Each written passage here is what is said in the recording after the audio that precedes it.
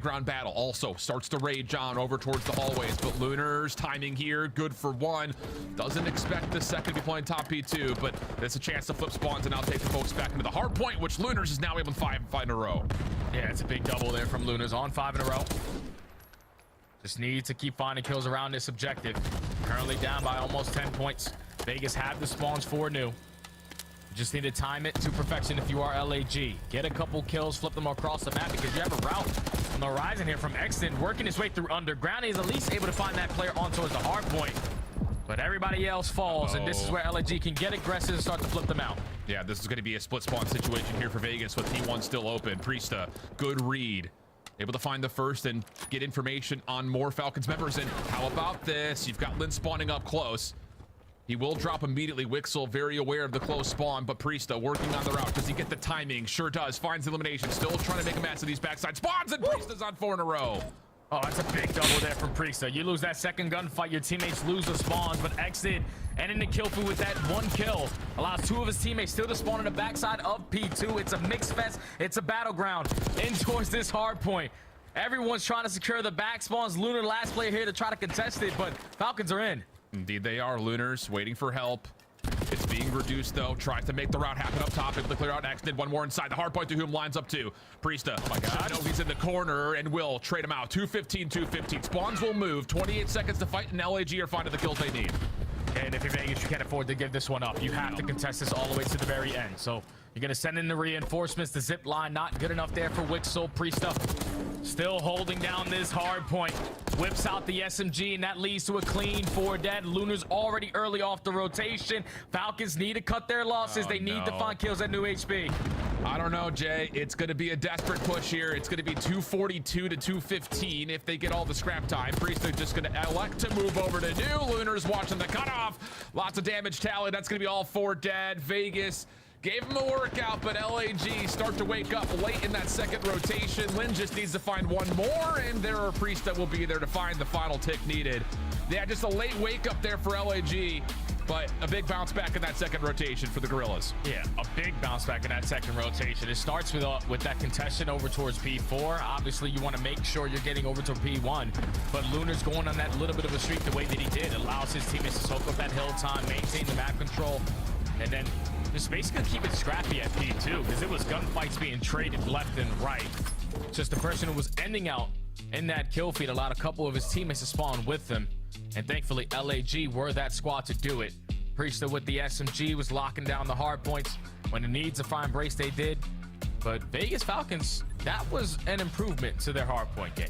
They just needed to make sure that when we got to the first half, when you're talking about that P3 to P4 rotation, you can't give them 25 seconds and then initially get broken into that setup. Then when you get to the second half, they just seem a little bit too tight on their setups to where no one is taking risks. Like the only one that took a risk in the situation at P1 was when Exton hit that on the ground route.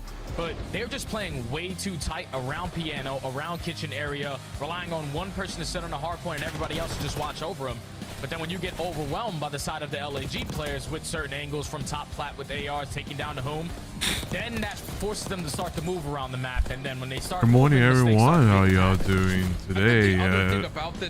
Today it is Sunday. It is Sunday afternoon with some Sunday CDL home matches. Today is going to be another 4 matches. Possibly going to be this one might go to a game 3, game 4, but all the other matches might be a simple 3-0, but we will have to see, everyone.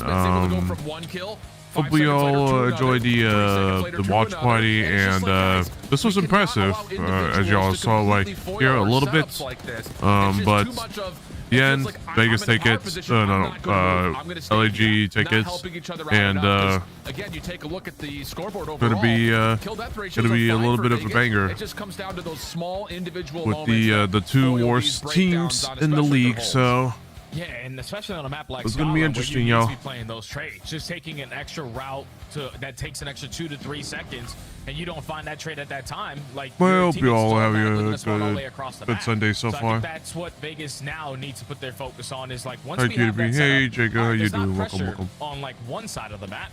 So we have to overwhelm the right side, because if our teammate gets traded and then he spawns all the way out, we're already in a man disadvantage. I think they're just way too stuck up on, all right, this is my angle, I need to hold this down, and if I hold this down, we should stand a pretty good chance. But then if you're getting overwhelmed on another side, then those adjustments that need to come in to pick up those angles are just not there yet.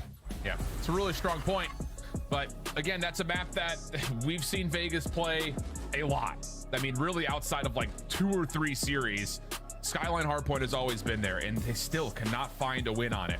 Protocol Search and Destroy coming up next. This is a map that Vegas have not played in quite some time. LAG, this has been more of a staple for them since picking up Lunars, and I don't mean to say that it's been one-dimensional, but it's been kind of one-dimensional. It's a lot of these full floods right down in towards A from the offensive side, and it's found a lot of success for them. I mean, a couple of the round 11 losses, but in the minor, they used this map as a catalyst for a victory. So I think it's one of those situations that, hey, this is going to feel pretty comfortable for the Girls mate squad trying to jump into map number 2. Oh, yeah, especially with Lunars whipping out that third SMG at times to contest through the bottom side of that A bomb. I think the biggest thing that they do well on this map is their defensive side. They are just simply not allowing them to instantly plant the bombs in towards A. They're contesting around that top mid area, and then when they need to change up the pacing, Lunars with that third SMG is more than comfortable to run alongside the likes of Kismet better be a little late, a bit late than ever. For Vegas, this is obviously the game mode that they show the most in. Like, they understand situations where, okay, we have the numbers, we need to pay for first bloods. Even though I did schedule the stream to be at 11 a.m., but like an hour late, but you know, it is what it is. You're relying on someone to try to go out there and make not much I can do about it. Just you can't have that versus a team like LAG who takes so much space away from you, especially on a map like Protocol, where you basically know where the play's going to come in early on. Yep. Again, it was an impressive win against Toronto 6-1, but that was on red card. They have yet to win a Protocol Search and Destroy, have Vegas Falcons, but they've come close. Around 11 loss to Toronto, around 10 loss to Optic. See what happened quite some time ago, back in Major 1 qualifiers. This might be back-to-back. So we'll see if they've been able to improve here. As LAG, again, like as mentioned, they have used this map as really kind of a catalyst for a lot of their success since the roster swap. Different look here, though. Kismet with the bomb carrier Blins working front side. Grandma's trying to see if they can maybe get a play through B sidewalk. No. Yeah, they just want to take mid-map control, so then they have the option to tuck either one of these sites, because when you waste that much time, Vegas are probably thinking they're most likely going to go towards B, so your setup gets a little bit weaker at that A bomb. Effective on the trades, but King walking away on top leaves Lins and Lunars in a 2v3. To whom playing outside of field surely saw Lins on that cross, but this could possibly break this retake attempt if he can come around behind through front door. Hop it. Oh, and yeah, you have to hop this if you're King, and he will. Lins up and over. Nice clean shots on the first. King still holding for the defuse, though. Lunar's able to take down one. Can he get there in time? Does he check it in time? No, he doesn't check it at all. Completely missing out on King, who holds for the opening defuse and the opening round. Yeah, good. Yeah, it's good stuff there from Vegas to just read the play and realize, okay, there's no winning towards the site. Like, we have the numbers. Both of you guys watching angle, I'm basically going to stick to defuse. He had to stick to defuse. Lins finds that opening kill. You lost the round for nothing. Trades there from Falcons to put it into a 2v1 and then in a 1v1. Yeah, today, chat, I'm going to be playing some Black Ops 6. Not expecting him to be probably not going to play as long as I usually do, since I just striking for that first blood. Now they respond. But we'll see. On their offense. Lots of nades coming through. You can even see it there for a moment. Actually calling. Yep, they're all down low. King from the front door, good for the opener. No tags into Lunars though, but still able to keep his life trophy system earned and immediately placed. That will, whoa, should have stopped that nade, but does it? Doesn't make a difference though. Exit's still able to get the plant. Oh, and Whom's also able to take down Lunars.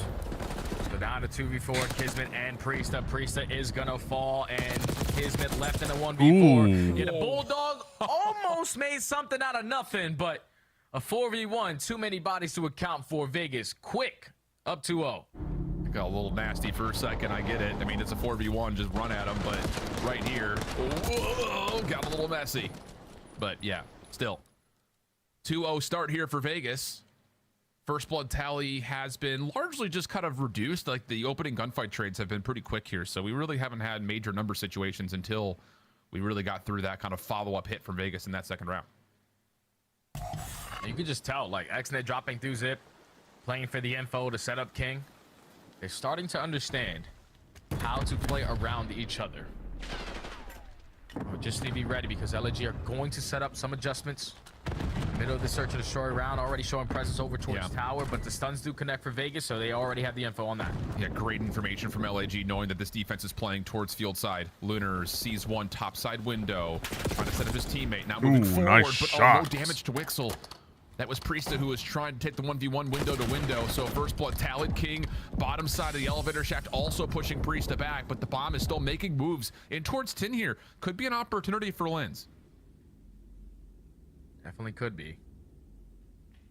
With Vegas, they are stacking over towards tower side, so they know that potentially the player is going to come in towards B. Still in the man advantage. You have King gaining info on at least 2 players. I think he was able to spot. Maybe not. Oh, he's just holding onto a corner. Yeah, he definitely does not see this. So 3v4 retake to be required. Lins up and out. Wait, doesn't even look over towards the front door. Straight from Priestess, though, is good. Now to the 2v3. Lots of patience here for Vegas. Priesta, topside ledge, clean for the first. Backs away. Can he keep his life away from the trade? Almost gets more of that. As Xnid was right in front of him, but Dahum finds the final pick on Vegas. Kismet, and the Vegas Falcons are up big here early. Yeah, it's a big first blood again. Early into the round, you slow down the play call there for the Gorillas because they're thinking, all right, in the 3v4, we got to try to make up for it. But they aren't giving us anything, so let's just work into the A-bomb and plant it. They get the bomb down successfully, but Lins doesn't really choose the best angle there. Gives up one, instantly turns it into a 4v2, even though Priest is able to trade. Just Vegas were in situations, in positions to where they can find that kill onto Priesta after he found that double. And then Dahum just playing it patient towards Spiral Steps, knowing that Kismet was the guy that planted a bomb. He's most likely to be in sight. He's going to try to get on out, but plays the perfect angle to go up 3-0 in this search and destroy. And now an immediate pace change again here for Vegas. Oh, trophy system down. Xnid in trouble. Doesn't get away. Kismet able to find the last bullet needed for first blood. And that immediately actually has Vegas kind of trying to retract backwards. Follow-up push from LAG, trying to dominate this elevator shaft, and they will completely win out bottom side of A. And now you force the rotation on the side of the Falcons. They've already taken a lot of space through the middle of the map. But Priesta has that info. Dahum still watching the pinch, almost takes care of Lins. Still able to keep his life. 50 seconds to work with. Seems that Vegas are trying to set up this drop down through big door to get an A. Yeah, this is tough though, because you used a lot of your utility, so you really don't know what's at the front. A couple of attacks from Dahum, but really, this is Wixel just inching his way forward towards B. And look at the position from Priesta. He's all the way deep to watch for this potential plant.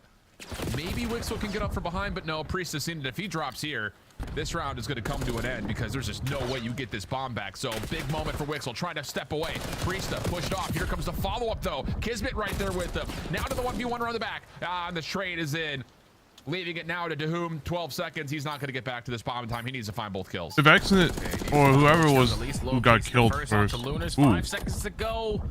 You got to play aggressive, but Lins isn't going to give you an opportunity to secure this round. Finally, LAG are able to stop the bleeding. If the first blood didn't happen against Vegas, then they would have had a bit. They would have still had awful players, but unfortunately, he just didn't get out in time. Once their initial play call fell, you saw that Wixel with the bomb in hand was trying to take a lot of space. But he should have been able to kill the person who was facing against, but it is what it is. But so much you could do once enough damage going against you. He's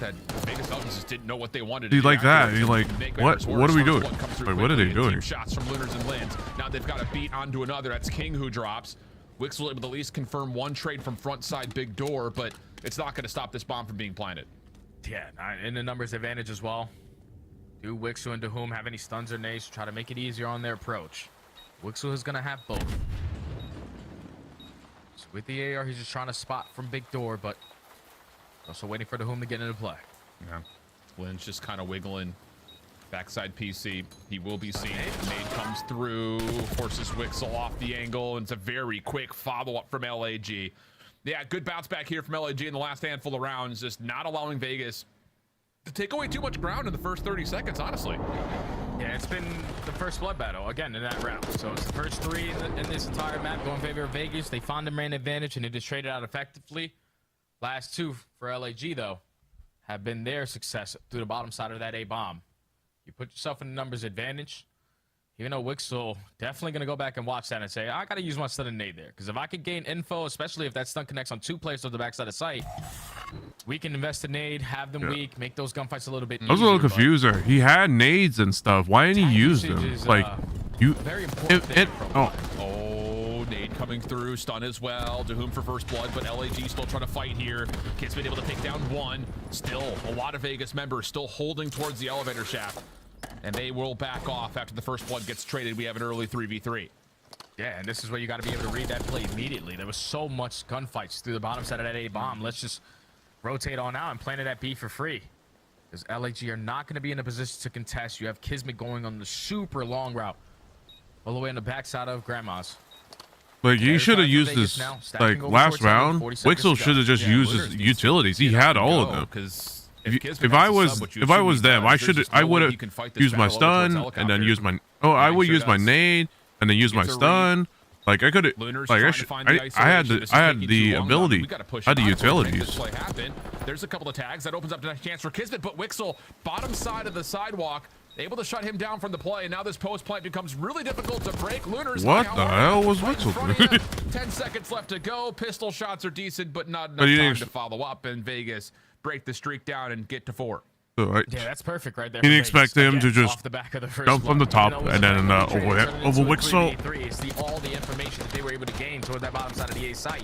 That gave them the confidence to instantly rotate their way back on out, plant that bomb at B, and play their post-plant setups. If you're LAG mates, like, you understand they've already hit the zip back out. Like, if you're going to work that pinch, you got to work it a lot sooner, because wasting that much time just trying to locate where a player potentially is watching him from the flank, they didn't give them enough opportunities or even time to think about that defuse. So Vegas, 2 rounds in the lead. Big round here for LAG. Linz just looking for information. Gonna get a read that there are a couple of members playing through front door side as those nades bounce off the wall, but Priesta gets first blooded on an isolated 1v1. Kismet in trouble. Lunar's able to help him out to make sure we get to another early 3v3, but the trade is quick as Wixel finds the opening 2 for the Falcons. And they know that they can't contest him towards A. There's at least 2 SMGs in that site. So let's just rotate our way out towards B. Would love for Lynch to just instantly put this bomb down, but they are trying to play for another kill before thinking about that objective. Kismet's in a good spot to stop some rotations, but just comes down to what do they need to commit to trying to play around the backside at B here. And yeah, they're looking to see if we just kill time, can we catch Vegas on rotation? And the Falcons are saying, nope, we're good. We've got a trophy system. We're going to set up a little bonfire here bottom side today, and then we'll play retake at B if we have to. Yeah, they're more than happy to just play their retake in a man-up situation. So, going to stack in towards A. Bomb is going to go down at B. This play is single-handedly going to fall into the hands of Kismet. What he can get done through bottom trips. And Vegas are still hanging out. Now on their way up. This is taking a lot of time. This is taking too much time. Door pops. Kismet 1v1. Ooh, gets pushed off. This is not a rotation that he wants to be making, especially if he makes his play all the way through elevator. But again, Vegas are still not able to fully clear out the backside of their spawn. This is going to take too much time. Linz, he just needs to check over the top of the bomb. Doesn't find the kill though. Trying to, again, use the clock as his ally. Finds one elimination. Rechecks the bomb. No one home. Linz for 2. And Kismet finally a part of the play. Catches the 3rd. But what's taking so long for Vegas? Yeah, they had all that time. Wait, what are they doing? To the play, but what's also taking them so long to read the play potentially towards the other side? I know you have the man advantage, but if you allow that bomb to go down at B, you can see how much time they waste trying to locate after Kismet puts down those early shots, and then Linz. Like, you need to, it was a 2v, it was a 3v2. Like, yeah, I get that, but like, you should have just checked every. You should have just checked everywhere. Like, you could have just, like, yeah, they wasted time, but like, they could have at least checked everywhere or behind the back. Yeah, no info. You were way too late to get back into play. Or if we're playing a 3v2 retake, trust that you can just play trades, just hang out together and try to run through some space to catch trades. Instead, it just gets caught in this gray area. And to make matters worse here, in round number 8, King will drop for first blood, so Vegas's offense has come to a pause. Yeah, this is what happens the last time around when they get first blooded on this angle. This time the adjustments though from LAG with Priesta playing deep over towards Heli. Not gonna allow them to have that free rotation over towards Blee. Lunas from top windows takes care of the Doom over towards P2. Lunas drops down and finds a second. Wixel left in a 1v4. And the rookie's gonna dance. Hell no, Jay. Damn. See, Lunars is looking like, what is this guy doing? And Lunars is caught right there, but the pistol whip comes through. It's a little finesse, a little reset on the gunfight, and oh no, not like this. It is just another one of those moments that just feels like the composure for the camp of Vegas Falcons has just been completely thrown out the window. Nice shot from Lunars here. And again, it's just like we're catching all this early information and just finding isolated 1v1s, not even 1v1s. These are just freebies for Lunars. Yeah, every single one of those gunfights through top mid were a whole lot freer because Vegas instantly after getting first blooded slowed the game down drastically. Now early aggression here from LAG through the top middle. You gain info onto Wixel. Linz is going to take all that space away from Heli. Only person here that could potentially contest him is going to be DeHoom. Yeah, he's just too deep. He's not going to be able to get a look at this at all. So yeah, you push off the player top window, and then all of a sudden you have yourself set up for a post plant largely over towards A control and the helicopter. Long route from Priesta. DeHoom aware that this could potentially be a play. But again, are we just waiting for Xnet on this long route? He's still trying to clear out the offensive spawn. This is taking too long. Finally, DeHoom able to shut down the pinch. Lin's also dropping, but 22 seconds remain. Lunar's able to keep the helicopter play safe, at least for now. Do they know there's another player around the back? Sure they do. Now it's just down to Lunars. 13 seconds on the clock. Over the top of barrel. No, not able to lock down the shots, and the Vegas Falcons will get to map point. Oh, man, that play takes so damn long, but thankfully you're able to open up with that first kill. Like, that's the biggest thing there, because now LAG on their post plans, they're thinking, okay, everything is covered, but when one player falls, someone now has to adjust their position, and that allows Vegas from multiple different angles there on that retake. Someone sitting through top mid, a couple players through sidewalk, and then DeHoom just playing it safe through the backside. Allows them to have every single angle covered. Make it into a 2v1, even with 11 seconds. That guy is trapped. We get this kill, we secure the defuse. Now all of a sudden, Vegas at game point. Yeah. And you just, again, just to reiterate the point here, you have to win the search and destroys if you're Vegas, considering the hardpoint record is as bad as it is. And the Desket mentioned, it is one of those situations where map 5 red card has not been bad to them. Opening A just hits Xvid in the face. No. CXD behind it. Oh no, Xvid falls. King able to return though. But as DeHoom drops, LAG know for a fact they've got control at bottom A. Last yeah, one to that's find is unfortunate. Wixel, and he drops as we go to round 11. The battle of the first bloods in this map have been insane. It's like a majority of the rounds that either team is finding, once they get that first blood, they're leading to success, besides one from Vegas. That time, LAG, they said, okay, we're probably not going to go back to that B play. Let's invest in RC car to slow down their aggression in towards A. And the RC car is able to slip by with that was a good play being a from little Linz. bit weak to find that first blood. That's a good play from Linz. He just pulls out They the realized car that's in the where the middle and pressure's just, coming you know in. what, let me just... They sent everybody to the bottom side of the bunker, traded out effectively. Now we're in round 11. And Vegas are back on the offense again. Their success story has largely come by way of attacking A. This time they're going to do so by trying to play through ledge and maybe the front door. No, Lindsay's why? here, also top window. You also hear an RCXD is out on top of this. And Wixel, the bomb carrier, we've seen this before. Try to play around B. Maybe he can come up from behind. One, but Priesta smokes him. Oh, not like this. LAG up 4-2 now. Yep, that's the round. Basically, the bomb carrier, the bomb's down in their trip window. DeHoom, you know, is going to take his sweet time to just try to at least find one kill. But every single player from LAG are roaming around 10. Has to go massive here if you're DeHoom. Sees the door being popped. Linz in the corner. Decent shot, can't find the kill. Pistol out, able to secure it. Kismet looking for the trade right there with a little bit of help. Leaving King now by himself. Would have to be a 1v3. Stun checks over towards tower. Nothing there.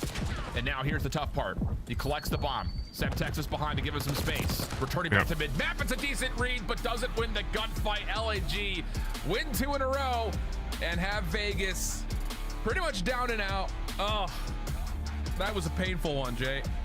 Oh, yeah.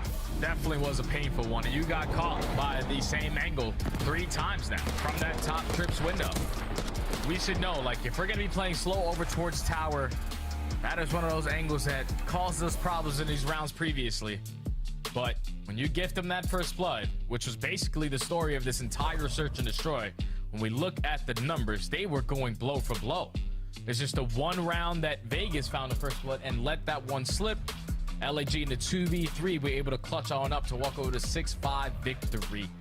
It's good stuff there from the Gorilla Mace, but I don't know. I'm not feeling too good with how close this series is, if I'm LAG. I mean, Jay, everyone's called it this. It's the blow-up bowl. Like, yeah, it's been dramatic, but for like all the wrong reasons.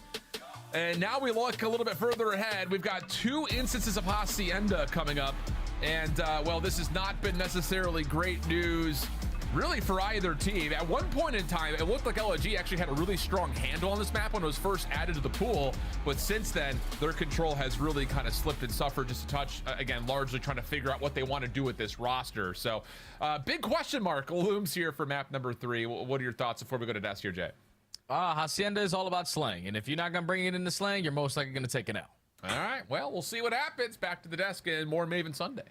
Ant is furious. Oh, they're tweaking, bro. They're absolutely tweaking. They should be up 2-0. Who's they? The Falcons. Thank you. I mean, I think everybody can gather that the Falcons at the end of these maps have just been throwing them away. In this series in particular, please just roll the highlights. Let's go through search and destroy. Falcons' They're bright light recently has been their search performances. We were vibing with them at the start of this game. They had the early lead until Kismet and crew battled back in at the very end, though, and they were just kind of throwing away rounds. Yeah, there are 2 rounds that are just so bad. It's a 2v3, and you see LAG get the bomb down, and Falcons are just so slow to retake. They hit the nail on the head. They threw like 2 rounds. They could have won. They could have won this, but like, why would you throw away 2 rounds? You have man advantage. That doesn't make it like the way they're playing just doesn't make sense. Listen, we've talked a lot just about the misplays and them not being ready for this, but nerves is part of this, 100%. Yeah, nerves is part they of this. played good enough to win this map. No, I was thoroughly impressed with like this search and destroy and how they approached it. I mean, it's LG they're playing against, though. I mean, sure. I mean, but I hear you. I hear you. These are still world champion players that they're going up against. And they 6-1 Toronto in search on Friday. And they have no experience, right? So I was impressed throughout this. In this round 11, okay, we send 3 people Lighthouse, we get first blood, whatever. Wixel takes the bomb, sprints through mid-map, and dies in their back base, which then forces the other 2 players to have to engage around that bomb. It is just so unfortunate, the nerves and decisions at the end of the games for Falcons. You can see X, and he's like, dude, what the hell? Yeah, it kind of feels like everyone's losing in this series to me. Yeah, I mean, I hear you on that, but you could see, like, the expressions. Dude, that is tough. And you're on the skyline, bro. You have P2 spawns. Like, you just can't win enough engagements there to hold it down. Like I said, they played good enough to win both maps. You were so animated and angry, though, during watching it. It was so funny. During the hardcore and the surge, Ant is screaming. Yeah, I mean, if I saw this matchup, I would have gone with the over. I think there are some people out there that are very happy. Let's talk a little bit about our maps and modes moving forward. We have a control. We haven't seen Vegas win a hard point if it gets to a game 4. Maven, any chance this goes the distance? No. No. Okay. No. If they were to have taken the round 11 there, like maybe. I mean, even the Sky, like I said, they could have won both. But now it's done. Now it could be up 200 to 50 in hardpoint. I'm still worried about those final 50 points. Yeah, I am too. Like I am. Something happens at the end of games for them. Well, we've got a little bit of time left then, gentlemen, and we found some trading cards. If you knew about it, well, we're going to remind you anyway. It's the Upper Deck packs. They have been making amazing cards for the CDL and the Overwatch League for the last few years. We were shipped a bunch of packs, so I asked these 2 gentlemen to open up 1 pack and give me their strongest starting lineup possible. Now, keep in mind, right back, chat. Watch these. I'm sorry, kids. Y'all can watch some people unpack some not going in my lineup. some cards, some trading cards. I got draws. I'll be right back though. I got sorry. Bunches here, so I'm gonna get my lunch right now. Okay, Spark's not making my top 4. Sorry, dude. What is this card? What is this? Well, that's this is a fire card. You just got like a. This is a LA Thieves Envoy like rare. That's actually fire. I got some like Envoy Put it on the stand. Card. Yeah, he's 100%. Let me help you. Help me. Let me adult. He's on my roster. Oh yeah. Capsule, no. No, I won. No. Oh brother, I won. I don't know, bro. I don't know. I already know my lineup. I won. Hold up. I won? Yeah, I'm gonna. You think so? I'm gonna win. Yeah, 100%. You're not using Don and Cav? This team is absolutely disgusting that I'm building right now. Oh yeah. This. Oh, dude, I got a coach. Oh well. Oh, dude, I didn't have a lot to work with here, bro. Most of my players aren't in the league. My team is gross. Okay, so I have Envoy, LA Thieves Envoy. I have Kenny, LA Thieves Kenny. This is the championship, world championship roster. I have Kismet, and then I have Dashy. I mean, this team is disgusting. Our teams are like actually eerily similar. I have 2 ARs, 2 SMGs. Everybody's disgusting. World champs across the board. Our teams are kind of like similar in a way. I mean, I have to choose them. I got 2 fellow cards. I've got Envoy. I've got Kiz as my subs, then Sib and Drop. Guess what, guys? You both picked an Envoy and a Kismet, so remove those 2. Final answers. Wait. You got Draza, you've got Sib. This is our one team? This is your team. We're combining teams? Well, you both had Envoy and Kismet. Wait, give me my cool Envoy card back, though. Look at this thing. It's actually fire. Bench them both. I have to choose from, like, Pixie and Capsule and Zed and Tip, like, in Arceus and Spark. Like, I don't have choices here. All right, so I got a bench.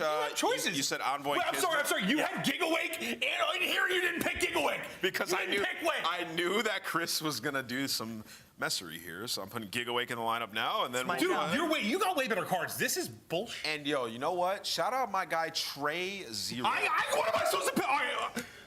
Shout out my guy, Trey Zero, bro. Absolute We've got legend. 3 ARs. All right, I'm putting Zed in.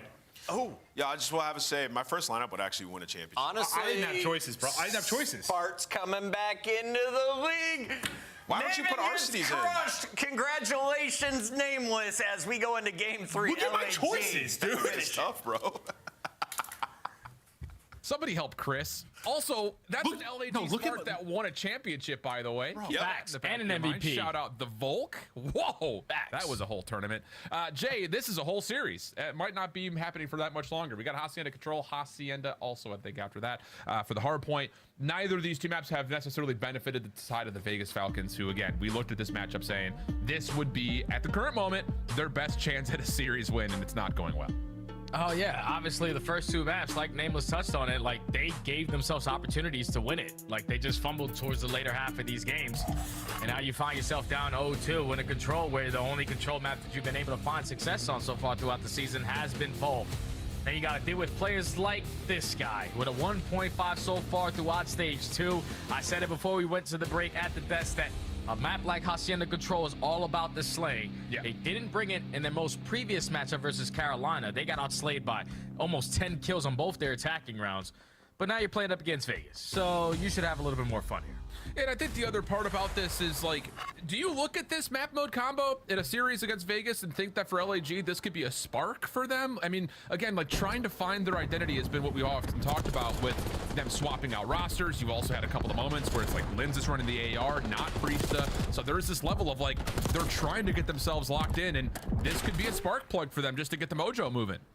Hey, sometimes all it is that you're looking for is a W. So a quick win can turn it around, even though it hasn't been the way that you probably wanted it with how close these maps have been. But you can already see into this round number 1, they are finding every single kill. Not a single player from Vegas have tallied one yet.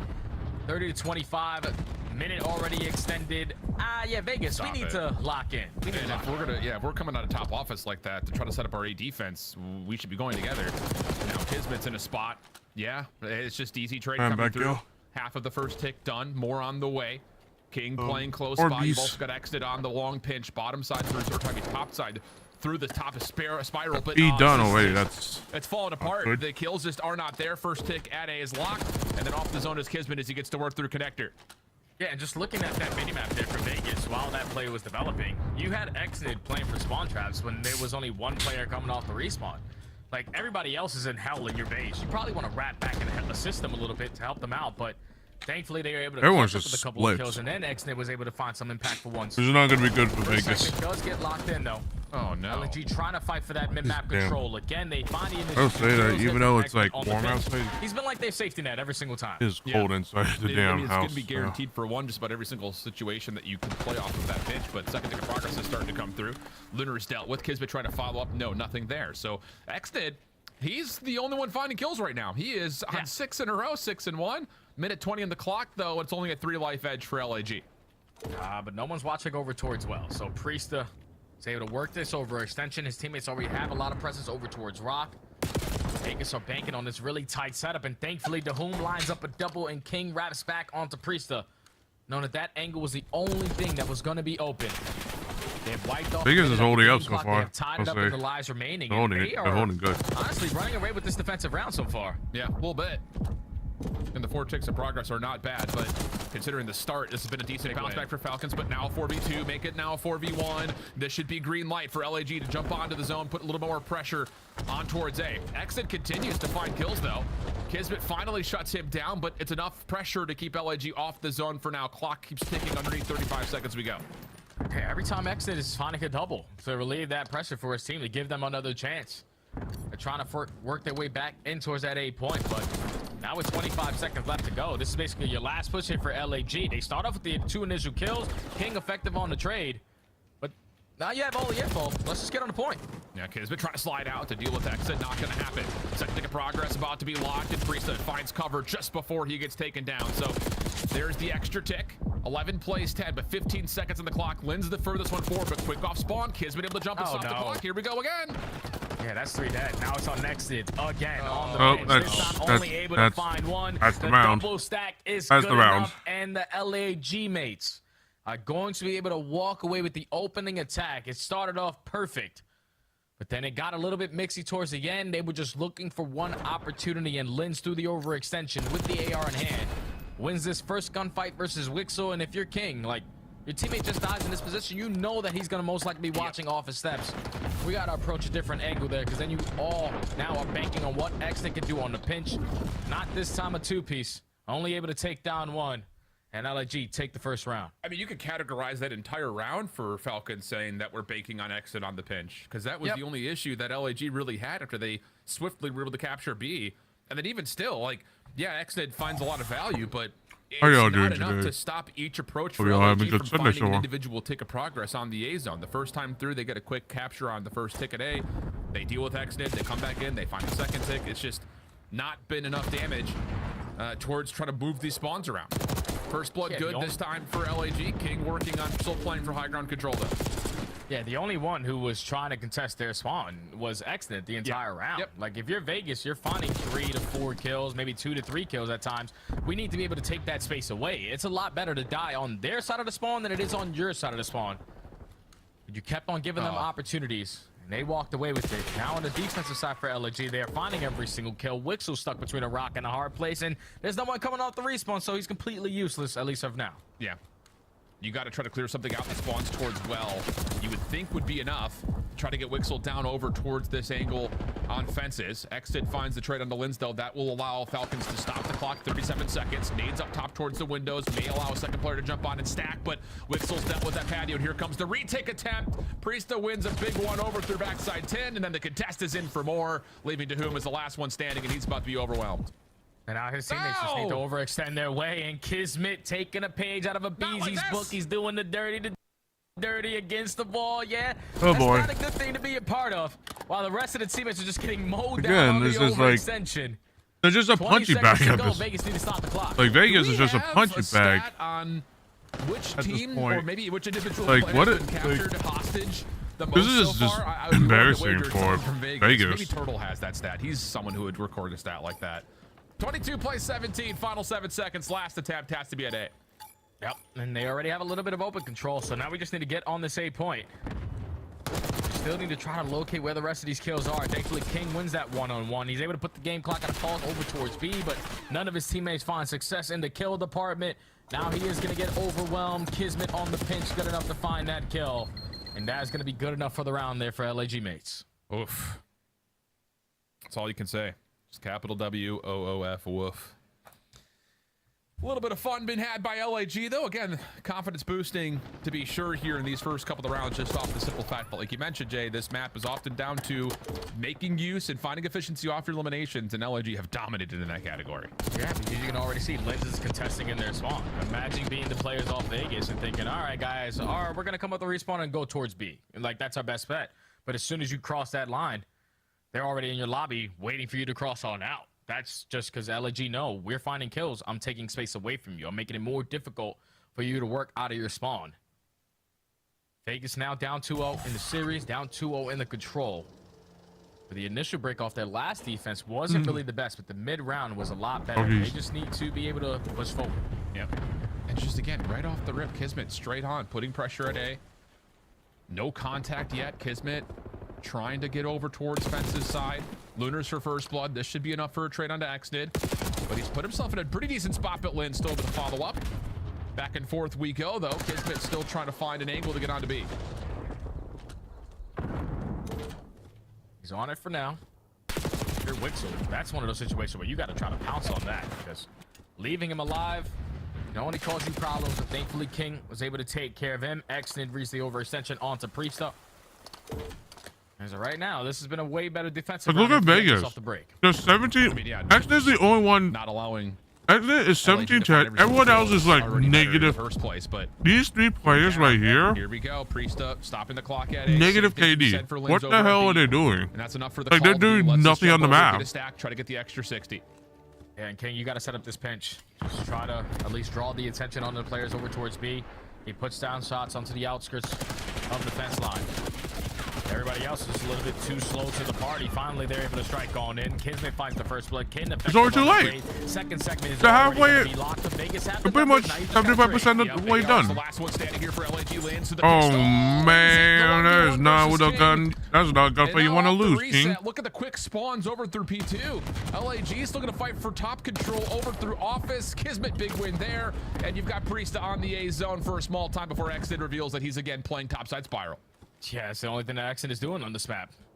Not allowing anyone else to try to fill that gap. At least he's making it count. Another double.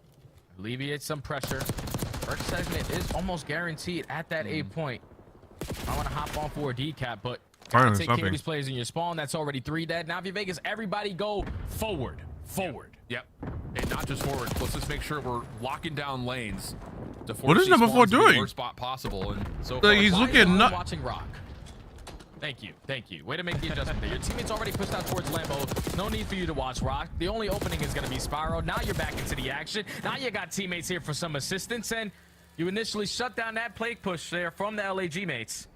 Now 50 seconds left to go. DeHoom still in a position to catch a couple of cutoffs, but a big one-on-one loss there allows LAG to take the map back away. 2 down, exit, playing close, spun around. Hello. Kismet not able to find him, bottom side bar. And no one even drained A. Like, what? A with Lynn's what the hell? On the small jump up, and he's going to push forward. Oh, he's going to take down 2, just lining him up. Now there's a 3-member stack on towards the A zone. Second tick is gone. Wixel looking for the connection play over on the back on the pitch, but he's got to contest. You got to get on. Kismet's clearing out space bottom bar, and as Wixel drops, it's a swift 3-0 here in the control, and the vibe's starting to be regained in the LAG camp.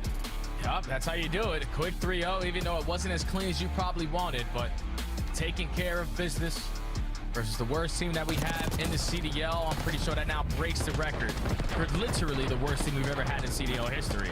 Because Boston last year, what was it, 15 losses in a row? That now puts 15, Vegas Falcons at 16 in a row. So they have officially stamped the history books in this one. Wow. Well, a series for LAG that they needed to come out and take comfortably. The first 2 maps were anything but. This one here, though, in map number 3, pretty convincing from start to finish in every regard. 8 and 15 like, from Wixel. X is like, okay, obviously control. X is going to be probably the one that's probably going to be the slayer, but like everyone else, what are they doing? 8, 15, 13, 15, 7, 21. These are stat lines that you probably see from SMG players, but not from ARs. Exited stat line there. He had 18 non-traded kills, but he was the only player pushed out in towards the base. Like no one else is helping. No one else is helping each other. They're just playing. They're playing for X only. The way that you play the game. You can't be the first guy like to initially think this is always where I gotta be. Like there has to be plays where you're coming off the respawn. Oh, I gotta contest through top flat. Oh, I gotta set up a pitch at B. You can't play spawners when there's no one coming off the respawn. So Vegas still a lot to learn. Indeed the case, but for LAG, a key win here has them maybe feeling a little bit of mojo as they try to finish off their Major 2 qualifier run, but that is just our opening matchup here for our Maven Sunday. Back to the desk. Games 1 and 2, Falcons have big leads. Game 3, not a chance. LAG taking control physically. As you saw Kismet putting hands on people, it was just rude. Nameless, let's break down the control because there wasn't a lot of footage to go through here. Walk me through the highlights from LAG. LAG, I mean, going up against Falcons, who've been kind of abysmal in the game mode, especially on Hacienda. I mean, come out, win an offensive round. It's going to put you in the driver's seat for the rest of this game. I mean, they're having fun with it. Kismet, like you said, taking hostages. up against Falcons. I feel like when you choke away 2 maps like that, I think you're so defeated. I mean, you've been 3-0, 3-1 so many times this year. It's like you know how tall the mountain is going to be to climb, and they just kind of folded in this map. There's really not much to talk about on the side of LAG. They just kind of killed them, bro. It's kind of like it was too easy. Like every setup came so fast. Then the kills, when they needed to get kills, they just found them pretty much instantaneously. Kismet's having fun running around, like just bully ball. Is this what would happen if LAG went down to Challengers? Would they just have similar performances like this, where they're clearly on another level than Challengers teams, but they're also not up there with the rest of the pro squads yet? I think people sometimes think like a top Challengers team would just hop in and like dominate. It's not the case. Are there a handful of players maybe that could come in and make an impact on like a solid team? 1,000%, but like a full 4-man squad, it's kind of a different game down there. It is. Trying to shut down the conversation before it begins. Let's take a look, though, at our scuff play of the game, and this is going to be Search and Destroy once again. You knew it. Search and Destroy round 7. It's got to be the 2v3 clutch, right? Yeah, it's Lynn's making a big play, so he gets bombed down here in this situation. Prior to this, you saw a bunch of the Falcons guys kind of stacked together. Well, what happens is as soon as they weaken Kismet here, right, we got to instantly find this guy. You can see how slow it is, like checking every corner. We need to get to this bomb and be on it before Kismet can reposition. And by the time they actually engage with Lynn's, there's like 12 seconds left, which also puts Kismet in a phenomenal position to clutch it, even if Lynn's didn't find those kills, right? So just a situation that they throw away, but you see Lynn's and Kismet capitalizing on it, repositioning, and it was a pivotal round. It would have been 5-2 if Falcons won that round. If you were Gentlemeats GMs, what are you happy about? You're celebrating. These are 10 more points, right? You finally got a dub on one of your watch parties. What are you looking forward to from your team? I mean, I think you've got hard decisions right now in general. If you're talking like owner of it, you've got a lot to figure out. Like, I don't know if I think this is the team that's going to stick. It's not. Like, this one doesn't really matter much. Like, I think they have a lot of big decisions. You're going to Major 2 with this team. Yes. Your remaining matches are Atlanta FaZe and Optic Texas, right? So you're hoping the boys can lock in and get some major upset against Atlanta, which is unlikely. Yeah, I guess I was thinking bigger picture. But there's a world where you win 3 matches and can make winners, right? True. Yeah, that's true. That's and true. Optic don't seem like the hardest win at the moment. No, not at all. But I want to see FaZe. this team find success. I have since the beginning. Like, I like that roster, but it's just been... Gotta beat FaZe. I requested Kismet because he's been cooking. We'll see if we can get the interview. In the meantime, I want to revisit something from the start of the show to change the topics on Maven's Twitter feed. Let's go ahead and look at our top 5 picks of all time in the Call of Duty universe. On your left, you got Maven. On the right, get it you got right. Nameless. And we had some reactions from the chat. I asked for the best of the best. You guys want to read them? Oh, God. Yeah, sure. Oh, God, I'm sure. I mean, my replies were just hysterical. Let's roll the beautiful bean footage. Number 1. Scump at 5. What is that photo, it's bro? An insane game. I get it. The Peloton's been paying off. Status quo. Is that our guy? Look, it's always difficult to rank these. I always think that Crim, I have Crim number 1, but Crim won 37 events. We got to stop talking about number of events just because it's so much different now. It's so much different. And also, everybody values things differently, right? Me personally, I value rings a lot, right? Yeah. And I value individual dominance, right? So my list reflects what I personally Sip is not better than Prime Scumpy. Are we just talking like a skill standpoint? Because that person's been... I mean, yeah, it's very comparable. I mean, Prime Scump was insane. No, he was. Like, he was.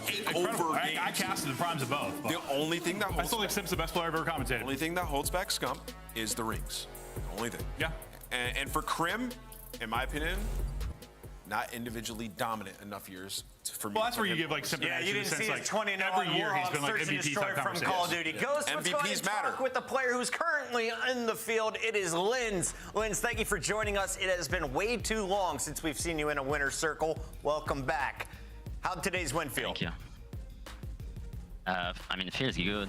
Obviously, we're like 1-4, so that's not like we want to get more wins, and that's still like in Falcons, like we're supposed to win against them. Yeah. But still feels good to like get the confidence back, and yeah, pretty great. You were dropping numbers that game 3. Well done. I guess I'm just curious. You know, you guys have had some changes to the roster as of late, trying to figure out what clicks. Like, has that made it kind of harder to find improvements each week, or what is that process like? I mean, yeah, obviously, because like we changed like 2 players in like 1 week, so we try to like practice like that, and we change players again, so you have to like restart from the beginning. So yeah, we just have to like focus on the basics and learn how to play with each other.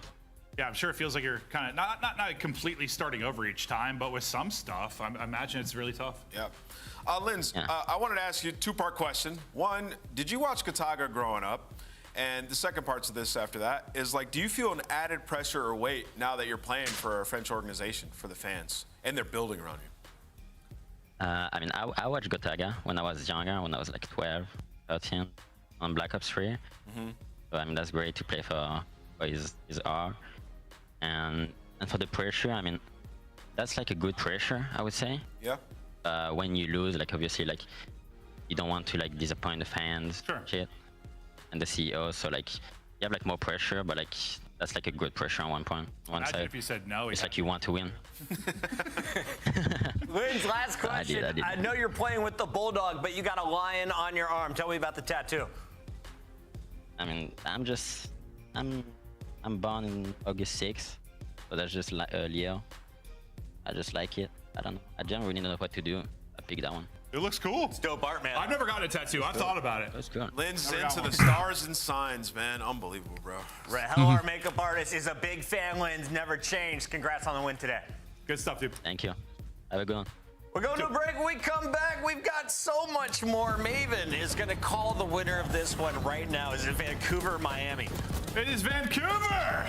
Why? Because I didn't call him Seattle. Yes. Next The is Surge are winning next. Vancouver versus Miami. And this one's gonna be a bit of a banger.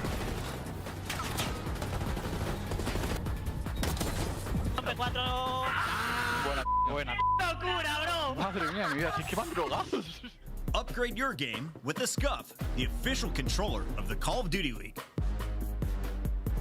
The Esports World Cup is an official partner of the Call of Duty League.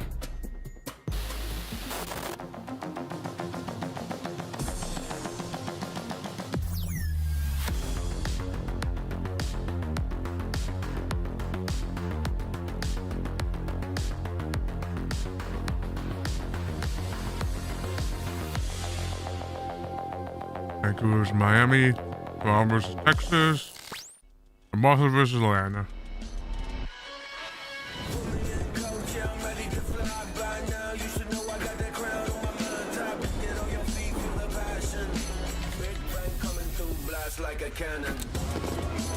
I'm definitely thinking that this might go to a game 5 or game 4. Really depends on map pool.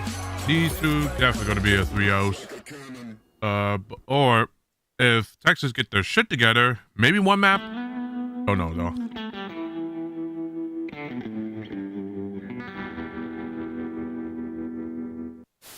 Do you agree with Smokes not being in respawn? I do personally, yeah. You do personally? I do too. I think it would make the viewing experience worse. What did I just see on my screen? Who was that guy? Did you see that? No. Who the fuck was that guy? I don't know. Welcome what to the happened on the citizens screen? over there I on missed it. YouTube. There was some random guy, like, see how they have the quad box? Like, Yeah. there was some random guy just like in the all 4 boxes, and he looked like he was going crazy. Yeah? Yeah. There's nothing here. Starbucks, he's a one shot. He's dead. That's it.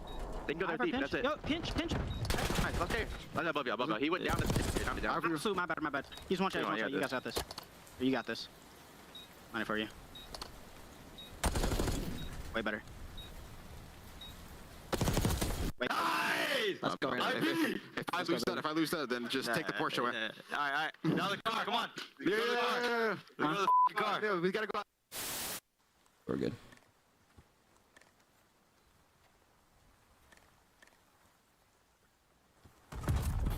Take it on the chin. Get ready for the next round. Wow. Okay. Well, something to note. Never f***ing dive off that ever again. Search and destroy. Wow. Okay. Anti-bridge. Yeah, our bridge is shield. What's this? I'm cutting in. I'm not sure. I would say, Chad, that this one's going to be interesting since, like, you know, I think even though Jose they lost against a 3-0 in against Hey, chat, watch this. All right, let's go play the game. Let's take a look at LA Thieves. I think they still have a chance. I think they can still be dominant. It's just a matter of can they do that consistently? Because they did do it against Atlanta FaZe. Next time you boot if they up, could be able to suit pull up at the it in-game off, they might be able to take anyone that's the bottom 4 or whatever. But we'll see.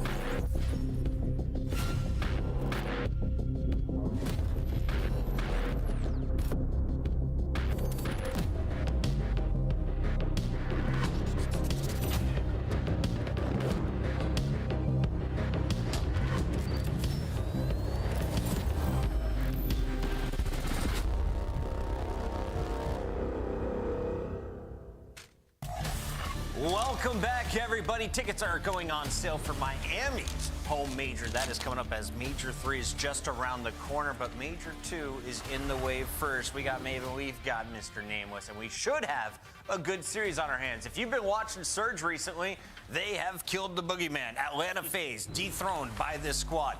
They fell to LA Thieves, and on the other side, Heretics and Rancor had a pop-off game against Optic yesterday. Yeah, no, Rancor was shooting, man. He was disgusting. It was awesome to watch. He had a fantastic series overall. He was great in Search and Destroy. He was great in the hard point. I think he has been like, as much as Real was kind of like the lightning plug for them at times, like it has been Rancor as of late. They just he catches fire. The organizations did a really good job like finding the right guys, especially from their region, right? I mean, you got like your pillars and Metals and Lucky who've been around for a long time, right? Lucky's a great leader for these guys, and Metals is kind of like he's flexed. He's ran sub, he's ran AR. Like it doesn't matter. He's just gonna fill in for the Slayers on the team, and that's Rancor and Real. You bring in Real last year, immediately your Search and Destroy becomes very good, and then you're like, we need more slaying power in the respawns. Vehicle steps down, we get Rancor. He has been unreal, rookie of the year without question for me so far. Players already in the lobby, so I'm going to speed us through this one. You know him, you love him, but we finally got our cam working on Neptune, and the man, well, he didn't get a dub yesterday, but he's been looking pretty darn consistent.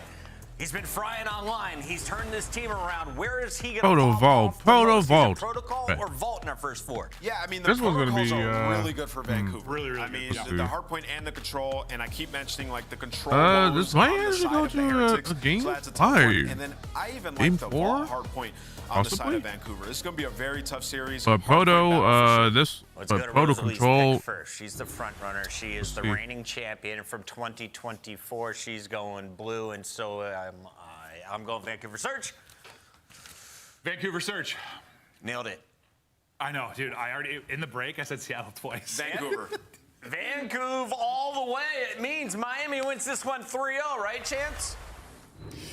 Yeah, no, that is exactly how this goes. Nothing but 3-0s here in the desk. Can't get anything right. Those top 5s, all-time list. Are we serious? I disagree with everything.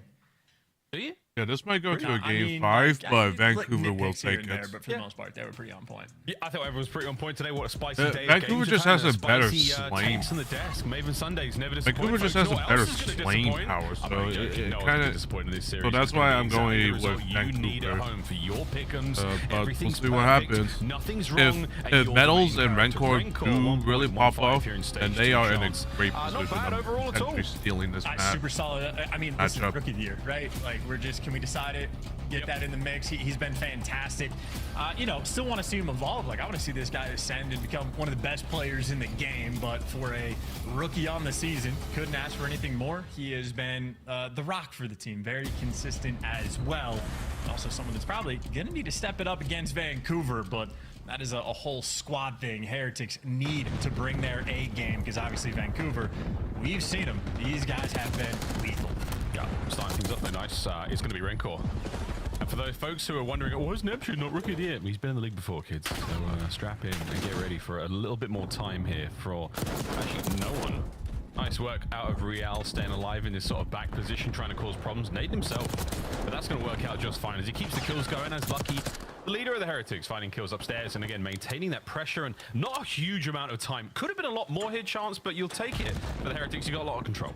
I mean, this is perfect. They might turn this in a lot of time, depending on how the next set of gunfights goes through. A lot of trades rolling through, and Real gives you the big one. So he is a nice, clean, and simple play inside of trips, and he has turned that into a 5 spree. Got the break for his team, and now on the time, he's winning all of these gunfights. Could not ask for anything more, and he got a 25-point lead in the rotation anew, and there's no funny business on the minimap. Heretics at full control. This is great. Absolutely great. You've kept Vancouver Surge at bay for the first hard point. Now going into the start of B2, Neptune. He's been unable to certainly get himself going. A player that's had a wonderful, consistent form now for what feels like his entire run in the league. Neptune 1-4. Nasty 1-4.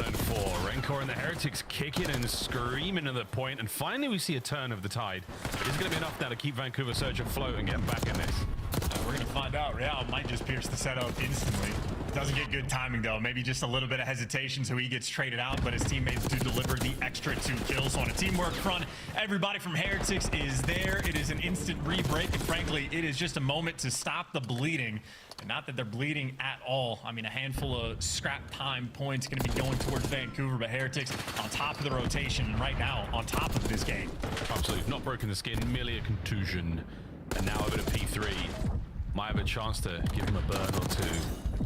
Nice work from Real down low, 10-3. He's having one heck of a map so far, boys and girls. Over the top, here comes Surge, trying to pierce through the lineup now of the Miami Heretics. They've got one player in the back. That's going to be Rencor watching the pinch. And he's not going to let anything happen. Oh, unless Boozer slips through. Over to Lucky, finds one, stays alive, but there's Real from Spawn. Heretics should hold. And he's got the back spawns as well, at least for a moment. Well, it doesn't even block, actually. 2 spawns up, and he falls, so a break is indeed in.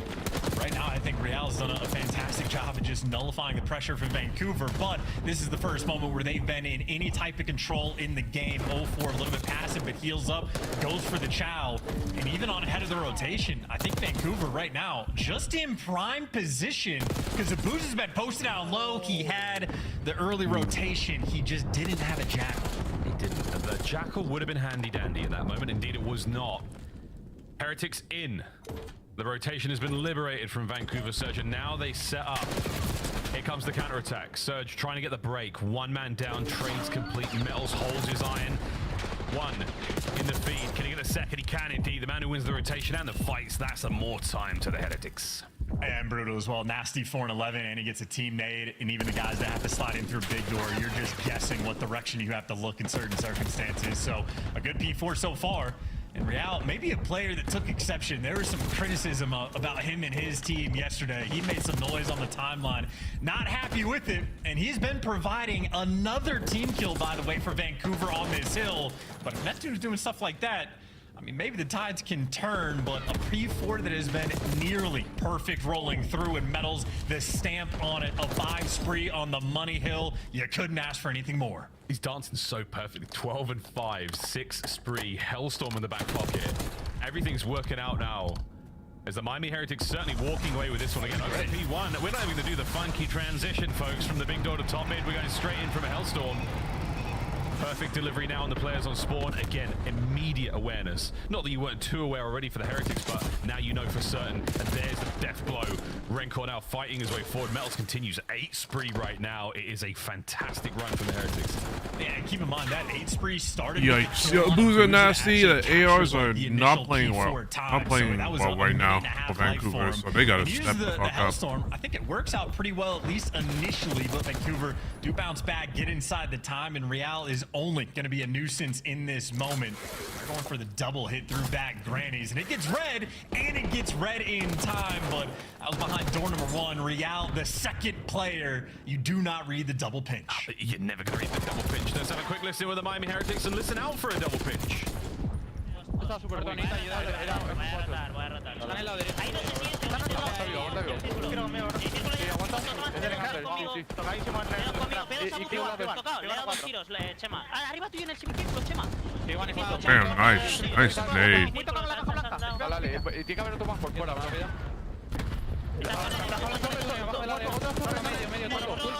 Otro afuera.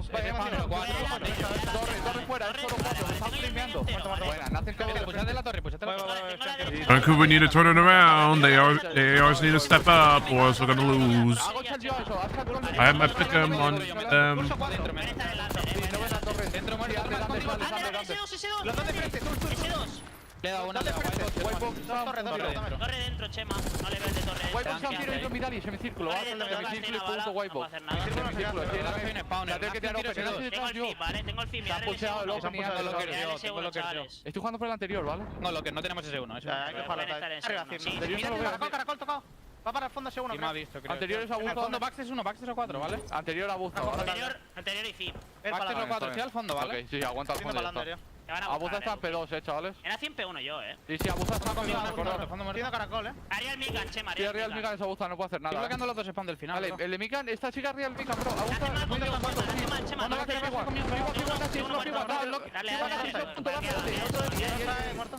Dale, abajo derecha, fondo derecha. Muerto. Dale, sí, me tengo yo a la izquierda, al medio. Dale, sí, van a ir under, sí. Van under, no ven a la izquierda, no tengo green. Mira a la derecha. Oh, tengo el puente izquierda. No ven a medio, Arriba mapas. Último mapa. 1v1. Dale, Iros. 1v1. That's gonna help. Yeah, that's not gonna help. Just going 1v1 instead of challing together. Muy bien. There's not a lot more we can take away from that other than a fantastic run. Heretics chance managed to hold on. Surge have found a couple of steps, but good God, 8 and 20 Nasty. What's going on? And he's got a couple team kills as well, right? So it has been the struggle bus, and this is just going to be another P4 where I'm expecting a masterclass. You get the first 2 entry kills, and where Real falls, his teammates should be there to pick him up. But Rencor loses the elevator gunfight. Now everybody like Nasty, get on the damn. If you suck, get on the damn point at this point. Where they dropped the ball, that could have been the hill where they called game. Ooh, well, like yeah, I understand that that's your AR, that's your second AO. Beautiful work here, wow. And Metals find their respective nades. The last man is down. That is absolutely bueno, ladies and gentlemen. Heretics, what a break they are. Certainly in. Final 10 to go though. This is really bad for Vancouver. They are just. God, a trophy system would have been MVP. That could have been a nice moment for Vancouver to get any type of momentum going their way. The ARs really need to wake up next map, or they can wake up in time this map. It certainly felt like that, and then they might have a chance. But right now, they are just not in a good position. His 2 teammates give him the entry kills, and like, top, he's at least this is only first map. Yeah, they could be able to warm up, but first maps will tell everything because sometimes. Sometimes first maps will tell everything of how to perform. But if they can if teams can surprise us, like sometimes LEG or whatever, they might have a chance. I but also just realized it's not just Nasty. Abuza is 12 and 24 now, so the ARs have been slaughtered on the side of Vancouver. They just simply could not get anything going.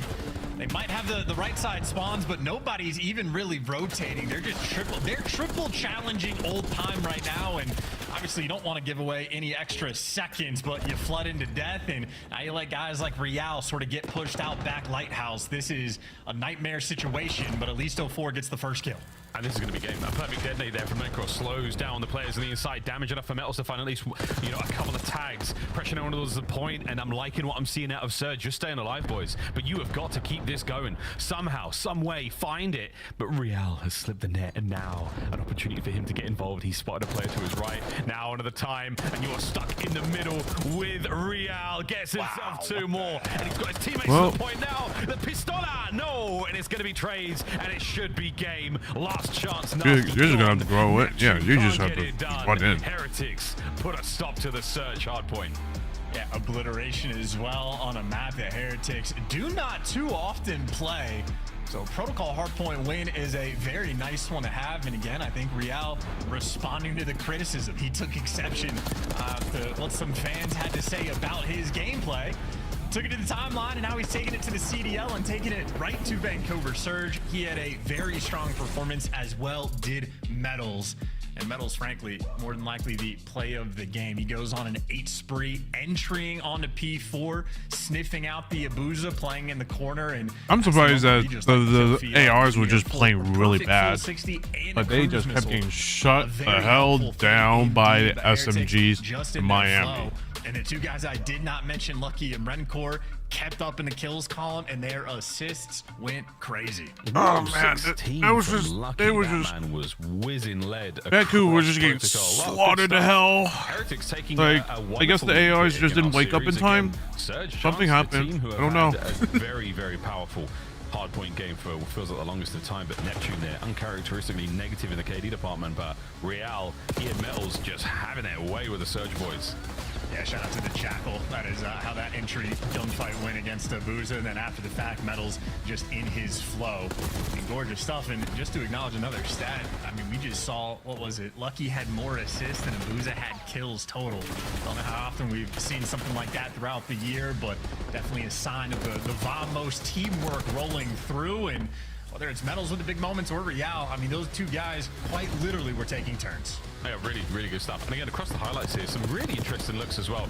The frag grenade ordnance there we saw from Real a couple of times. We've seen that here in BO6, getting your own traits. Nate again here on the break towards P4. Admittedly for what, a final 20 seconds, but still great work out of the Heretics to maintain this sort of plays. Good comms. Whether you understand it or not, they're clearly saying the right thing at the right time because the gameplay is keeping up as well. Individual gunfights are all there. It was just a very good game of Hardpoint from the Miami Heretics. Like this, separation chance like this right here is really bad. Like Surge, unable to keep up. Really bad. And like they lost typical 60. From the Surge we're used to experiencing as well. Like I don't know if the LA's trash talk got in their heads a little bit, but this is certainly a bump in their road. Obviously, their last series they got 3-0'd, so trying to go for the bounce back. And I mean, I think Heretics is a team that they sort of always look middle of the pack in a sense, but I feel like they almost always exceed expectations, especially in the crunch time. Like they rise to the occasion. I know their split throughout stage 2 has not been the most impressive so far, but this is one of the better tests this squad is going to have, and at least for map 1, that is a very nice response on protocol. Of course, though, something the Des touched on, the vaults, something Vancouver have loved, and we have that from map number 2 next, and we got that from the map number 4 as well. So an early advantage in this series, but that just means we're going to be in for a long one. I feel like, yeah, the exciting factor here again is the S&Ds have been really, really nice. Surge have been looking strong there, and again, lots of very different looks. We've been starting off the Vault train with just non-stop A hits, and it has been a crazy train indeed, all aboard, folks, but it has been way more fun to watch as of recent. So we'll see if we get a nice, interesting look here on the Vault S&D, or if it's going to be stock standard stuff. I mean, apart from that, though, Chance, you see the series going a little bit further. I mean, it's been 3-0 after 3-0 after 3-0, it's for the last few weeks. That has been the theme. And maybe that's one worth riding into the sunset, but I just don't have that expectation. I think Vancouver very much a team that's going to bounce back on this map as well. Like, obviously, Neptune has been getting a ton of love, deservedly so, but I've also been tuning into the S&D 8s at night, and 04, he's a grinder, and he's also hilarious and good at the game. So I think the vibes will be fine for the team, and they have a ton of potential on this map. But I think just the way it's been dictated, because of, I mean, everyone knows the theme. You get the A plants on offense. It's whoever has like the more depth in their ability to retake the site in a sense, and who's willing to sort of take the bigger risks. I know the Carolina game they had on this map the other day was flawless looking. I mean, just down to the detail of let's just make sure we shoot out their trophies, save our nades for these moments, dialed in. And Heretics, they're playing for the full-on go-through spawn retake, trying to hunt down Abuza. Abuza it could not be more surrounded. Any kills he gets here are great. It's a nice slow approach, very thorough. How the Heretics nasty now getting involved. Makes it a nice clean 3v3. Heretics all now pushed up to one side. It's all by Paul's side. 04 on a bit of a late wrap. Now we're bringing the bomb fight. Now to Bear on the nasty again. Can he win this one against Rincor? Is he going to send 04 in for the kill? Yes, he does. Can the 04 get involved now? Keep the players off the bomb, and Surge so far so good. 10 to go. That should be the round. I still got, oh, there you go. I was about to say one more gunfight to roll through. Craziness could have happened, but 04 is there. And 04 certainly, a man, if you're a Vancouver fan, happy to see last alive. Very consistent with making the heads up play. Scary stuff, though. Again, I mean, a worthy attempt there by the Heretics comes down to the last possible man. 3 on the round there. 404 himself. relatively standard stuff here as we get into our first round of Vault. And then even for the side of 04, he gets 3 kills in the round, so give him the MVP. But I think the most important kill might have been Nasty winning the gunfight P2 when he had 2 players behind him and able to get out with his life. And then after that, 04 gets to roam free. So big moments for the 2 big players there for Vancouver. Maybe we'll test their defensive capabilities. You see Real already hit the route to go down low, so he's got timing on that front. And 04 thinking about the middle of the map, but unfortunate for him, he lost a teammate. Does get traded out, though, for a 3v3. He does, yeah. Real finally brought down Abuza. They reinforced that B bomb site. 04 gets in at the right time, just able to cut down Metals. The last bullet, saving grace. Now Renkor fighting from Palms. Pistol was at the ready, but 04 with a little bit of coverage from behind. Another strong round now. Defense rings out for Surge, and again 04 on a spree. Hard work pays off. I mean, S&D kid through and through, and now that he's in his CDL, he's obviously spending much more time working on the respawns. But if he's in those S&D 8s lobbies, you expect performances like this, and that is back-to-back multi-kill rounds as well, really setting the tone. Speaking of tone as well, I'm glad you brought it up, he is hilarious. His tweets are great as well. I remember when he first found out that like Nameless was Grace at COD, and he was like, I didn't know you were like that, Unc. Like twin. Oh my goodness. It's hilarious. It's just, he's such a strong personality. And right now at 5-0, very positive personality for the Vancouver Surge boys. A quick hit here, and I do believe we might have some presence from the Heretics. Are they going to take a dip into pool? Possibly. Real with the opening gunfight. Contacting his 2 players now. Stuns connecting as well. Metals on a big flank. Wins the nasty one. And now a man advantage for the Heretics. They want to hit the go button too, just because Abuza is out of the picture. They don't know that, but the quicker you get into sight, the better. Oh, that's a big one. Lucky finding another. So now massive advantage here. Surge in trouble. Real, the rabbit, gets run in, but it's not him you have to worry about. It's all 4 of the Heretics in that round. Lucky will get the defuse. The man on a spree gets that bit closer to the RC.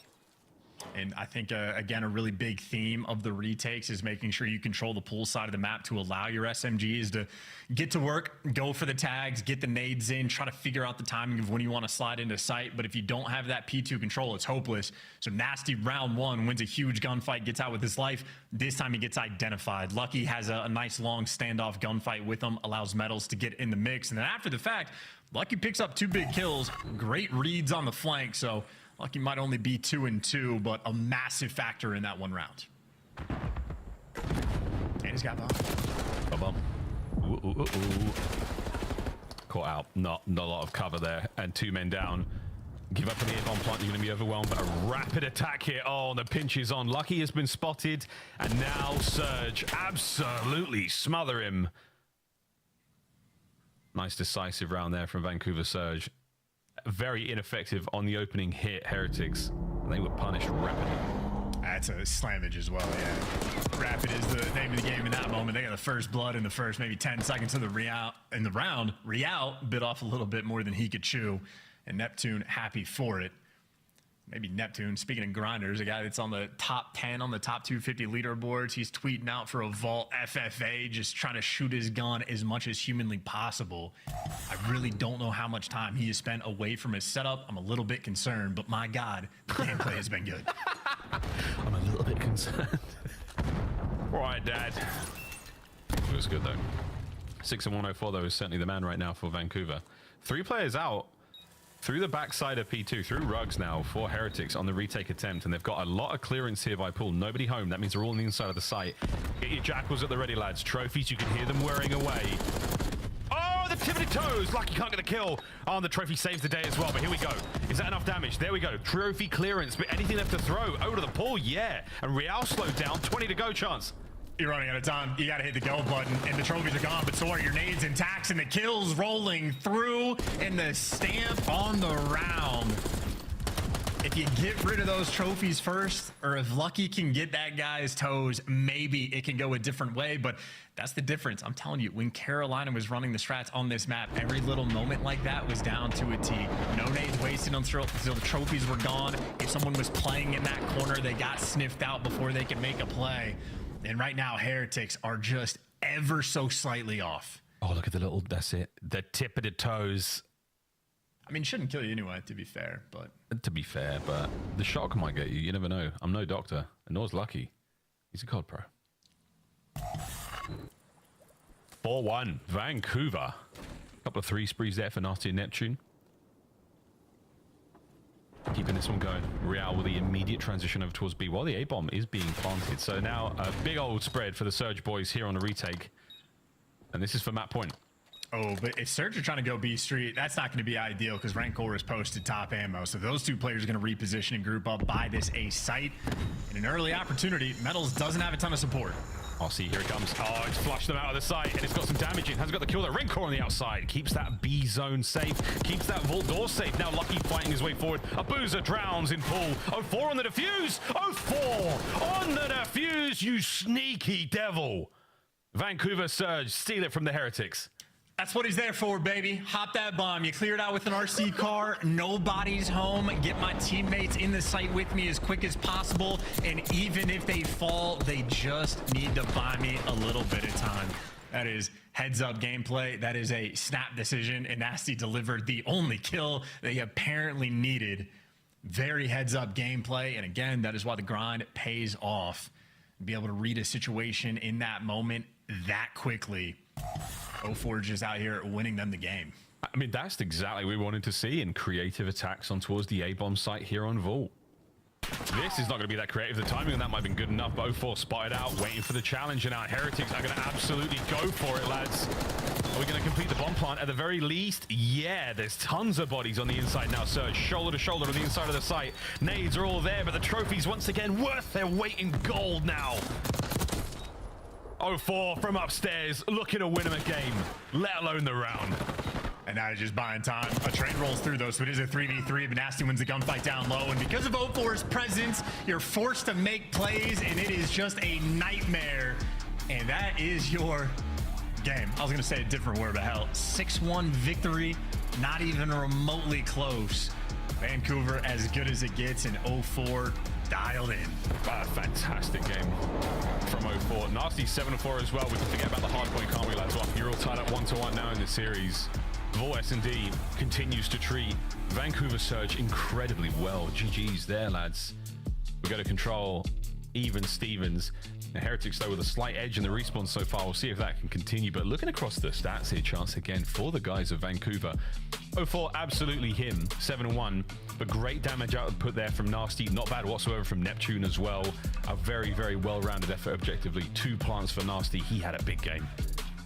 5-9 traded as well. Everybody contributing with the assist, so their EKIA looks even better. I think the MVP, though, for them might just be the trophies. Every single time they go for the quick A plant, and they had the triple stack down low, just getting the trophies out there. Like 2 of them at a time. I mean, we heard what it sounded like. So trophies for MVP. Won them 2 rounds, and what could have been if not, but Vancouver just more dialed in, a well-oiled machine in search and destroy. Like the control in general for Heretics might be the ultimate factor. It's been their biggest struggle point. If you ban Vault against them, you're in a good spot. Vancouver do exactly that, so they might now have a leg up in the series. Well, here we go. Desk, take it away. 1-1, boys and girls. What did you have wrong with our top 5, or either one? Let's hear it, Chance. Didn't you start playing Call of Duty on the Nintendo Wii? I did, and I was a god. By the way, so did Celium. So if you want to disrespect that, you got to go with him, Maven, and you can't handle that smoke. Similar comms, by the way. That's fair. I didn't also, to answer the question, Crim, Scump, Placer, Karma, Simp. That can't be true. There you go. Wait, say number 1? Crim, Scump, Clay, Karma, Simp.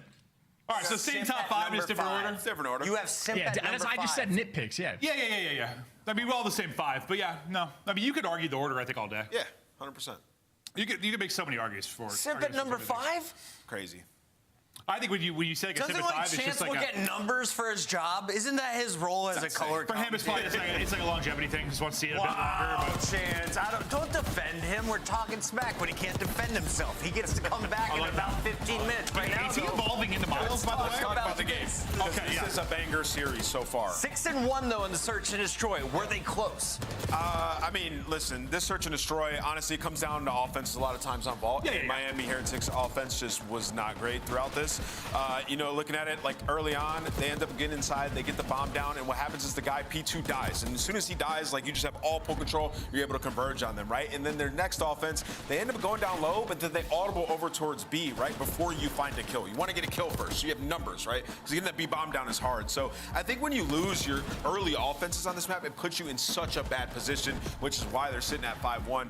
You also got sneak defused. And it was a banger map by 04. Listen, he has had, like, I swear to God, it's like 1 kill in a search, or he's going to drop 12. He probably goes for 12 plus in this if it goes a bit longer, but then winning at 6-1. But 04 he's so timing based. He can read the map really well. He found some openings there on Vault. It was impressive stuff out of him. He had a solid map 1-2, where we've talked mostly about Neptune. We've talked mostly about Nasty's improvements. We haven't talked about 04 too much because he's been a little bit up and down, but like he's having a solid series thus far, and I think you need to take advantage of that. Thankfully, you're going to a Protocol map 3 where they've been great. It's tough though. 04 is popping off in the hard point. Well, playing well, I should say. Yeah, I mean, he's running even. But Rancor! Yeah, I mean, so good. How far off is he from being a top 10 player? Once you told me TJ Haley was a top 10 player. Yeah, I mean, is Rancor top 20? Yeah, I would say so. Yeah, definitely. I would put him in the top 20. I mean, he's especially lately. I think so. I'd have to like make a list. Yeah. Top 10s, I know. Top 20. I would say Miami played this map very well, especially their P3s. Like awesome holds that we saw there. You know, we're watching this and we're like kind of standard back and forth. Right? It's just Surge aren't getting away with what they usually get away with. No. HPs, right? Real was shooting throughout this one. Metals also seems to be the X factor for me. When Metals is contributing, like they can blow top teams out. Well, I was excited to see some solid hardpoint out of them on this just because of the red card yesterday. I saw like, listen, that was partially last bit of the Heretics. Both teams were at fault. Seemed like not playing for the win. It was an ugly one, so it's glad to see them bounce back with some better gameplay here. But not surprised by Vancouver. For Vancouver, the ARs just had a real bad time. Yes. It's a product of like when you get insta broken, the ARs are never able to set up, get into a good position. But yeah, so far the series kind of going opposite of how I thought it would go. I mean, I really thought Surge would come in and smoke them in the protocol, but hey, 1-1. So yesterday you were furious when Optic squared up on Control Vault for Miami Heretics. Surge made sure that didn't happen. Yeah. Why is Control a better pick? I mean, Protocol a better pick? I mean, you look at the Heretics and they're 1-9 on every map that is not Vault Control, right? So you just want to take them anywhere else. This is heavily favored to Vancouver. Yeah, for sure. Yeah. First Surge, though, I do remember Rambo saying they're trying to test their map pool. I'd love to see them like try. Well, that's what Hardpoint. True. Takes us to a game 5, yeah? I mean, Vault Hardpoint could potentially, yeah. I mean, you look at it. Either one could win it, though. I mean, I think we go game 5 regardless. Or Vancouver if we go to that game 4. If we go to game 4, I think Surge will close it out. I do. Okay. In 4? Yeah. Really? I think we're going game 5. I feel 5. I feel 5. I've been a Surge fan lately. I'm a Surge fan. Let us know. What are you feeling? The game's ready. So are our casters. Chance, it's your turn. We deserve it. No, but look at Chance. Look, he's turning into Miles slowly. like with the beard and stuff's getting longer. His hair is going a little bit more vertical. He's slowly just turning into Miles. More and more Miles is a really handsome guy. The growth. Miles got like Johnny Bravo going on. Like he's a cartoon character at this point. I'd do it. I like how you guys talk about us as though we're not here. I just love how Maven just talks about hair at any given opportunity. It's like he misses the good old days. No, he looks better than ever. Okay, a lot of good discussion there on desk about this upcoming map, and again, Protocol, whether or not Surge are indeed trying to deepen the map pool. We'll find out, but this is going to be a tough one. Again, hey, I want me a game 5. I'm fed up, and I'm glad at the very least that we get to see a 4. Because these 3-0s have been grinding me down, man. Grinding me down. These teams are brilliant. Why aren't we going the distance? Because we're going for speed, Miles. Fair. Yeah. We're all just trying to get to Major 2 as fast as possible, but right now you got to get through this Protocol Control, folks. And here we go. Heretics, again, early recipients of the Vault inflation, the Vault boom. They got in early and they held on for a minute and then they sold and they made a decent profit. But right now, it's not looking fantastic in the Control stuff. So let's see how we go, folks. A little bit beat up after that Vault S&D. I think they've got to just sort of erase the memory. The old goldfish memory's got to kick in ASAP right now. And I think for Surge, you just get things going, man. You just start rolling the ball. You start getting things spicy. But as you can tell, folks, this song means we have a tech issue. Possibly. Did you just miss a cake reference, by the way? That's so unlike you, Miles. Cake's a lie, fam. Cake's a lie. What are you talking about? Okay, we're bringing up newer. They're going for distance. We're going for speed. Like, come on. It was right there. Sorry. It is a lie, though. I don't know what Chell would say about this series. GLaDOS. There you go. GLaDOS would have a lot to say right now about these two squads. They don't look particularly enthused. Like, not a lot of chatter, not a lot of comms. And if GLaDOS was in their ear, man, that 1,000-yard stare would kick in with a quickness, but just to try to get back on track, I think Neptune might honestly be a turn-up player right here for the map number 3. He's been a touch quiet in the series. Obviously, for map number 2, it's because he didn't need to do anything. His teammates were completely on point, but I'm expecting another masterclass-esque performance, but I do think Real and Metals will go toe-to-toe. They might do indeed. Oh, Chance, GLaDOS is here. But you want to ask GLaDOS a joke, Chance? Who's that? It's good to hear from me, GLaDOS. I'm having nightmares, honestly. I don't want to go through any more portals, man. I just want to cast COD, and I just want to see Heretics get on the objective. 12th in this league is not ideal. I can let an 11th or 10th place slide, but 12th, that's not good. That's a bad sign. Just so you know, GLaDOS had a punchline for that, but it's too late now. We'll maybe do that in a year's time. Here we go, folks, into control. Gotta hope you have something.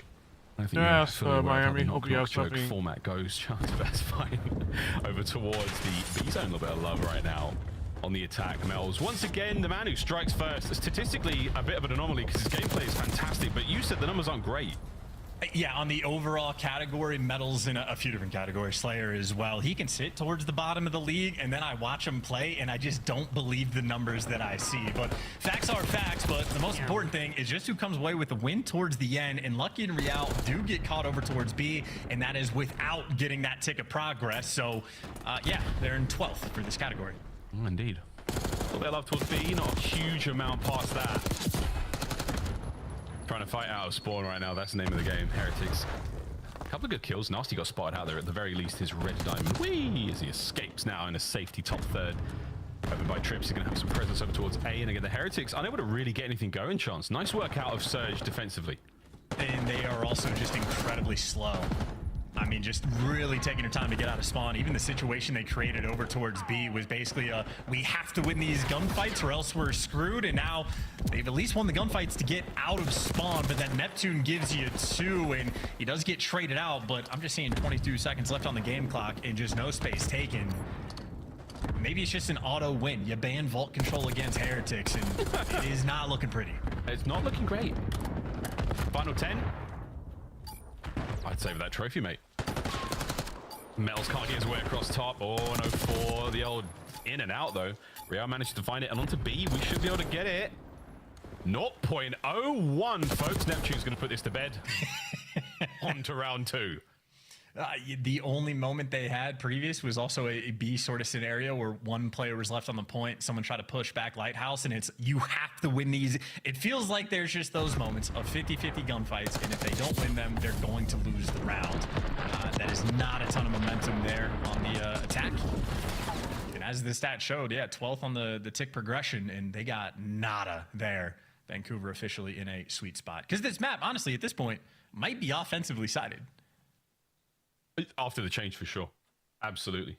Defense has been really good, though, for the longest of time here in BO6. But that was a watertight defense from Vancouver Surge. Now it's time to crash on both the A and B zones. Heretics, see what you got, lads. Playing real slow, both sides. Not a whole lot of contact either end. And you are still just waiting for the noise. And there we go. The cymbals crash. And we are now on to B. Do you stack it if you're a boozer with your boy? You do not. You push out back Lighthouse. So 04 has a handful of different things he wants to look at, but his teammate has top mid for him. So he's focused on down low, and up top his teammate gives him 2. So 04 clean and free. And now the double stack is rolling through. Abuza does join his friend, at least for a moment, reads the pressure, and that second tick about to roll through. Oh yeah, long gone, second tick. Rencor winning a couple. There we go, Metals gets involved as well. So safe for now, but that second segment in the bag. We'll bank that. Nasty cuts down Real up close with the aims as he fights out of spawn. Metals next. He wins his. And the hunt is on. Great job from Neptune. Metals, though, a little bit of damage. That's going to buy you an extra second or 2 on the approach. But at 3 down, you're fighting out now over towards A. And this is a big stack. 3 players, soon to be 4. Once who Neptune gets off spawn. And this is a massive turnaround here for Surge. Yeah, 3-player stack. It would have gone in about 15 seconds. Now it's just going to go a little bit slower. And Nasty, unfortunately, gets caught. A delicate moment standing on the A zone of exactly where you need to position yourself. But either way, because of the stack, they got 2 ticks. So now they have that on both of the zones. You have to complete one, and I think 04 is maybe praying for a kill to fall into his lap. But Lucky has his rabbits look that lap, so he's not going to be moving. Meanwhile, Metal's here for the spawn kills. Six on each point, so I mean, he does there's no way to job, lose, and now right? Neptune shows up in the mix. Vancouver, life, potential to get this A zone. How did Abuza find that kill? Oh, Well, big life. A is gone. Now they got to defend. To stay alive here and get this zone. Go for it, 04. We get the capture. We fight forward as well. Life lead here again for Surge. Now pressure over the top side of B.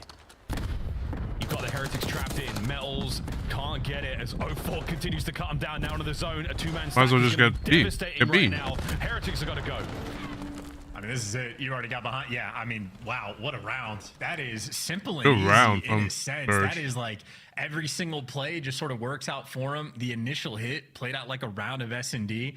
Very slow, very stagnant, but the kills they won were on the B side of the map. So Abuza and 04 jump all over it. Nasty's in position to watch over. That's the play that gets you 2 ticks.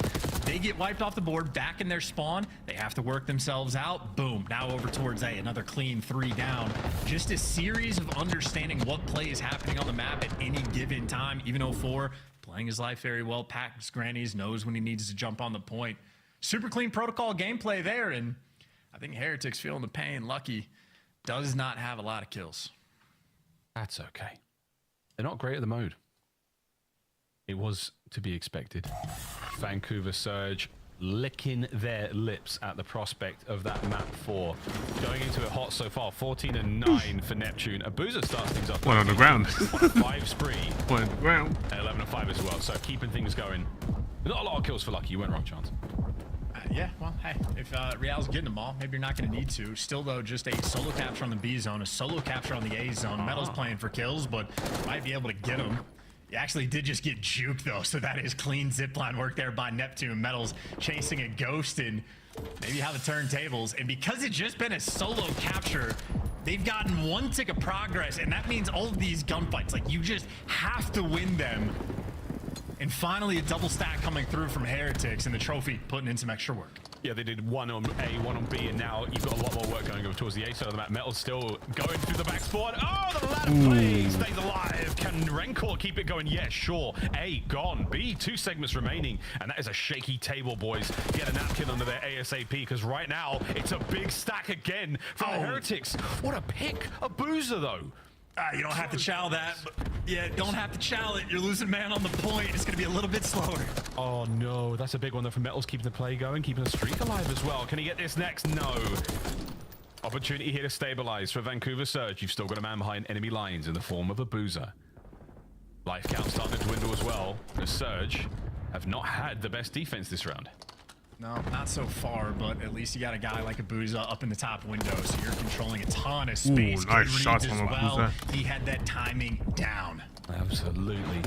Minute 35. Starting to bleed him out. Renkor's going to make a little desperation play here to get on this one, but you've still got 2 members of Surge now in your spawn to contend with. So a war on 2 fronts, and Renkor's fighting for his life over there, and that's a problem. You've now got to send something over there to deal with him. Anyone makes it out of spawn indeed, or in the confusion, Abuza through from behind. 1, possibly 2, but the zone is still being captured, and Renkor's still battling. This is it. This is it. Renkor's going to do it. That might be the play. He's got the support now coming in from Real. You just got to watch Lighthouse. You're good to go. Shreds them and the 5. Maybe Renkor did not need to challenge that player bottom computers, but even if he did it, my God, did he make up for it. Massive plays on that B zone.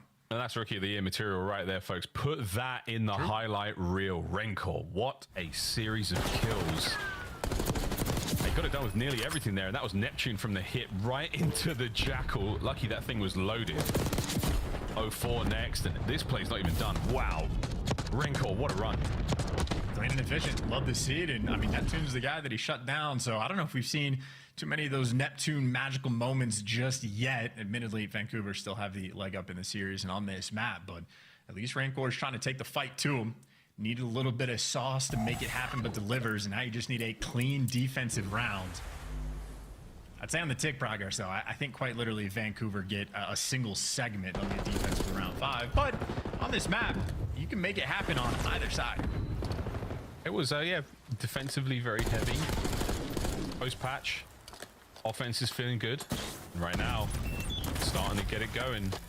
Can anyone stop Abuza? Trophies are still in play. Real with an opportunity to maybe get involved. Neptune. Oh, wow, he's down as well. So surely Real is lucky to get it. And drain the progress again. Very good work here from the Heretics. Objectively minded moment. And well, the B zone's going to actually be open. All those 3 players from Heretics, and now just 2 roaming around in your spawn. Not in the mix just yet. So they're not going to be able to work the flanks too heavy, but 04 knows the pressure's coming from spawn. He pushes out the back. Nobody's home, and he's going to hit the route. In the meantime, though, the route has already been taken, but you get a double kill. Maybe there's some hope. That's going to be 3 players now from Heretics coming off spawn. We've still got 1 in the spawn of the Surge boys, but this could be it. That is it. Defense locked, folks. Abuza fighting his way out forward through the A side, but that's not going to matter too much here. Heretics are still trying to maintain presence here, trying to maintain position. And Rencor, again, the master of the zone. They're on defense. Oh, they're playing so aggressive, too. That's 3 players looking for the spawn kills. Abuza opens up a little bit of pressure, but there's still 2 players roaming. Next one in line, Real's going to fall. Now Rencor, the final man for Heretics behind enemy lines. And with 30 seconds left and a 6-life lead, it might just be poised up for a round 5. Oh, it feels like that, doesn't it? 30 seconds to go. Stops it on A. Rencor there once again with a big defensive hold. Right place, right time, you name it, he's doing it all. 25 seconds to go now, and we are still able to get one of these points. He had to have seen him, right? So he's just looking for the kills mid-map. Nasty's getting spotted out and calmed the entire way. That is traded there in the feed. Abuza has made it towards the B zone, but Rencor is still here on the pinch. This has been such a long life in Vancouver. Constantly have to be worried about him. The thorn in their side. I mean, he's a ghost at this point. They haven't made contact in such a long time, but the swarm on the B zone is good, and that A zone is going to be nice and safe too. Yeah, I'm not sure he feels 100% about this choice, but the A timing is great. Look at that salvo from Rencor.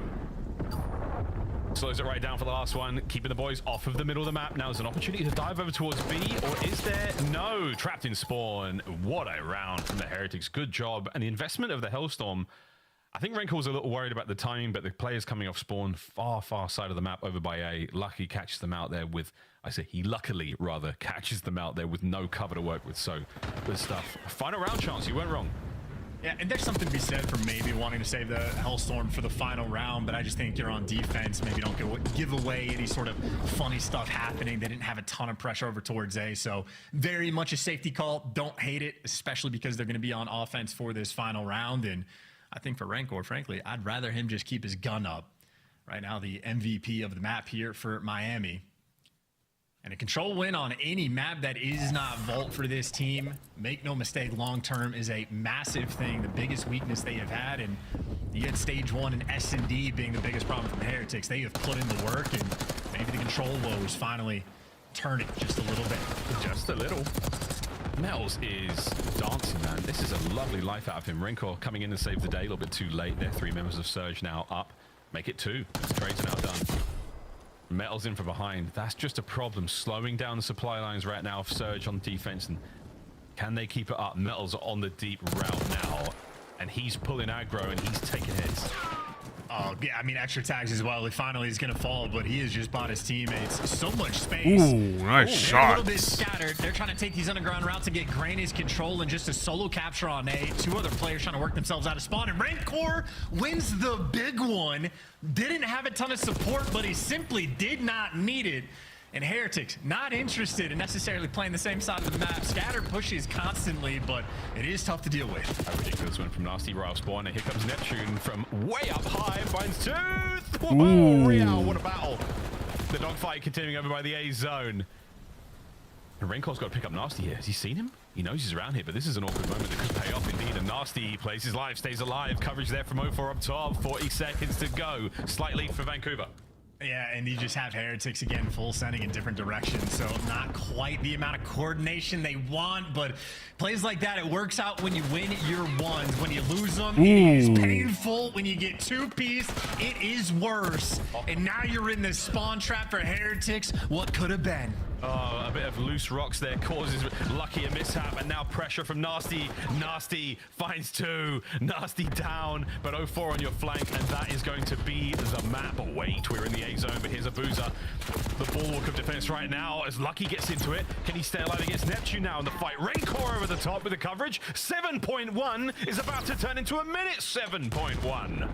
Only 8 lives, though. You got to make this happen, and you got to make it clean, and every single death is going to be that much more painful, and Rancor in the feed falling is going to hurt. The Sting might be on the pinch, though. Real there for 1. He's behind him, and he's got a little bit of support. His teammates won the gunfight. You can get to this B zone. Oh, he's called them out. Yeah, he's been spotted, and Neptune's gone huge. Neptune can't get you more now. 10-5. Lucky trying to keep these boys at bay. Oh, damage again from Lucky. We're on the zone. Let's get it going. The capture is alone right now, as the Heretics are so careful about leaving their spawn. They're playing for the next wave. They know a player's on the pinch. They're trying to make the hard read. Vancouver, the more patient you are, the better. They have the time to do it as well. An awkward moment right now. Lucky cut down on a Halo gunfire. A man down now for the Heretics. Metals. This would be really impressive if whatever Miami's doing right here.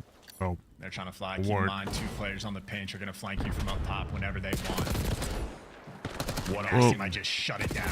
Yeah, shut it down. Yep, not gonna happen. Gets involved now. Rancor, 1v8, impossible situation. And Heretics, hey man, you pulled it right back. You were down by 2. Vancouver Surge, too much to handle on protocol. And very much an easier said than done, but around the objective, Heretics had quite a few moments where they just struggled. Even in that final round, they had their moment, the ability to breathe over towards the A zone, got 3 players on it, but they were just disconnected, trying to do a little too much on the map. And when you make one sort of fatal mistake like that and allow Vancouver to start going for those spawn kills, the life count starts dwindling on protocol so quickly. I mean, you blink and you're just down 10 lives. Well, Nep's back, 32 and 28. Great work there from Abuza as well in the damage department, but Metals, 4K. Sadly, caught in it as they were red on the final play, and no one could really make anything happen there. And a worthy attempt, Chance, but you're not wrong, man. Again, just having to get together and work it as a team. You've got to strike while the iron was hot, and I think Surge, after the first wave of kills, they managed to read all the available options there from the Heretics players, and no one able to get it going. Good stuff, though. Highlights, folks. And highlights there were. This was a spicy map indeed.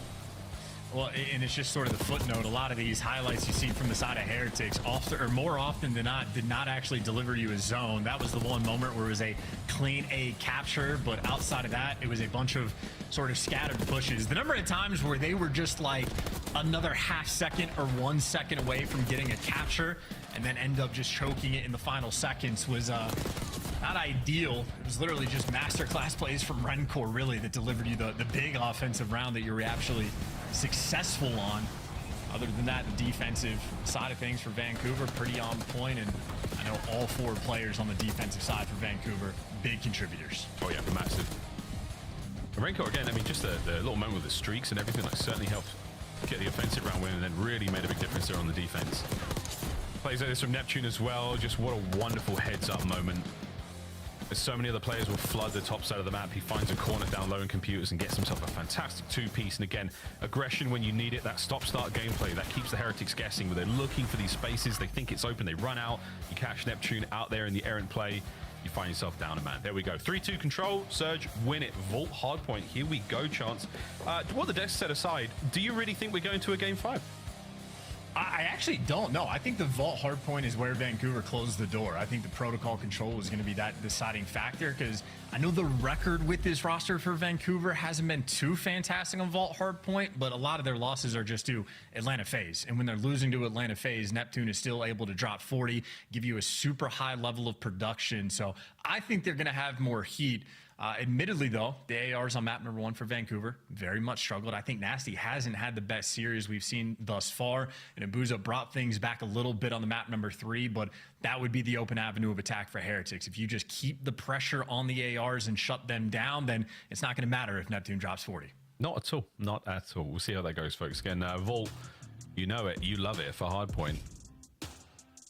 Couple of money hills here. P2 can be a treat for you. P4 typically is it, but everyone seems to be getting a hell of a lot better at breaking these points down now. And can Vancouver Surge muster up another strong respawn performance?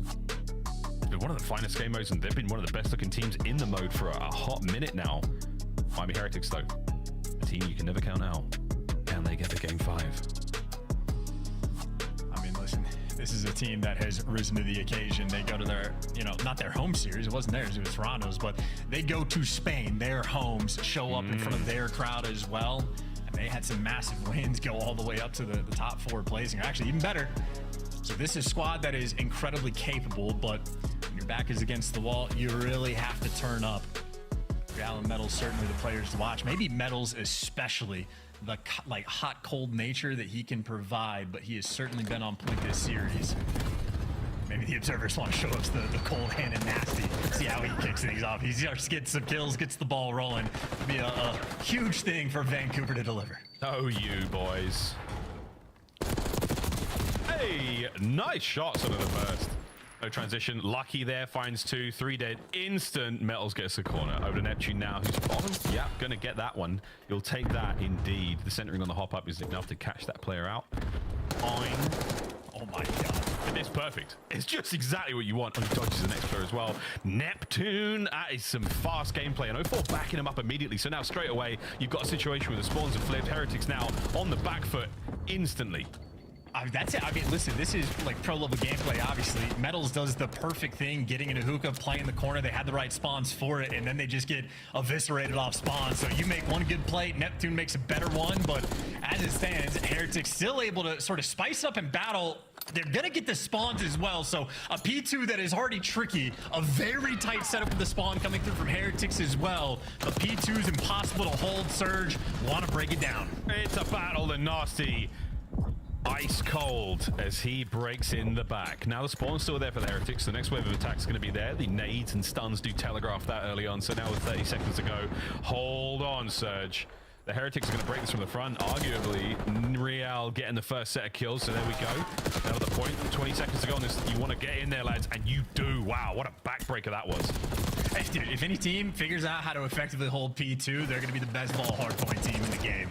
It is non-stop back and forth action. The spawn manipulation is crazy, and it is very difficult to dial in. So Scrappy in this moment, and then on a rotation, I think Nasty has an opportunity. If he can cross over towards Art, it would be huge. He does get spotted, but the longer he's alive, the more time his teammates can get on P3. Yeah, he's been detected, and now the quick reaction from the Miami Heretics. Whoa, it's so far been nullified. One half of it dead. Real now still lying down in wait, but Nasty got the double concussion, so he knows there's another player beneath him. Real still, the Thorn still in play, still going, but Nasty, oh, how patient are you, mate? He's still alive. At least no one on Heretics is getting time, and finally he falls. That's a huge play from Real. Just the awareness to play for the guys away from top art that are going to come in for support. So I think Surge maybe got 15 seconds of that P3, and Miami right back in control. And now Real, he can be the main AR2 if he wants. Why not? And they got the rotation as well. So a tight-knit game for the moment. A P3 where you get a little bit more time for Vancouver. But the long term, the investment you are making is to turn P4 into a full 60. Problem is, nobody rotated, and someone just spawned front of P4. So after all this, they're getting all the kills. But you do have 2 players. How are they spawning there, man? They're inside the spawn, and that's it. 04's got it. That is going to be a dagger. You're going to look that one back, Heretics, and hopefully learn a lot from that moment. That's crazy, chats. Metals now trying to force his way. Wow. The rear side of the building is still locked in. Good shots from Renko on the second man, but still the numbers are up. He was the last line there for the Heretics. Now through the side door they go. Again, a fast hit here from the Heretics. I'm not letting this get away from them too quickly, but you've still got to get going, lads. Real has got to pump the brakes, and it's not working out just yet. Renko finding another kill, but look at this. Endless assault from Neptune. Looking to get 3 now. You get in, Heretics, but surely for not much longer. Nep cleans house. That's a brutal moment, man. I mean, I wasn't dialed into the minimap, so I don't know how much of that was like a misplay from Heretics versus just the spawns being handed to Vancouver. But I mean, all that emphasis you put for the P4 rotation, Heretics won so many of the gunfights and just didn't convert any of it into time. And now the tides are turning, truly surging in this moment, and you got to get past the front line. That is 04 and Neptune, and maybe they're making the heads up play and reposition and back down because the spawn's a little bit mixy on the map. Heretics swarming from every direction. Every direction, but they've got to find these kills in order to make anything of it. And there we go. Real 2 on the point. Nasty with the immediate trade, and Vancouver Surge is still fighting tooth and nail. Let's go for a listen in. Middle, Lucky. Ascend, top cat, Lucky, middle. I'm mapping on the left. Top cat, weak right, okay, yeah, you said it. I'm one over and dead. Top cat, one middle, you. I think twice. Yo, Renko's cat, push your lights. That's fine. You can go together, Last one deep. Nice job. 15, that's a good He's time. open. He's on time now, real. Yeah. He's open. Close that slide. I'm open, guys. Close that. We got light. Shit on. Nice, that's three. Let's go. I'm there. I'm taking one. Slice. You're good. You're good. On left on me. I need to look on there, guys already. Hey, Nathan, go. Nothing can still one shot. You can push it. Right corner. What's on time? Deep right. I'm looking the back, guys. Out of pound, sorry. I'm looking. Hold it. Okay. He might come outside door. Yeah, it could be. Yeah, they might. I'm needing him. I'm making it with me then. Top broken. Reality, I got your back. He's pushing on the tree now. Nice, one more. I need you. Palms again. I need it. Give me a sec, I'm in point. Nice. Can you guys through? One shot. I'm looking the back. One shot, PC. One light. Light on me, dead. Give me one more light. One more light. Yeah, I'm in. Spawning mid, you pushed out now. Nice. I'm still blocking. Good, they're spawning out mid then. Yeah. I'm going right now, okay? Yeah. Listen, Give me a sec, He shit himself, ran away. Yeah, he's in for that. That's it. Okay, Your metal spawn in the back. Cut out. He's going mid. He's gonna jump in. No, he's fucking so cat, bro. Top cat, row. Top cat. I team twice. They team killed. Twice top cat. I team 3 times top cat. Alright. Let's hit mid. One good. Yeah, I'm in mid somewhere. Wait, I got the left corner. I'm good. Open. Nice. One's gonna be close. He's weak. He's control middle. Inside time laying down. Yeah, where you straight? One EP, bro. One me down time. Ready? I'm going catch mid. Rose going catch mid. Give me a second. I'm playing front, okay? You get time. Give me a sec. Okay, fine. Give me a sec. Nice. I have mid if you can throw. I have mid. Nothing time. One time, he's not dead. Nice. Yes, I've been pushing. He's stunning me. You're deep right, Jordan, okay? Yeah. One's going cat, I'm left getting it. Trust me. You can get up. I'll hold it. You're good. I got it. One back. I'm dead. I got time. One shot. Take your time. Leave. Blue left. Nice. Blue left. Every chase. Lay down time. It's good time. I mean, I'm living. I'm living. Nothing mid. I'm gonna take what's on there, guys. Mid open, guys, okay? I'm going for. Still ball. Ironed up. Forward dead. One side off. He's on time now. Top out, okay. And one HP. It's pushing side out. One shot. Side on bottom up. Nice. One side down, one on time. Yo, side out. Okay. Yvonne, show we come ahead, Yvonne. Brilliant.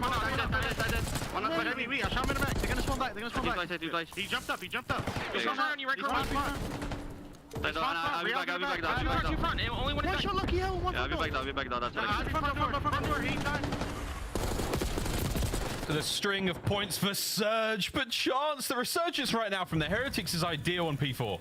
Yeah, I mean, ideal, I don't know. It could have been a little bit better. The guy on time died, and then there's maybe 20 seconds that they could have gotten that end up getting tossed away. And just for the fact that number 3 Nasty spawns out at old, maybe you could have stripped it, but Metals wins the big one. You lose the final 10, and I'm telling you, that is a huge moment. One player from Heretics dies out of time. It gets mixy, and instead of a full 60, you're still going to be down by 50. So I think Heretics, maybe similar to the Control, have these small moments where they drop the ball and then have to do so much more to make up for it. Even with Real 27 and 16, you're just so far behind. Doing your very best, but yeah, not working out on the objective side of things. Metals is looking hot though on the point, basically alone right now as his teammates battle for the rest of the map. But you're looking at P2, you've got yourself Nasty in a corner now, trying to make sure that no one makes their way forward, and that's a good timing on the stun. He dodges that entirely. Renkor's going on a run, bit of a route. At the very least though, Surge have been unable to get anything out of P1. Yeah, for the most part, Heretics honestly got a little chunk of time, maybe 20 seconds on the P1 so far. Opportunity to maybe pick up some kills and flip the spawns, but look at that snap of a moment there in the kill feed. Vancouver, no, they have impressed. I mean, the Jackal is still side of the map. It is going to be a hike across the map, and another opportunity. Try to deliver a P2. I mean, the Jackal's still a gun Lucky and Abuza have been squaring up. Most people could be using, but last time, Lucky, just like Astro's dead, if you were here yesterday, Jago. And there you go. People have apparently been using the Bison instead of the Jackal, which I'm kind of surprised because that's a slow firing weapon. But I'm not surprised at the same time because people are shit and can't use anything else than Oh, 4 on time. Well, I mean, no. I'll still use the Bison, but it's just like you can't use other guns that are really powerful as well, like the compact and such. Like they can't use that gun. Situations for Heretics just feel like so close yet so far. Oh no! And now it looks like the gunfights that they are just getting shredded. I mean, that is a massive P2. This is wrong. I used that we're going to be close enough to get them. Okay, so yeah, people use. Yeah, I saw there was a. Yeah, so I mean, this is well and truly. Scump used the MP5, so I'm actually kind of not surprised as well. Long-term game and series now for Surge. One good break. And a couple of scrap seconds here or there. I'll try to use the MP5. That's the question. We are making a bit of a run through the problem with that gun is that it still doesn't shoot as straight. Holding it together. Spawners are like still close. The battle is still away, but you can just dive bomb this time as well if you really want to. It can be a little bit risky if you like overcommit, but with only 13 seconds that you need, I mean, you have so many opportunities in Heretics. This is not a hill where you're able to collect a substantial amount. Not as surprised that Vancouver's gonna kick Miami's ass just by how well they're playing at the moment. This hard point is merely a staging ground for the victory at P4. Unless the Heretics can do something magical. Rencor opens up one avenue of attack, immediately closed. Over to Metals now, bottom art, done. A boozer. Reason is attack has deals with him, and now another from Lucky fighting for badly. Hit-point advantage. No, I know, I know. People can't really. I mean, if you were to ask me if the top players like top ranked players like Crimson, Iridescent, and such are still using, and top 250 are still using the Jackal. A contest, and now into the win. That's it. GG's Vancouver Surge. They look back on the first hard point. A little bit of work needs to be done there, but all in all, 3-1, a win's a win. And answers the question as well. No denying it. Vancouver Surge do, in fact, just look like the better team. Better played situations on the control. Much better job of handling the P4 as well. They definitely were handed, in my mind at least, a bit of a gift, but they fully capitalized on it and ultimately played the game just a little bit better. Vancouver with a leg up in the map and the series. And also the Vault S&D, not too shabby, man. A 6-1 dominant win on a map that a lot of people think the rounds can be coin flips. I mean, that is clean and efficient work. Double-digit assists for every single player there on Vancouver, and a ton of time being collected as well. They did not need a Neptune pop-off performance in any way, shape, or form. They got it done as a team. That is a full unit, the Vancouver Surge. And ultimately, that's the best possible thing for a team like Surge. One lead change as the Heretics started things off, but after that P2 in the first set, nothing, folks. Absolutely nothing. Surge all day and night. 250 to 179, the final score. Couple of big moments there, Charles. The final P2, as you said, the first team to really get a hand on who can hold it for the longest of time is going to be very happy indeed. And look at that, 184 to 236. You'll take it and you will run with it all the way home. GG's, folks. That is that. Vancouver Surge, 10 CDO points and sitting pretty on the run up to Major 2. And similar on that P2 and the P4 before is like Heretics are playing good Call of Duty. They're in the right spots. They're working the back spawns. They're doing all the little things, but you have to do them almost perfectly at this level. And the small little mishaps are just going to be incredibly costly. So Heretics very close, yet in this series pretty far. Vamos to the desk. Vamos, vamos, vamos, vamos, vamos. Vamos, baby. Adios, amigos. Great stuff there as we see Vancouver get it done in 4. You called it at halftime. Yeah. Clint, they're pretty good at every game mode. Yeah, I think the map pool needs to get bigger, but across like your 3 game modes, yeah, they're strong, and that's why they're able to extend series or win a lot of series. I kind of disagree with what they said. Like, I didn't think they were that far apart in this, though. Like, I think Heretics played them pretty tough. Tougher than I actually thought it was going to be. Yeah, I agree. I think, like, you know, to their point, like, there were just some moments the Surge just kind of edged them out. Like, there were so many times there was back and forth. Like, the slang was kind of on par. I thought Heretics were making some really good plays.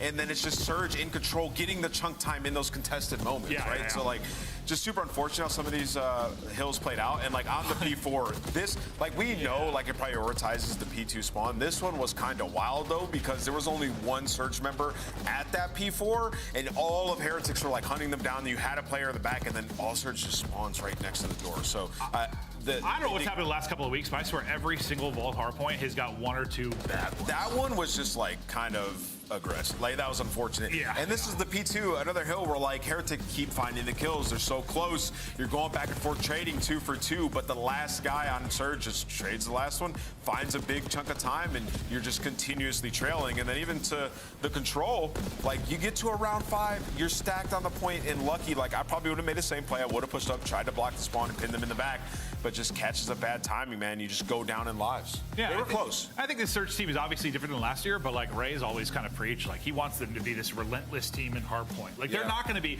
like you're not going to see them play a map like we saw in Ray Card yesterday, where it's like this, who's playing for the hardpoint, who's actually playing for time, not turning kills into like Ray's philosophy. Like, and that makes a difference right the there. actual objective. And it absolutely did. It did. Welcome to the top 3 Vancouver Surge. I mean, pretty dope win right now. Yeah. I mean, comeback from he's stage not. 1 start. He doesn't look It's as. the best story of this stage. Yeah. I mean, the only thing I know is obviously his hair change. So belongs to the one and only.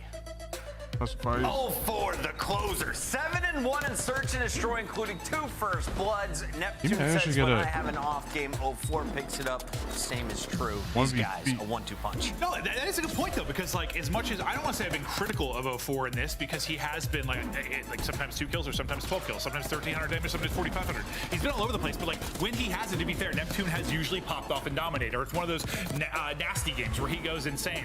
You don't need him to be the best player, the damage dealer every single game. He's not filling up the stat sheet. He's a glue guy, and he is extremely important to this team. No, he is absolutely. I think as much as like I'll give him flack, sometimes he's one of the more underrated players in the league. Stop giving him flack. He just won, and give this guy his flowers as well. Abuza joins us live in the winner's circle. Abuza, first and foremost, hair is on point today. I'm liking the look. But can we talk about Game 1? You guys were off to a slow start before winning 3 straight games. So what was going on with you and Nasty? How were they able to slow you down? I mean, that was a weird map for us. We didn't play good, to be honest. That was a slow start for sure. So yeah, nothing crazy. I mean, we good at the map, so they play good too. So that was unlucky, to be honest.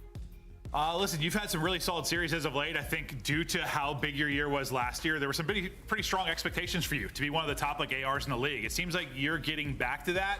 Or you think you're getting to like 100%? You feeling really strong with this title now? I feel good on the game. Like I'm not on my best now for sure. I'm not gonna lie. I think I can do like so much better. But you know, I do what the team needs from me. So. Well, that's what I was gonna say. It's gonna feel good to maybe feel like you don't need to. Like now that you have Neptune on the roster and 4 filling holes, like you don't have to necessarily be the guy that drops a 1-2. Yeah, I do what the team need to do. Simple as that. I love that you said that, Abuza, because that's exactly where I'm going with this question. You do what the team needs you to do. You changed your role when you first came into the league. And I want to ask you, it seems like you have everybody on the team buying into that mentality. How's that been? How have you gotten everybody so bought in? I mean, we are 4 guys. We have no ego. We trust each other. We know how good we are. So that's just fucking amazing to play with them, to be honest. Hey, I love it. I love it. Hey, we're gonna let you go celebrate with those guys. Enjoy your Sunday night. Thank you so much, guys. Have a good one, guys. Vancouver is done for the weekend, and they have climbed into our top 3. The standings are fun shaking up, getting ready for our second major of the year. Let's take a look at where we're at right now. Maven.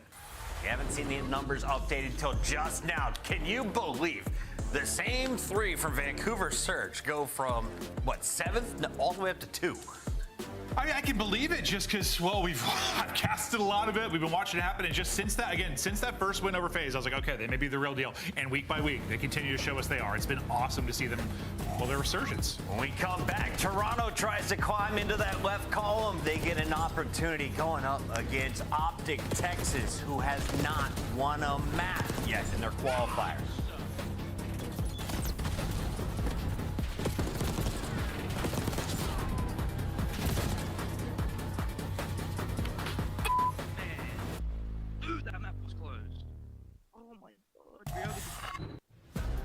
Upgrade your game with the Scuff, the official controller of the Call of Duty League.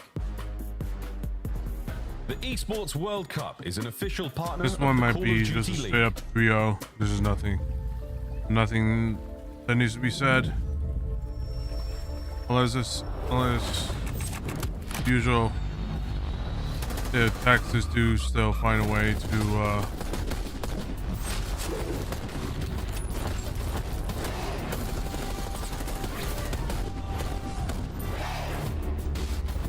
unless Texas finds a find something up the sleeves. Right now, they're just not playing as good as before, so.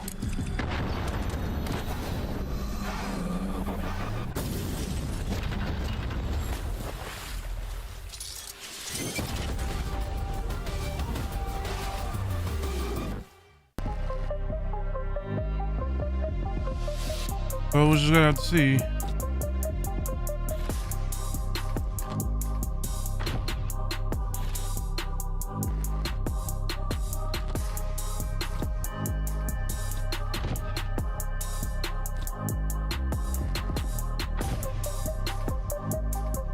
Again, that little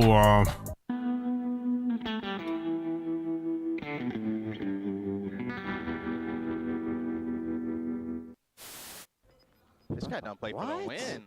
What? This is criminal. What was that? Play for the win. Why is he laying down though? Because he don't play for the win. I get. Hey Ken, you know where you died from? This guy's not real. What do we call that out? Because I knew he was there the whole time. Let's call it barrel. Number 40. Yeah, brother. Done. Hydra. The first win for LA Thieves. God damn it, I love to be a Thieves fan right now, gentlemen. We just hit 10,000 viewers. The boys just got the first win of the 2024-2025 season. Holy shit. We should have won 3-0, but we'll take the 3-1. A win is a win, and boys, we look dangerous. God, I love this shit. It's like watch. Watch it, I have the cross. Crossing, Joe dead. Other one, nice. 65. So you have 60 for the out, Joe. Joe. What are you doing,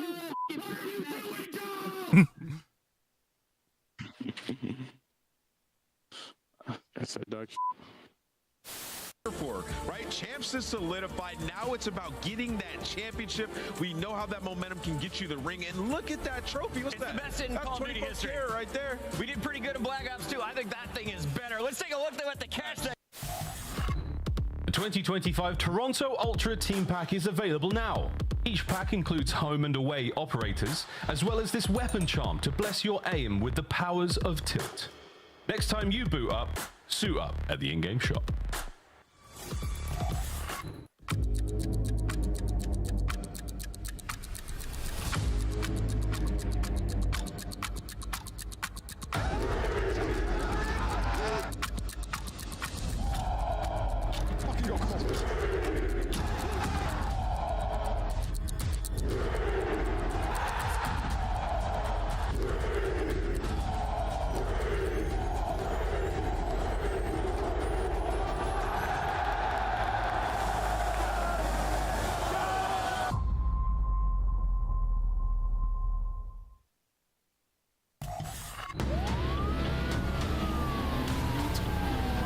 Oh.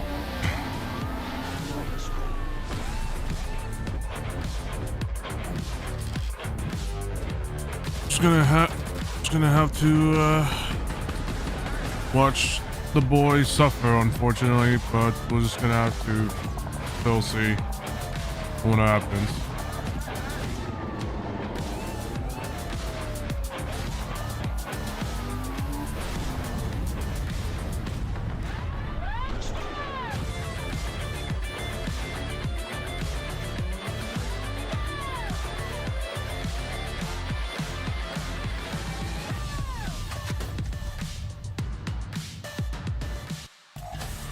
The matches roll on here on a very special Maven Sunday. Welcome back, everybody. We have Nameless as usual, but our special guest is ready to talk about these two teams. Now, before you get excited to talk about Shotzi, we got to talk about Toronto, because when these two met up at the minor, it was Toronto with a 3-0. Games 2 and 3, pretty close. But when that first hardpoint kicked off, Toronto took control. Look at that Skyline score, 250 to 124 on the map that we expect kind of the closest fights. Yeah, you got a banger series out of Joe Deceives, and Toronto took advantage of an Optic team that's been absolutely struggling. Yes, you have a couple of close maps, but for the most part, the series dominated by Ultra. You kind of expect the same here. I'd love to see some improvements out of Optic, but what have you liked about this Ultra team? Because they've been a bit up and down. Hey, they've been up and down. I mean, you know, this split, what, 8 and 9 in Respawn, now 4 and 4 in S&D. I mean, I think their Respawn has kind of been similar to Stage 1. S&D versus Stage 1, right? The search is just a big drop-off, right, which is leading to a couple of losses. And, you know, for these guys, though, I'm just waiting for them to take that next step in the big matches versus the top teams, you know, namely Joe Deceives and Beans. We saw them in that minor, right, after they beat Optic in the next match. Like, Beans did not have a good series. So, waiting for that. It's like one of those things where, like, I'm constantly trying to decide if they're, like, a good team.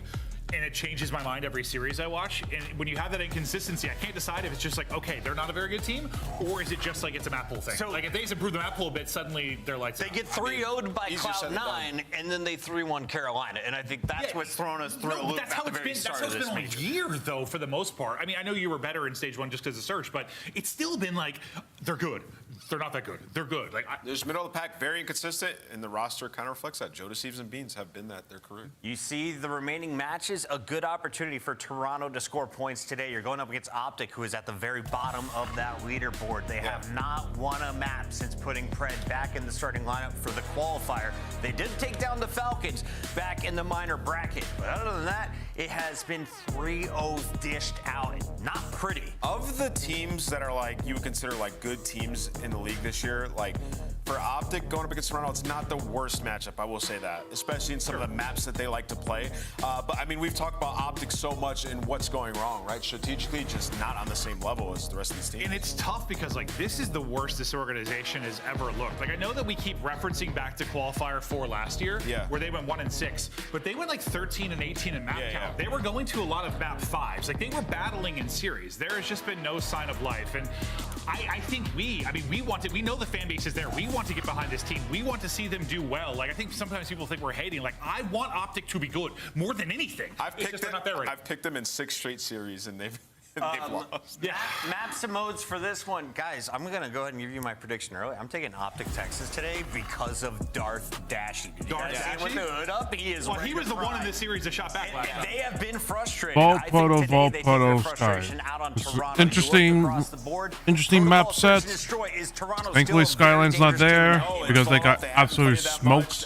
But it's going to be interesting. Just not a map that they've been playing a lot recently throughout Stage 2. So, you know, sometimes in the past there's been teams where it's like, we're so bad, like, we have nothing to lose. And you get that we have nothing to lose mentality, and things can kind of turn around. Like, can that happen for them? Or because of the Optic brand of the fan base, it's like impossible? It can 100% happen for them. And also, the guy on your screen right now, he almost single-handedly willed them throughout the series last time. Took over in the search story with 12, and then dropped 40 in the control. And I'll say this, when you look at that map set, they have amazing maps in the series. Their 2 best hardpoints and their best search and destroy. Good opportunity for Optic to get the train back on the tracks. They've been listening to trash talk since the start of this show. They're ready to shut everybody up. I'm going Optic Texas. Rosalie locked in Toronto. Maven and Nameless, where are you going? I mean, I got to go Toronto with how things are right now. And? Yeah, I'm going to go with Toronto. I thought you were going to do it. I have picked Optic like 5 series in a row, and they've lost. I think once you see like a sign of life, it'll be easier, but he's having it. There's a lot of opportunity here. Good maps, good matchup. This is a win that could turn stuff around, bro. Shift, your turn. Okay, thanks, guys. Hey! No, it is one of those things I think Ant's right. Like, the map series set does look pretty favorable towards Optic. And I don't know what it is. Maybe we're just building up some sort of artificial buzz, but it does feel like this is kind of a at the brink's edge type moment for Optic. And they're playing a Toronto team that, again, I feel is like top 5, but what identity do they bring? It feels like it's a day-to-day squad.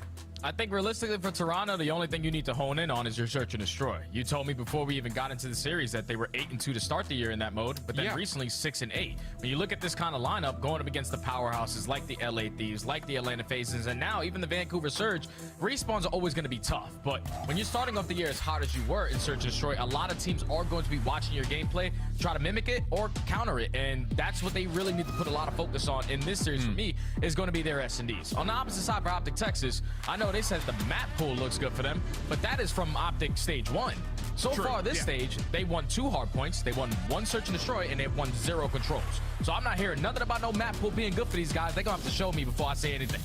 That's fair. I like it. A little polarity between you and I. I'm here for it. I guess there's just that little bit of woulda, coulda, shoulda. How do you go from being one of the best teams in the game to only getting maps from Vegas? It feels like maybe a matter of time type situation. We'll see if that comes through as Kenny.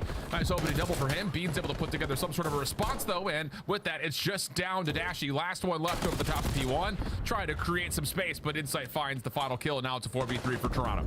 Yeah, and Dashy channeling his inner 8 boogie today with the hoodie, trying to come in on demon mode to power his team potentially through this series. But a mixy P1 between both squads so far. Toronto Ultra have not been able to flip these spawns on his head yet.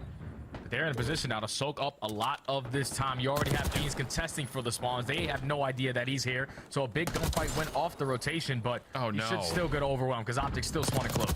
Yeah, that moment right there from Beans kind of pushing through, that provided the first question mark for Optic in terms of decision making, because they were still spawning favorably, and Beans had taken a handful of shots backside P2, so Optic were aware that he was there. It comes at a bit of a cost, but Optic will still win rotation over to New. First 15 seconds or so going to go their way as the hit from Bull starts to develop. Yeah, they've been able to save a lot so far in this rotation. Initial 2 kills go their way. Now they have all their bases covered. Shotzzy trying to contest from top catwalk. At least finds one, sends in Pred for the trade, but they both get taken care of. Now Ultra can just pounce their way right through the front door as Kleenex just flies on in. Oh, a little messy moment here from Optic, still spawning close, but not keeping eyes on the rotation over through Palms. Shotzzy creates an opportunity for the rest of the Texas members to come through and still fight for this scrap time. 25 seconds with the time though, and interestingly enough, Pred's gonna hit a route through mid, so just kind of leaving Dashy by himself backside P2. Shotzzy trying to create a pinch onto the hard point, but it's all shut down, and Ultra look good for the scrap time. Yeah, that's one thing that Optic definitely did put a lot of focus into their hardpoint game, is just layering, realizing that, okay, we're going to get outnumbered if I start to hit this rotation here. This is good junk time, but now that you banked so early on this rotation over towards New, you have to make it count. Thankfully, Shotzzy takes care of Beans. Now you sort of have somewhat of some arc control, but Ultra are more than happy to just play around this hill. Beans caught backside over through B Street. Keeps the hard point open for now. 53 playing up against 20. Optic holding rotation, but looking for kills at mid-map. Here's Kleenex behind the play. A couple of tags into Pred. Pistol out will win that final gunfight. Now off the reload. Does he know that Kenny's still playing relatively close on this B control point? Seems to have now, as Kenny finds the slide through. Messy, though, here from Optic, as they're just not quite able to keep Toronto off the hard point until now, where Shotzzy develops something through mid-map. Yeah, but now you need to get some time because you played so hard to get arc control. We're trying to keep him off P3 to make sure we have it for P4, but you're not really putting it into the scoreline so far. You're not also finding any kills off the rotation. So Optic Texas already making a couple mistakes. You know, on a map like Fall, it's all going to be about those rotations. They just rotate a little too early and don't get any time off of P3. Now they lose the rotation over towards P4. They need to break quick. Yeah, and that little rotational moment over to P4, I think, is another part of the picture that, you know, we could talk about listeners, we could talk about just the team not gelling, the swap between Pred and Hook, but that's just 3 1v1s that no one from Optic wins. And those were 50-50 gunfights, too. It's not like Toronto had the beat on them. Those were square-up gunfights. Moment here, though, for Optic to at least block spawns around the back. Kleenex provides a double. Kenny, inside the hard point, only able to find one, and Dashy's been found backside of the hill as Toronto will establish control. Just sloppy gameplay, man. It still is for Optic Texas. Try to put yourself in a position to block the back spawns, but Insight was contesting from top P4, made your life very, very difficult. But now, between the last 2 hills, I think they've only gotten about 10 seconds. You need this 20 seconds. Yeah. Keep into this game, even though Ultra do have the spawns ready to contest it. Joe to see starts off with 1. Joe flies in, finds a double. Dashy on the outskirts. Yeah, you're going to try to play for this kill, but Ultra just outclassing him. And pay attention also to the game clock as well, Alan, because there's been a lot of white time. We got 3 minutes left. Yeah, I was about to say, this kind of feels like a reiteration of what we saw from Red Card against Miami yesterday, where Optic are in these 2v2 moments, and they're just not pushing the issue to get onto the hill. So only 38 seconds with the time to the first rotation. Toronto trying to find a crack in towards P1. Not fully going to work out, but Insight will allow an opportunity for a split to come through. And it's another 1v1 gunfight that Insight takes. Now numbers starting to amount here for Ultra. Yeah, it's a big double there from Insight, because now your teammates have the numbers to bombard their way back in through the middle of the map. Go 3 for 1 on the trades. Insight still stay live. Finds another kill onto Kenny. So now spawns do flip. Optic need to find a break. They also need to flip these spawns. But this is a big 25 seconds. Let's not worry about any routes. Let's play for this time. Yeah, and Ultra locking things down to the middle of the map. develops an opportunity now to safely rotate back. Insight good for one. Wow, lots of damage to Nashi, who still forces the gunfight. Insight comes away now on 6 in a row. A critical double there. Optic will get blessed with a couple of spawners from the back, but nice shots from Insight. Now to the AR. Oh my god. That's a fight that Nashi should have won. Lock things up going to 2. Dude. And the only rotation that Optic currently have won so far Kenny on is this map so was fucked. this P2 HP. Now you're spawning all the way across the map with Jodeci's creating an extra layer through top cat. And if Insight is having a stat line like this, yeah, you're most likely going to lose the series. 18-9 on an 8 streak. Cruise missile already earned. Optic trying to break their way through the front, but everyone just trying to go one by one. Like, this is not how you play the game. That's the thing, is just like, how many times did we praise Optic for their ability early on in this game to understand how to develop team-based hits? It's just, it's not there. Nice nade from Jodeci. 22 and 11, good help from Insight on the cross as well. Keeps him alive now off the regen. Looking to battle for this last 18 seconds. Easy stun follow-up elimination for Insight. And Optic are gonna take the long route back over towards P3. They're going right back to the play they did on the first rotation of the hard points. All right, we're gonna take Art nice and early, but now we're down by 100. We need to play the time here at P3. Insight with a big one-on-one. Oh my god, dude. 1-on-3. Insight having a phenomenal opening hard point here. Oh my god. Putting tears in the eyes of the Green Wall fans. Yeah, it's not been You good let here. Insight get a 4-piece and they're spawning all the way out. Glass onto Optic, but Ultra are playing really damn well right now. So there's that to also consider, as they're up by over 100 points, and it's looking like it might get worse as Beans is just shredding them over towards the backside of Palms, and this is maybe... We're not even on this. Oh, yeah. We're Optic clearly are not just on the continuously same trying to page. push their way through the front side. They are Now just with 20 seconds game. remaining at The game. P3, you're more than happy to walk away with a lot of this time if you're Ultra, because you know Optic Texas have to cut their It's losses. right They now. have to try to Holy make the fuck. bleeding stop over towards P4. Just right now, Ultra I'm aren't just making getting- any mistakes to allow that to happen. Like, I should be more upset, but I'm just, I just feel like I just feel empty. Like, One shot, yeah, okay. I'm gonna put the mark. Jump in the front. You got Come on. I'm dead. Oh, this one now. Still One out. Yo, front, dead. Nice, look for two, Predator. Play corners. Back up. He's blocking the back. It's Scaff on the right. Yo, it's already Scaff front. I back, okay? Run back. Name my Scaff. Is there plants? Plants and more across right. We could Level weak on the right. Nice. Default, I think. Absolute on the scaff door. Front scaff. He's by the door. Yeah, Okay. One time and 2 plants. Under like One single, 1 plant. You stop looking. Top look at that. Nice shot. Someone get time. I have the cross, other right cross. One top looking. Your front door. By statue. He's weak. Absolute. You can challenge. Plants weak. There's 2. Time for door now. One more. what are we doing? Why are we not waiting for each other? Man. Challenge. I got push forward. Let's go. Dubs. I have cat right now. Alright, top cat. One shot top cat. Going cat. Cat's dead. It's Rotzi. Give me a sec, man. I spawned out here. Cat's behind me, lobby. Lobby, dead. Line one shot. In dubs. They're open. He's on the heading. I can't. Okay, both weak. They're getting splits. 2 goals, both weak. Gotcha. I'm pitching. Give me a sec. Give me a second. I'm with you. Bro, give me a second. Open. One shot. Wait for Toby. Dead. Open. Hit lobby. One bullet. Open. Dead. 4. I have time. Push it up, Joe. I'll get cat. Give me cat. I'll tell you when I got it. Oh, he's Name my cat. They're already front P2. They're ahead. One behind us. Oil. They're fine. Lobby stun. Well, Jay, it's just another in a long line of just absolute breakdowns coming through. Ultra just having their way at the moment. It's actually insane. Kenny and This is the Fred. level of Optic Texas, a world championship team a couple months ago. Like, this is their level of play. Obviously, you bring in Pred a little bit late after 2 months of not playing the game with the lineup. But it's just like, fundamentals aren't there. We're not trading out efficiently. We're challenging one-on-one gunfight after one-on-one gunfight. This is not the way that you want to play in this game. Now you are sort of trying to make the scoreline a little bit better, but you allowed Ultra to slay the way that they have been. Insight had a cruise. Joe, to see it's your turn. But Optic should be at least able to avoid the 100-point club. Well, 2 fall after Joe Deceives Hellstorm comes out. Trent pushing a little bit further forward. Kleenex able to at least neutralize the hard point time plus a trade from Insight. Now, you've got a solid read on what's coming next. Able to get enough damage to allow Shotzi to fall by way of the Semtex. And Toronto are just no mercy right here. Just trying to force every gunfight they possibly can. But Optic are hanging on, and they'll get out of the 100-point club at least. Yeah, that's been their best hold so far this entire game. You win the rotation over towards New.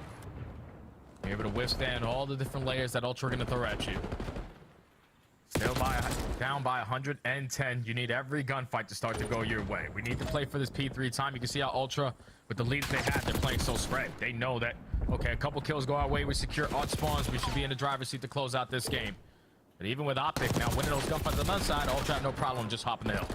Yeah, Kleenex able to stay, or at least around the hard point for now. Insight helping him out, and there you go. Ultra right back into the hill. Kleenex trying to push a little bit further forward to win out this cut, but Shotzi gets a double. Trophy from Beans will be placed, but Shotzi finds 3. This will spark something here for Optic. Looking good through the first 30 seconds here in our third hard point. Plus, they still have a couple of members holding over towards Art to stop this rotation from Kleenex. Okay, so Optic are starting to play some good Call of Duty now. All of a sudden, they have blinked and they have figured it out. A lot of time here at Kenny, though. Well, Kenny's not doing a fucking thing. He's just butting it and dying like it's nothing. To allow Ultra to walk away with this final 10 oh seconds. man, this is just painful to watch. Optic Texas do not die off rotation here. Yeah, 100-point game. Like, where's what shot's he doing? You got to trade. He will be seen. What is he doing? Over towards Art. A couple of stuns and spam shots coming his direction. Should know. You should know. You should know.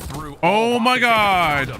Joe's able to find a freebie. Slips away from another. That's going to be Dashy on the other side. Stun will land. Joe waiting for the regen. Dashy can't find him. And it's 45 and 25 for JD. Oh my goodness. Still alive in the back. Optic cleaning up kills, but Joe's now on kill number 46. Oh gosh. 100-point game, and here come Ultra now trying to follow up from the front. Yeah, Joe's just waiting for the help. It's as simple as that. Joe's like, I got the spawns. You gotta kill him. You gotta kill him. You know Joe's in your back, in your ass. Kill him. Oh my God. Lines up Kenny from the top side. No. You can still close out the game here. Optic all the way across the map. You're letting Joe fucking 48 and 25 for Joe Deceives. Ends on a 6 spree, and there will be no incomes trash talk for the amount of eliminations he finds. What the fuck, dude? And it's just we're letting an SMG player just play in their fucking back. Like, where's the pick? There's no picture whatsoever on these players whatsoever. There's no picture. Like, they don't even have a picture. They're just going in and dying. They're like this. On both of those hard points, only walk away with 10 seconds out of 120 that you could have potentially have taken. But just too much of a deficit to try to fight your way back into this game. Ultra were winning majority of rotations. That's all it comes down to. Like, you let Insight 4 like 2 things. You let Insight 4-piece, and then you let Joe Deceives just stay in your spawn where you need to get his ass out of there. And leaving Joe in the back, and then that happens. Clearly, this is just not how you play COD. You have to kill the person off of your point, off of your spawn, or else you're gonna lose. You're gonna no. Let me say this correctly. You're gonna let some person just go in and die like that.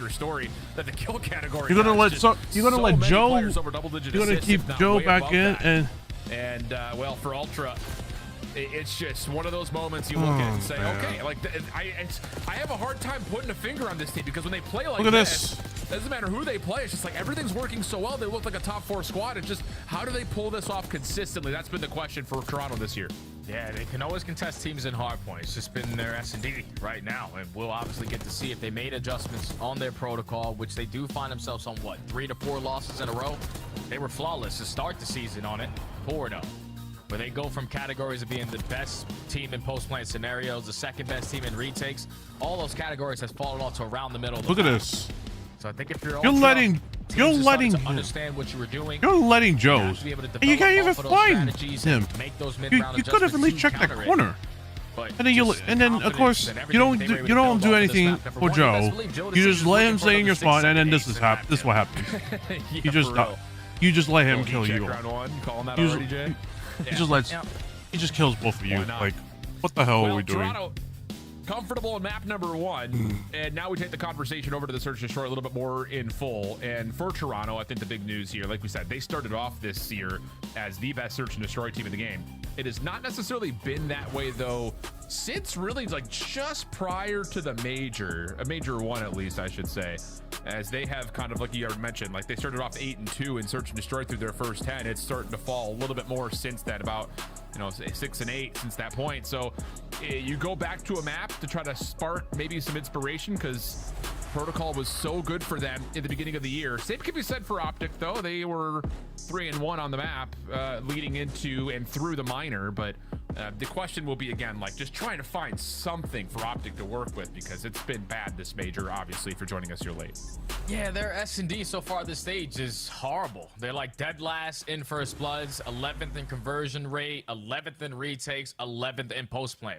Every single big stat in search and destroy, they just simply suck at right now. They don't understand how to play around each other, and we even see it in the hard points just in search and destroy. We even saw it yesterday in their vault S&D, where 4 stacking in towards the A site with 1 trophy. Obviously, it works out 1 round, but you can just tell like their strategies aren't really developed yet. I don't know if it's because Pred obviously comes into the team a little bit late, but we need to have default setups. We need to have stuff that where we're playing for picks. We're not going to go out there and try to play hero ball, because that's something I tweeted after this series yesterday. Someone's always trying to be the guy to make the play, and in this game, you simply can't have that.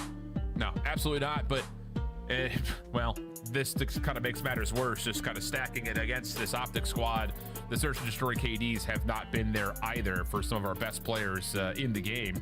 At least at one point in time for Shotzzy. Pred hasn't really had a chance to get himself going really at all this year in the search and destroy. So again, to make matters worse, well, I was gonna say the numbers are stacking up, but the smiles are still there. So yeah, vibing in some regard between Shotzzy and Pred. It's just hard to manifest, I think, any kind of momentum here for Optic, just due to the fact that, again, it's been bad everywhere. Yeah, it's been tough, man. It's been real tough. But realistically, when I look at this lineup, there's not one person I would drop and find someone either from challenges or another team that is going to make this team better. So you might just have to stick this one out and just learn the game now 2 months behind. That's the only thing that Optic need to try to do. And in this search and destroy, they need to find success early on with their first plus. SMGs need to find openings. Yeah, absolutely, they will. Optic will be on offense first. Ooh, aggressive push here. What? Right. It's like Ultra just pushing right through mid guns, and somehow Joe Deceives able to take down Shotzzy, who I thought was just going to play for the info and back up, but isn't allowed to. Now you have an early 4v3. You have no trophy systems to work with, so all the attacks are going to be heavily thrown if you are on the side of Ultra, but Dashy and Kenny at least making it 2v2. Joe finds a double Pred 1v2. You wanted the 6-second ace here, Jay. I think his teammate steals it away at the end, but Joe still comes away with 3. Man, dude, it's just, how do you, I just don't understand how Shotzzy gets melted like that off of just what is a shoulder peek from top window. Yeah, can't afford to die like that. Obviously, you want to start off the round, especially early into the S&D, of just like reading what they're going to get, what's going to be thrown at you. But Ultra just continuously making those confident plays based off of what they did in map number 1, take mid-map completely away from them right off the rip. So now if you are Optic, you're thinking potentially going forward, like those B pushes are going to be even more difficult, because that was their default setup, and they still broke us down. See if Joe can, again, just kind of keep the tempo up. Thought about it. Backs away for a moment, and now he's going to re-wrap back over. He's surely been seen this time. Dashy, yeah, good shots. First blood going to be tallied. Kleenex, ooh, does he get forward here? Thinking about it, but instead falls over towards Boat, and he will not be allowed to get over towards the zip line. Kenny finding a follow-up, leading it to a 4v2, and Bean's almost able to even the odds. Oh, big round right there out of Optic on the response for defense. That time is Dashy able to find that first blood through the middle of the map. Kleenex tries to make up for it, the overextension through the right, but Kenny in the perfect position. Pretty sure the lineup 3 on the round or 2. With the defensive stand, once they shut down that early pressure in towards the bottom A site, they were prepared for any rotations as they tie the game. Okay. Decent bounce back there. I think the biggest thing about this, is simply down to the fact that you don't allow Ultra to get away with aggression 2 rounds in a row. So let's see. Trophy System denying a deep nade from Optic on their offensive attempt to shots. You see the play through ladder. May not make a difference. Kleenex has gotten one and gotten away. Another early first blood tallied in a very quick 4v3 again for Ultra, who own all of Air at the moment. Yep, they have all the map control. And now this is where you can start to take some space away. You can already see Kleenex pushing up a little bit more aggressive towards the backside of Tower. Optic thinking about that rotation over towards B, but you spot Kleenex not able to find the kill, and now Pred might be trapped. No, he's out. At least for now, he's out. This is going to be one of those bold commitments to try to plant, but that is a distance that will be easy to follow up on. Dashy taking down Beans is the only real B defender, so now you got a 3v3 post plant. Shotzzy watching the pinch. You got Dashy sitting at the post plant in helicopter. This is a solid setup.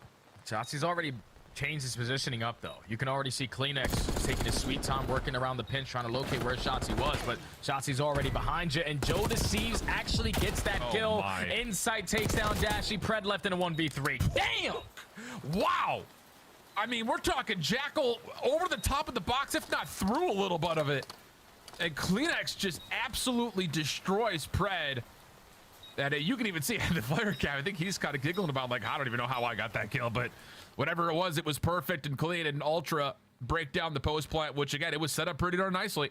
Yeah, it was. Like, if you're in a situation, if you're Optic Texas in a 3v3, Shotzzy just moves all the way from Grandma's in towards ammo, but he doesn't have to be that first line of contact because Dashy's watching over the bomb. Shotzzy, your job realistically is to just wait until the action starts to go down. Then you work that pinch. But if you're the player that first drops, they know the positioning of the other 2 players. They easily just get picked off. Ultra break them down on that defense. Now to go back on the attack. Trophy System quickly down. Kleenex first blood. That's over towards field side, plus a follow-up, and it's just individual gunfight wins again. Wow. Yep, that's the only word that is needed, Jay. Just damn, period.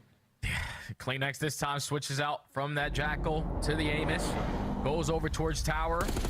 Every single round so far on defense, Optic have tried to take away that A site. At that time, just the adjustment to whip out the AR, catch them both as they were approaching through the big door. Clean first bloods. Lead to the numbers advantage early for Ultra. That was basically like a 10-second round. Now they're up by 2. Yeah, production gave us the call. 15 seconds exactly.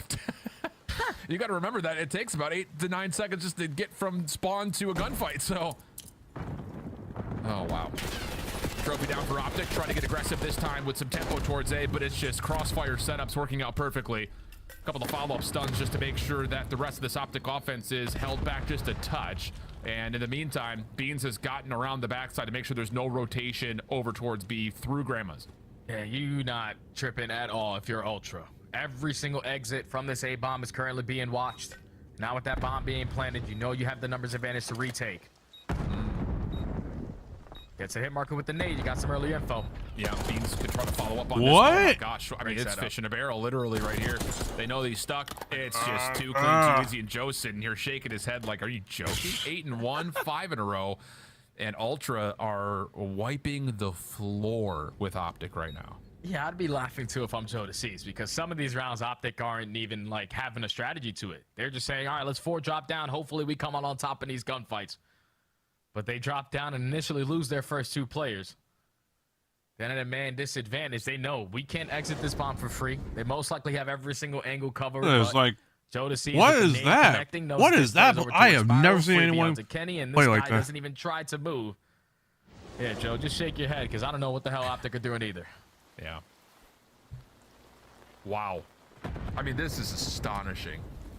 Just build that.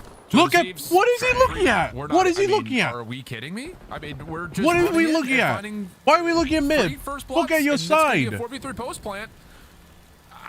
Jay, I'm at a loss. I'm at an actual loss for words right now. Hey, man. You know, sometimes things just don't work out the way that you want. And right now for Optic Texas, all throughout Major 2 qualifiers, nothing is going right. But at least so far this round is they make it a 1v2. Is just the only player alive is Joe Deceives, and he's been a demon.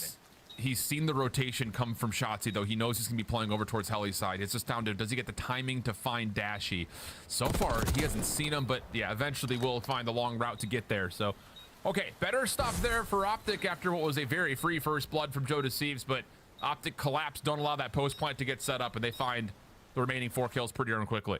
Yeah, big shout out to Dashy there, who finds 3 on the round. He were Pred falling in the first 5 seconds. That's something. Able to retake over the site while Shotzi was causing some issues on the pinch. But he's able to line up 3 with the hoodie strapped. To take a round there, to not let the bleeding continuously keep going. But Optic still have a long ladder to climb to even try to make this a game, because Ultra, every single round so far, they have just been outclassing them with either pressure or their confidence. Well, this time Kenny looking for an opening check over towards the outside of sidewalk. That's enough space for Shotzi to run through. Now, Ultra, they may have some sort of a read on this, and yeah, they do. I was going to say, they're also calling in the Hellstorm at the same time, so that shuts down the aggression from Shotzi. Decent follow-up from Kenny, but cruise missile once again lands, hits like a freight train, and Dashy will drop. But Kenny has actually worked with some timing here to possibly play for a B plan. Instead, is going to try to look for a long route and see if him and Pred can get together later in this round. Yeah, he's waiting to see if Ultra are going to wrap back, because obviously they're covering that A site. But they're more than willing to just let that bomb go down at B for free. The trigger discipline, you want to make sure you line up the kill, and then when you take the shot, you don't even get it. Kleenex is still alive. I think Kleenex was seen on that little slide across.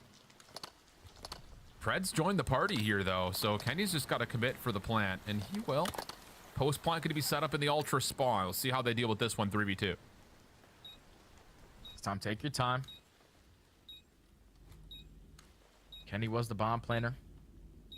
Still have no information on where Pred is playing.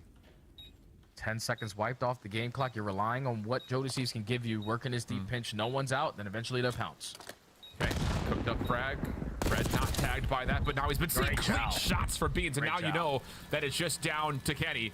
He's got a trophy system underneath, and yep, that's Omni movement for you. Just a slide through with an SMG. Ultra, good to put themselves on map point. Yeah, it was a great chow there from Pred. You know, in a man disadvantage, we want to take a one-on-one gunfight. Don't know if he had an SMG or an AR in hand, but Beans just absolutely rips him off the backside of gun. You take a look at the replay of the crews getting invested. They find the first blood, but then Dashy sitting in the middle of lockers unfortunately does fall to that. You weren't expecting that if you were Dashy, but they try to make up for it once they get the bomb down. It's just way too many players from Ultra still alive. Game point now, Ultra. And Joe's having himself a career series right now. I mean, he's on 10 in the search and destroy after 48 in the hard point. And it's going to be just a flat-out push in towards bottom A. Dashy, good first blood. Optic have gotten the counter on this as all 4 members have played in around A. And yep, there we go. Another 15-second round. This time Optic able to take the win. There we go. Holy you shit. saw that new thing that we've added That's to the production squad. Like, shout out to Mac, making it look pretty. You saw the opening doors pop up there. It was 6-1 in favor of Ultra. Now This was a good. This was a good push, but you can't be doing it. The aggressor through the bottom side of 8. This is a good push from Optic, but that's not going to happen all the time, though. That's going to be like once. We just need to discuss some kind of offense strategy. Once, try to work your way in towards that A once site, here and there in each S&D match, but it's like picked off early on. Probably just want to slow this round down. See what the call's going to be. See. Pred, Shotzi, looking to play through the elevator shaft. No initial nades from Ultra. They're the ones kind of taking a bit of a pause here as Dashy and Insight see each other at range. No real contact here, though, and down low. Here's the follow-up. Ultra going to use their nades a bit late. They will clear out the elevator shaft. Kenny, oh, he could get isolated here at mid-map. Beans is playing off the sidewalk stairs. He's been seen. Nade over the top. Kleenex finds the kill. And Beans is just being annoying on the backside of the staircase. That's all he's got to do. Pred and Dash are the last 2 players alive here for Optic. Need a 2v4 Miracle Clutch. Try to bring this one back. At least Pred finds the first. More manageable now. Yeah, the thing about this is, again, Beans is just staying so well tucked in thanks to the help of his teammates. And Joe Deceives is watching from bottom spiral.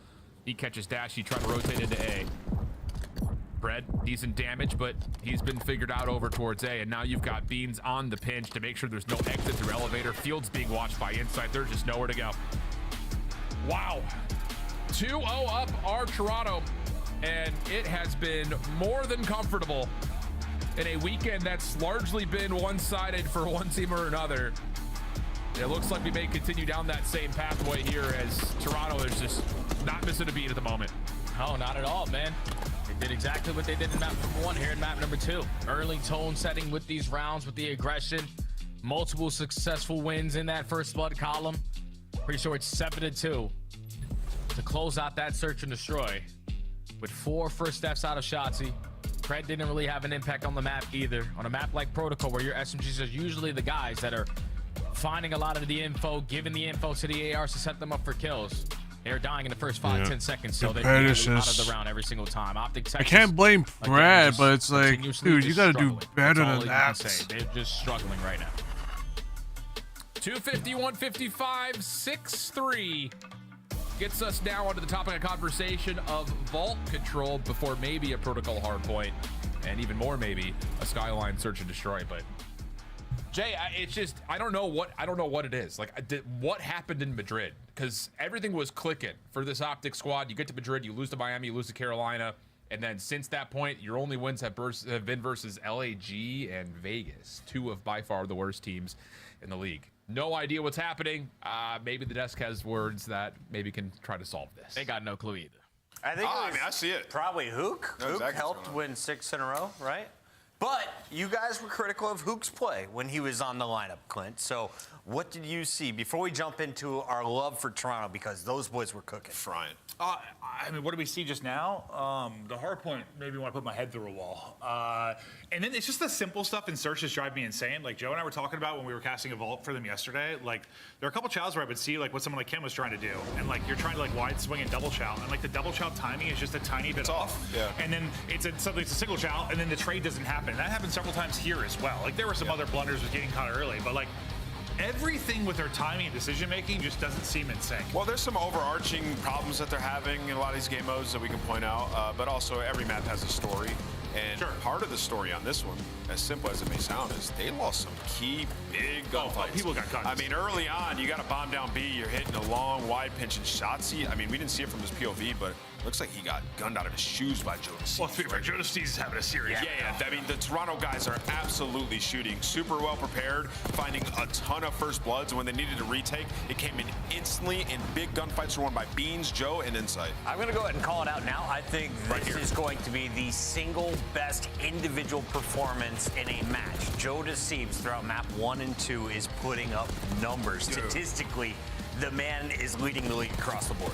Oh, yeah. He's got an opportunity for it based on the first 2 maps. No question. Double-digit search and destroy. What, almost nearly a 50 bomb in the map 1? You're probably not going beyond map 3. I picked Optic, and I don't even believe that. And they're very good at vault control, which we're about to head into for Toronto Ultra. But yeah, Optic not on the same page. I think to what Clint said, a lot of the times, like you're seeing people chow solo. The last round, I love their approach towards it. You had a map spread. You got Dashy putting shots down top windows. Kenny cheating up the middle of the map. Then Shot just dies by himself down low, right? Yeah. So issues lingering in Toronto, capitalizing on that heavily right now. It feels like it shouldn't be like, are we picking Ultra or Optic? It's like, are Ultra or is it Optic going to win a map? Yeah, I mean, like that, it's gotten that bad. Yeah. Like, are they going to win a map? Screw winning a series. You just need to win a map. With those 4 players, you got those 4 goddamn players. You can't when Joe's doing this. Take a look at your Scuff play of the game. That's our sponsor. This is our sponsor segment called the Scuff play of the game. This is Joe Deceased. So let's take a look, Maven, at him dropping a ridiculous 1.92. He leads the league now after that game. These are the moments when Joe plays like this. This team is going to dominate, and this is what we like envision for them. If he can find consistency, how good they would potentially be. I will say, Optic made some very bad plays this map, letting them get through, and it allows the momentum to be built on the side of Toronto Ultra, right? When you're just preferred side of the map, when you have Swans, and when he's allowed to go out there and just make plays. It also probably helps that Insight was having an insane map. Yes. Like the duo was cooking. Yeah, and when the ARs are finding success, Joe's just going to be free on the map. Just how good was Joe playing? Take a look at the kills per 10 minutes. 29.8 leads the league. Hydra in the number 2 spot in the 28 range. That's ridiculous. No, when he is on, bro, it is so fun to watch, dude. Just his smile and how much fun he's having, it was awesome to see. Can we pull that graphic back up real quick if you have it? Yeah, look at it again. Please. Shout out Easy Mac, by the way. I pulled this up in the middle of game 1. I was like, can we check in? Scrap is insane. These are all subs. Yeah. He just got Scrap up there going crazy. No. But yeah, the fact Joe's right next to Hydra is nuts, man. I'm not surprised to see that, though. Scrap is insane. The way he plays the game, the pace he plays the game, the ARNS, it's been like what we talked about since he came into the league. The guy's nuts. Scrap is pretty good. So are the Toronto guys who are playing right now. Let's go back to you guys. Sorry. Well, he was on Toronto. Off guard. He was on Toronto. There's an AR on that list. Oh, get him off Sunday's game. Get him off. Even Sunday's game makes it. You know how it gets. It always does. There's like we get these throws, Jay, and it's just 3 people yelling at us. Like I don't know how to handle that, but at the moment it is the Joe Deceives show. But hey, if you're someone who loves Call of Duty, well, if you're an Optic fan, you may want to tune in because there may be some pickups after this stage. Challengers going on right now. We have playoffs, the final stages of playoffs for Challengers Elite Season 2, both across Europe and North America. Both get knocked down in Wednesdays and Thursdays. And at the moment, I mean, we have had some drama here in Season 2 for all of the weirdest reasons. We had a number of tiebreaker situations coming out of the Swiss stage. This KC Pioneers team won the matchup that they needed to, still didn't make it in towards playoffs because of the tiebreaker situation. So you've got some favorites in Timor, and I think the Spartans right now, the Royal Spartans have been the top 2, I think, in North America. And the Emit squads are looking to have a little bit of a bounce back after what they were unable to produce in their first day of playoffs. Jay, kind of who have been your standout players for this season of at least North American Elite? There's been 2 players that I really want to focus a lot on, and they have been impressing the hell out of me throughout the entire Challenges Elite Stage 2. It's been Prolude on the side of the Spartans because that guy just has the fundamentals in his back of his mind. He's been playing outstanding ever since the Royal Spartans having a slow start to the Elite. They come back and now they're in the winners finals going up against Team War. And on the opposite side, I think Capsule has been a guy that I like to put a lot of focus on. On that Omen Brooklyn squad, he's basically like 30 per, double digits in every search and destroy. But they're obviously making names for themselves to try to make it back up to the big leagues, but still on our screens. Optic Texas First Ultra, you're obviously down 0-2. You're going into a Vault Control where obviously you haven't found a lot of success recently. They're actually 0-6 in Control so far this stage. On the opposite side for Ultra, they're on a 4-game win streak on Vault. Yep. That dates back all the way into the final match of Major 1 qualifiers. They are 2-0 on this map so far in this stage, including their 3-2 win versus Optic at Minor 2, the other one coming versus Boston. But again, like for this Toronto team, it's been a really tough team to kind of assign a power ranking to, because certain days they look incredible, other days they look a little bit mismatched. They're just 9-9 overall in the season when it comes to Control, so this definitely feels like another one of those modes that they just need to find some sort of consistency in, and this breakoff has been solid. Every single elimination going their way, and the A zone is pretty much already gone. That was the worst breakoff I've ever seen. We're talking about Optic Texas trying to take through B Street. Shotzi went right through Vault to flank through Catwalk when his teammates are getting overwhelmed through the middle of the map. I'm starting to get pissed off, Alan, because these are some really good players, and they are making some of the worst plays I've ever seen. That's already 4 dead. A's gonna be done and dusted. Optic already down by 5 lives with no map control to go with. Yep, and Insight is already playing deep over through Vaults in towards Art, so if they can find a clean exit, Ultra could quickly be over towards the B zone. Keep in mind your numbers are all over the place right now, so we're just going to go based on kill feed and POVs, because trying to call out numbers in the minimap is going to be impossible. Insight over the top of 1. Decent damage, should be an easy follow-up here with an SMG in his back pocket, and yeah, Dashy drops, and now it's just down to can you clear off Pred over through the backside of B Street, but no, he will find an exit, and will now work with Shotzi to try to play over towards the Ultra spawns. Yeah, Shotzi and Pred need to keep on finding kills, because Insight was just trying to stay alive through top part, but since they're finding all those kills in the spawn, eventually the players off the respawn can isolate onto Insight. So Optic Texas, even with a terrible breakoff, they've been able to manage this round so far, up by 2 lives, already been 30 seconds wiped off the game clock. Ultra trying to work on some of these deep routes to find an opening.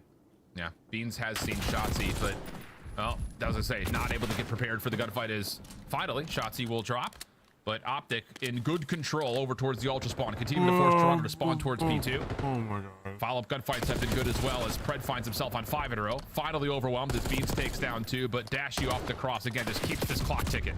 Yeah, Optic just keep on taking space. They are not allowing Ultra to get out of their spawn for free. When you think you can take care of the 2 players pushed up, Dashy was already in a spot to fill that gap. So a minute now left to work with if you are Ultra.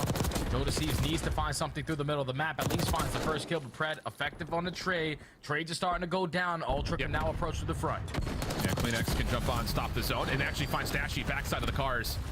And now it's just down to what else can he manifest through the front side of the zone. Like you said, 2 are down. That's going to allow Ultra to start to push forward with their ARs. A couple attacks, keeping them off the cross for now. CleanX still playing over towards vault doors. Now Joe's on your pitch, able to find one, and he can continue just to make sure nobody for Optic can touch the zone. And Beans will just reduce this Optic defense completely individually. Oh, gosh. That's going to be the zone, and Ultra going to take a very convincing offense. Hey, man, once Ultra able to stabilize in their spawn, take a little bit map presence away, the rest of Optic would just turtle up in towards Art. So they had that avenue of approach through the front side of B Street. CleanX starts it off by winning a couple of gunfights through this way. They're palm right now. They're just not. They're not doing the realizing, simplistic. okay, they're definitely going to contest all of my problem right now teammates is through for B them Street, is that especially they're if you not got an AR doing in the your hand. simplistic So let me just shit that catch they the timing should. to flank through mid line. They're just going in there and just hoping that they could get picks, turning into 2 and dead, you know, just taking our control away.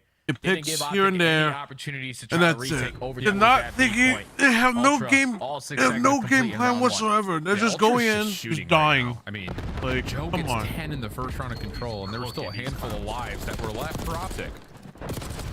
There's number 11, 4 in a row for Joe Deceives. It's a great And there's just not absolutely no individual gunfights go through again. I mean, Ultra's just gunning Optic. That's, I mean, maybe end analysis right there. I just don't understand what the play call is right there again off the break off. We got 2 players going middle, 2 players going B Street. You get a clean 4 dead if you are Ultra, and now you have Insight even with the pistol, still contesting over towards gold. Not a single segment earned on the side of Optic Texas. They are working their way through Top Cat. A lot of mid-map control. They just need a couple kills to go with it, and they find 3. Yeah, that'll work. Insight, really no chance to challenge from at least this position. Just going to hold on to top gold.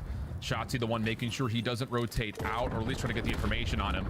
As here come Ultra trying to re-break from the front. 2 ticks of progress in. Shotzzy shuts down the pitch, and now all of a sudden Ultra just may have to give up on this play. Joe does find 2, but CleanX seen down low. Just nowhere to go as Shotzzy finishes the kill, and an extra 60 seconds comes through with a chance to transition to B. Yep, yeah. Map control to go with it. Shotzzy already opens up with the kill. Can he get over towards this arc position to force them to focus him? And when he does, a teammate over the top, baby. You gotta love it. The communication on the side of Optic Texas is definitely clicking. Clean 4 dead for Ultra. They stabilize on the map. Yeah, you do get Pred to still play through vault stairs, but he is the furthest Optic member forward. Ultra putting the pressure on around the middle and through pool. Plenty of time for Optic to work with here, but this next break off needs to be clean. Pred finding the space to get on the zone, put some pressure on the clock, but Joe Deceives still finds elimination. That's 3 dead. Shotzzy, a bit of an island here. Saw Joe towards vault stairs, but instead tries to play over towards the top side of Art. He's been seen, and Joe finds the kill. It's all 4 dead. Now you're down by 5 lives with a minute left to work with. You need to start winning some gunfights. Prez opens up with the double. So now you can approach through that front angle. CleanX trying to work the pinch. He at least finds one on the Kenny. Don't tell me on the minimap he's about to turn on to Shotzzy. But Prez goes back to at least help his teammate out. Yep. 45 seconds still to work with. You're on the point. Yep, 2 players on actually, so that's going to allow at least his first tick to likely come through. Joe shuts down Kenny from rotating over, but still, the players on the point looking good until they don't. CleanX lines up both, finds both kills, and that will reduce this now to an 11v6. Shotzzy outside of Palms, nowhere to go there. Another individual play that gets completely shut down, and Ultra now have the zone completely in their hands. And this is the last push. 30 seconds to go. You don't really have a position to play trades if you are Optic. CleanX strikes for the first. Inside flies on in. Bean finds a 3rd. Last player alive is Kenny. Yeah, so many players from Ultra all surrounding him. And that is going to be Ultra giving up 4 segments, but up 2-0 on the map. Wow, Jay. I'm telling you, Alan. How does this happen? I mean, I remember having the exact same reaction last year into Major 4, where it's just like, what do you mean? Like, this team is, they set the tone for the entirety of Major 1 qualifiers. And now it's just, it feels like they're just kind of running and gunning and trying to play individual gunfights. I mean, so many different 1v2s that come through where you're just in the worst spots possible. Telling you, bro, it's hero ball. Like, that's exactly what it is, man. You always feeling like if you're the player farthest pushed on out, I potentially catch a timing. I could put myself in a position to try to win this round single-handedly for my team, but They just keep on getting sniffed out. Ultra not allowing Shotzzy to do Shotzzy things. You can even see when he allowed those players to walk by him at the B point to sneak his way in towards Art. They're still communicating on the side of Ultra. Where's Shotzzy? Oh, okay, we spot him. Let's make sure we get that kill. And already off the break again. They find a clean 4-day. Optic, what are we doing? I don't know, bro. 5 and 15 from Kenny. It just continues to be the butt end of a lot of the hatred that's come through about what's going wrong with this Optic squad right now. First tick at B is done. Second on the way. At least Shotzzy's cleared off the I don't get it, honestly, chat. He's on 8 in a row, and he almost gets a chance at the 1v1 with Kenny. I'm good, chat. Really not a lot of progress. Kenny's been playing done to it absolute here, so shit. even though it's been a messy break off, The others, they're getting outplayed, so I don't know what they're doing. Hey, but Ultra just trying to do the hard thing first and take care of this B point. At least put a lot of focus on that side of the map. So Optic instantly off the rotation, off the respawn, had to rotate their way back. What do Optic do at this point? Contest, but first segment at They A just guaranteed. they can't because they can't be. I mean, lighting up white. there's only so much you can do by just playing it out and hope that within a couple months you'll be able to do something. You'll be able to do something, but he's like the guy that you have to put all the blame on. No, the way that they are playing as a collective unit is abysmal. Yeah. I mean, there is a level of everyone individually is also just getting smoked. Like, there is something where the numbers don't lie, but I mean, this is straight. This is a BTA series, and if you don't know what that stands for, you know what that is. Yeah. Well, 19 plays, 12. Minute 35 of the clock. Optic with a couple of nice eliminations through mid. We'll give them a chance here to at least control most of this B streak. Hey, but you got to get out of your swamp. You need a couple kills to go your way. Thankfully, Shotzzy's able to catch a double. Shotzzy lines up a triple, and that leads to a clean 4 dead. Now you just need to stabilize on the map, play your corners, make them run into you, make it more difficult for Ultra to exit. Well, Pred tries to take away space. That's shut down. Shotzzy now going to be red as he was pushing forward with Pred at the same time. Isolation is good. That's now 3 dead. Out of spawn come Ultra, and more importantly, they've got some ground to work with Kleenex holding towards square, just making sure these players top Art, feel the pressure. Even worse when Dashy gets gunned like that, but Ultra not able to provide at least support onto the zone as of yet. 13 playing 6. Yeah, 6v13. You can put the game clock at a pause with someone just instantly hopping it. You're more focused on trying to turn this into TDM if you are Ultra. Just need to put someone on the game, on the B point. So the game clock is paused, but Optic so tight around their setup at Art. No more respawns now with Kenny dropping. Yeah. And the second tick is already being worked on inside off the regen. Dashy dealt with by Beans on the outer side of Palms, and that will do it. I don't know, Jay. It's flat out. It's flat out embarrassing. And how do they go from being a team that's sitting there saying we feel so confident in our gameplay, we're gonna stream all of our scrims and still wipe the floor with teams, and then they show up in Spain, get essentially whooped, and since then it's a single win versus LAG in the minor, or at the major rather, and that was I will say a trial. Yep. And then 3 map wins versus Vegas. That's all there's been. And there's not another team in the league right now that has only 3 map wins this stage. This is insane, man. They don't have a single map win this stage. Like throughout the qualifiers. Like a team. Through the qualifiers, world champion roster last season. Like they haven't been able to put it together since Pred joined back into the lineup. But it's just like watching them play this game the way that they do. We probably won't see them win another map for quite some time. I know that their major is coming up right next door in about a week or 2. They're most likely going to be starting to lose the bracket without question with this loss to Ultra. But I don't really know where to even start for this Optic Texas team. Like hard points, they're a struggle. S&D, we don't know how to play our life. We don't know how to stay alive for longer than 10 seconds. Control, breakoffs are usually everything. We go 4 dead, 3 rounds in a row off our breakoffs. Like, you just got to completely throw everything that you think you know about the game away and just go back to the default. Just go back to, I'm in here, step 1, that's where we're going to start. Yeah, because I think the thing is, I know that we can come across as a broadcast team as being really critical of this Optic squad, but like when you think about the players on the team, and more importantly, the organization at whole, like they're not going to go to challengers and pick up a Spart and a Fellow and a Capsidal. Like I don't know what you do right now if you are Optic besides just completely wipe the mental use the Men in Black little neuralizer, just completely forget about everything and just go back to page 1, because I just don't know what you do right now. But whatever it is, it needs to happen. It needs to happen quickly. And I don't know, maybe you just throw out a lifeline thinking that you just get to Allen, Texas, and you recreate the magic that was there last time you were there. That might be the only option right now, Jay. I don't know. Hard to say.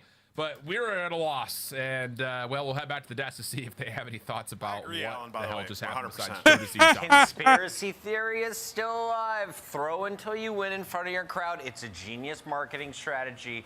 It hasn't paid off yet, but you guys just be patient. The good news, your next match? LA Thieves. Optic. Wait, they play Thieves next? But the last match is versus LAG, right? So it's a big opportunity there. That's the true blow it up ball. Joe Deceives, ridiculous stats throughout this series. He wasn't alone. Let's take a look at some of the best moments from Toronto Ultra's perspective throughout that game 3, because Optic was running in one by one and getting destroyed. Yeah, I mean, this could turn into the 1-by-1 bowl. Like, it can. When you're playing this particular map and you're battling for A, like, that is pretty common. Like, well, John and I'll talk about that. Like, it ends up just being this staggered, reinforced constantly, because you kind of have to play like that with the central point. But there are, like, 2.5. Holy fuck. Yeah, and for Toronto Ultra, I mean, they started team. every round with like a 4 dead. Their breakoffs are absolutely incredible, especially on their offensive pushes, and then they're just able to capitalize on that with their life advantage later in these rounds, making huge impact plays. I mean, on their defense, cleaning up the players off the point. An unfortunate team nade came in, so Optic on their offensive round actually start off great in that one. End up capping A. They have a good push over towards B. You get Shotzi all the way up towards the door, and I said, what did I say in the green room, Clint? We're in the green room, and Ant's like, okay, we're rolling. Shotzi's starting to have a good map. Bang! The nade hits. Actually, team nade Shotzi, and then you just lose the round, right? So, and he's about to fight an arc. Like, who knows how that sequence goes for him, but it could turn out to be great. Yep. And then from there, Toronto stabilized, and they're able to close it out with. Steve's having a hell of a series. Beans is feeling how we are. He's just like, what are we playing against? Like, what's going on? By the way, Chris, you're right. I think that's the best series all year from one player. Yeah. Joe Deceives. Brian, I don't know why. I just, after the middle of game 1, I was like, put binoculars on Joe Deceives. Just track this guy. Easy Mac. Please record his numbers while he joins us live. Joe Deceives, congratulations. What's up, You set the league record today for kills per 10 with 29 point something. How did you feel in that first hard point playing against Optic today? I mean, we've been working on our map pool a lot this past week or two. So us coming out and win on Vault, I don't think we've won in a match. I think this year, I could be wrong with that, was good. We came out really strong. I was really happy with our performance. I felt great. Yeah. Well, it's interesting you say map pool, because like I kind of thought like you guys have been really up and down for me at times. Like I think you're a great team. Then I'm not sure if you're a great team, and I wondered all along like is it a map pool thing? Like if you get a couple more maps and modes that are solid for you, you feel like you guys are like that close to being a really good team. 100%. I do think a couple of the losses have been on me. My performance hasn't been the best in a couple of ours. But yeah, I've been working really hard to be the best I can for my team, and I think it's starting to show. These boys are insane, so yeah. Joe, it is 100% starting to show. I mean, one of the best series we've seen, if not the best individual performance we've seen all year long. I want to ask you, what have you been doing? You said you've been working hard. What have you been doing to be more consistent lately? Kind of just like having a better goal in mind on what I want to improve on, kind of like listening to my teammates a bit more. I feel like that's just been the biggest reason I've become like a better version of myself. My comms, I think Toby has touched on that on the past. It's helped slow me down personally and help like better my game. So yeah. Yeah, nice, man. Joe, wanted to ask you, you've worked with some of the best coaches in the CDL, but there was a time last year where you were put down into challengers before returning to the form that we're seeing from you right now. So what did you learn as an individual going down to the semi-pro scene? Yeah, so, I mean, you touched on it. I've worked with a lot of great coaches, Joe, FF2K, Shane, Cap. Mayhem was a big reason I came back way better than I was when I first, on like that first major on LAT. He helped me a lot with my individual performance and like how I can like kind of become creative on the map and kind of open up the map to me. No, I remember like Joe had some combos with Cap about you, and Cap like wanted to put his head through a wall because he's so good. He's so damn good. We just need to get him like locked in and be able to play like that in the matches, like play with confidence. And going to challengers and come back was great. But no, Cap was like literally like pulling his hair out. Like he was gonna be bald like me after a while. But, You've evolved, young man. Great performance tonight. He's told me a lot about that. I believe it. If I'm not like a superstar, he's gonna like get on my ass. So. I believe it. I love that. Keeping you up to your potential. All right, Joe, we'll catch you next time. Thank you. Thank you so much, guys. You guys have a great day. You too. Toronto Ultra. Joe Deceives walking away man of the match. He earns your Scuff play of the game, as you saw, in another quick 3-0. This is important for Ultra. There was a 4-way tie at 30 points. They now move up the leaderboard. The question is, will FaZe stay in tow? They play Boston next.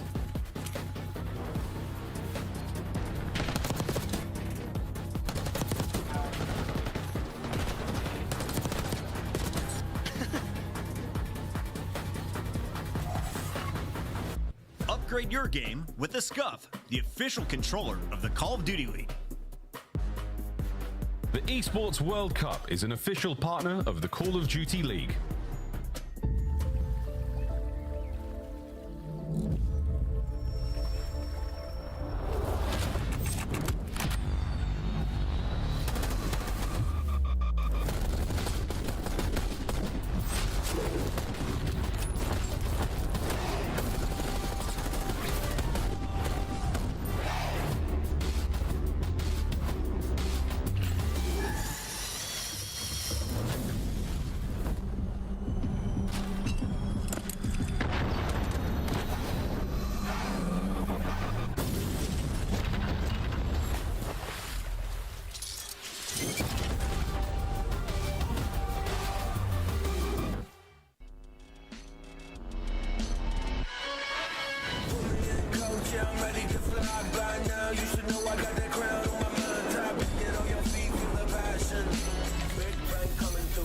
Like a cannon. Blast like a cannon. Big bang coming through. Blast like a cannon.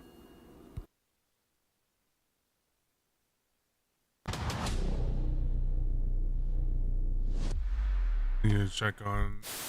We're going to have some laughs during this match, Maven. I'm going to openly just ask, who will be the worst player we see in the All-Star game today? The worst player from all of these teams? Oh, this is hard, man. It's the All-Stars. Oh, I got to think about this. It's going to be Octane. You think it's going to be Octane? Yeah. He was a beast, so he was number 2 overall S&D KD. Yes, he has, but guess what? Octane's had one good event since like 2016. I'm going with Nameless, just because he can probably hear me right now. He's going to choke big time. Long, that's I'm holding back. I have the door push. Okay, wait. Stay left. I have the door. You just 2 front door. Let's get front door. Watch your front. Nice one. Let's get late. Stay left. Checking. Oh my God. Let's go. Baby. We're sweeping him. I promise you. We're God. Oh my God. Holy f. Got it! Oh my goodness! Vamos, Heretics! I cannot believe what we've seen.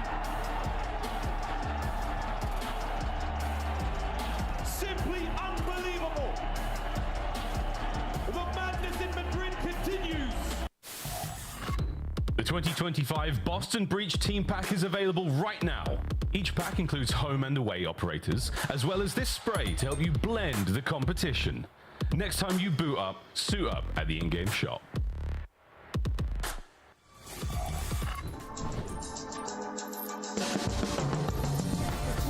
I was wide awake and laughing. The doctor didn't even have to slap me. Cut the cord 10 years later, I'm prodigy. Got more letters on my name than the Ivy League. Now I'm an MVP, CEO, VIP. All the youngest want to be like me. Cause I walk like a champion. Double helix, twist pedigree. Call me Red One, everybody got for me. Fame monster, sand squad posture. Big footsteps to follow, so use caution. Never duplicated, imitated so often. Feast on opposition, that's why I stay flossing. If you want the noise, I can bring it.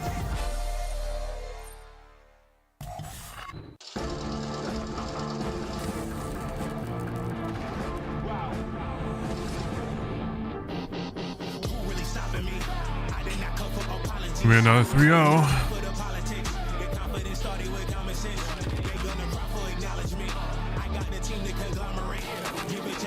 stopping it. I am the one, they not stopping him. No. But it's a different situation. Black tents when I pull up in the latest 101, so they never can replace them. This is not the attic, now we live in spaces. Tell me that I can't, I'm bound to go too crazy. Tell me that I can't, I'm bound to go too crazy. Release the focus in the comments, all canary. I try to tell them, but they didn't get the message. He's got your steps. Let's go in the back. Let's go in the back one. I'm bomb. I had him once. Dead. Nice. Let's go. Give me that back, boy. 1 week later. Lay him on the right somewhere for sure. He's calling behind us. Back right.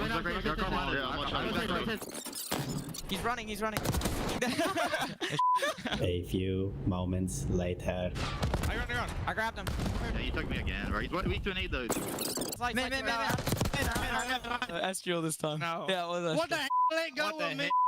How is he in Grandma? How is he in Tower already?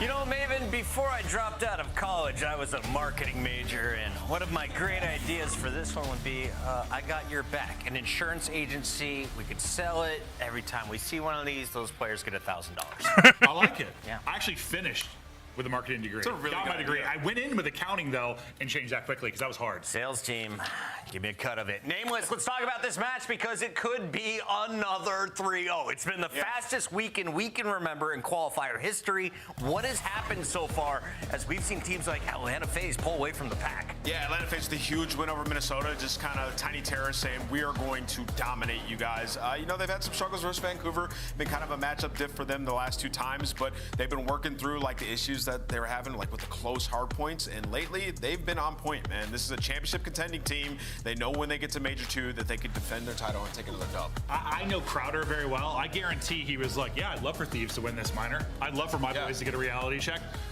Bring it to the major. Like, sometimes I think they've just been playing together so long, they're gonna need like reminders. Yeah, win the major, win the first minor, establish dominance, then get humbled, then come back and for win. a long team, they were a team that didn't get overconfident though. They're very good about that. I just think they're kind of past that point. It's gonna happen. What I found very interesting yesterday, and you know, I kind of harped on Simple a little bit. I said, are you guys really focused on the hard point? Because that was a huge difference in the matchup in the finals. You said, nope, we are still massively focused on search and destroy.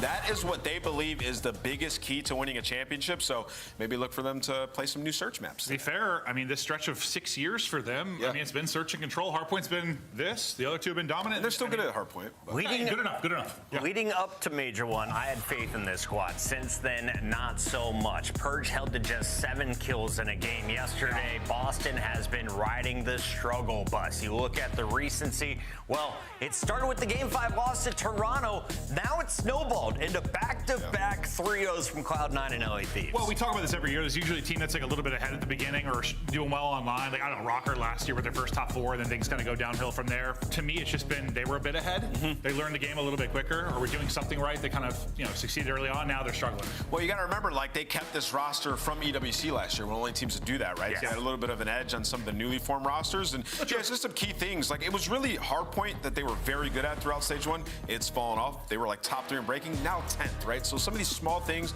they're doing really well. Teams got better, and now it's different. Snoopy was already celebrating on Twitter. He and Beans no longer hold the record for most match losses in a row. That belongs to the Falcons. Today, they're looking for more celebrations, but I don't think it comes from the match. Best of luck, Atlanta FaZe 3-0. Yeah, no, I'm going FaZe, yeah. I don't think it's a 3-0. I mean, I'm looking at this. FaZe are Search? trying to expand the Hacienda S&D and Hardpoint, trying to get better at those, so they threw them in this series. One of the series they're working on stuff, it might get a little more interesting. Yeah, I think we could potentially see 5, honestly, if we get like the Boston we saw at stage 1. But it's Atlanta FaZe for you? Yeah, Atlanta FaZe, yeah. Sorry. All red. We omit that part. We've been on fire with the predictions, lads. Let's go 4 for 4, shall we? Yeah, Chance is good at tickling. Let me tell you. That was a real long yap from man, just to be like, no, it's going to be FaZe. Like, that's a lot. But hey, that's the job, folks. All right, Boston haven't won a map since Feb 22nd. Is today the day chance? They go 5. Well, now you're really asking me to sell the dream here. It's just a tough run. Like, getting 3-0'd by C9, I think really has just been a dagger, because that just sets them up for the kill for the next 2 squads. But, I mean, you might be right. A Hacienda S&D is the prime sort of situation, I would say, for Boston to be able to get a map win. FaZe have only played it once, and they're 0-1. So, expansion of the map pool is very much in for Atlanta, but I don't know. We'll see and we'll find out. Boston looking for the bounce back performance as well, but Celium's a problem. Number one, he's back. He's back. Here's MacArthur. And he's back and he's faster. Yeah, faster than ever, more dangerous than ever. 4 hard points in a row, Boston. Time to turn it around. And not an easy thing to do against a team like FaZe, but we will put you to the test. 2-2 split off the rip FaZe.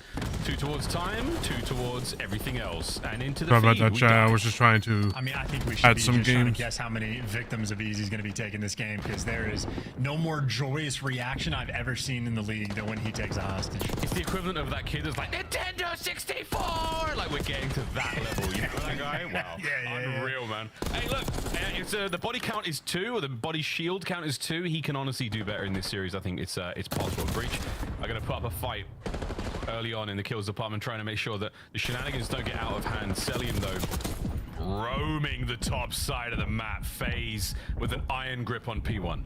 Yeah, this is already like maybe +7 or 8 in the slaying column right now, and Simp has been anchored up on spawn as well.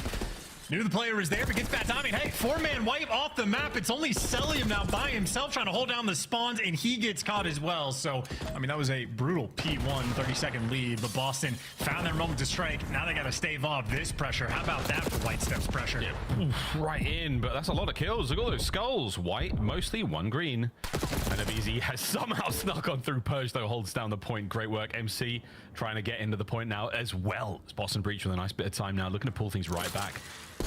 Celium waits for the perfect opportunity, not only for his teammates to pull up, but now to cause as much problems as possible. Sim from down low as well, chance, and we're hitting it. Double zip, let's go. Timing is everything. Cell's gonna fall, trades are there, good read on the mini-map, but it looks like Boston overwhelming force, and Draza gets cleaned up as well. So trade's perfectly efficient. Spawns management, though, is not. FaZe end up spawning in the back, I guess because they were first to die, and that's gonna pan out well, potentially, to get the scrap time, but Cell hates his teammates. Be a little bit mixy for the final 5. 1 gunfight for 3 seconds. Congratulations, Snoopy. You got it. He's got it, and that's good, though. His boys are new as well. Purge now keeping a BZ in place. Meat shield count 2 on the series record, folks. Don't forget, we'll be keeping an eye on that as and when it happens. Snoopy still roaming. Great work, Raz. That was this. Cam is surely gets that trade. Nice job. Can Cam get 3 out of this? As Celium starting to apply the pressure towards the point. Spawns there by Grass for FaZe. As they're going to rock on forward. Boston trying to hold it together, but Celium with 2. Sim finds 1. Snoopy. Last man left alive. That's the break.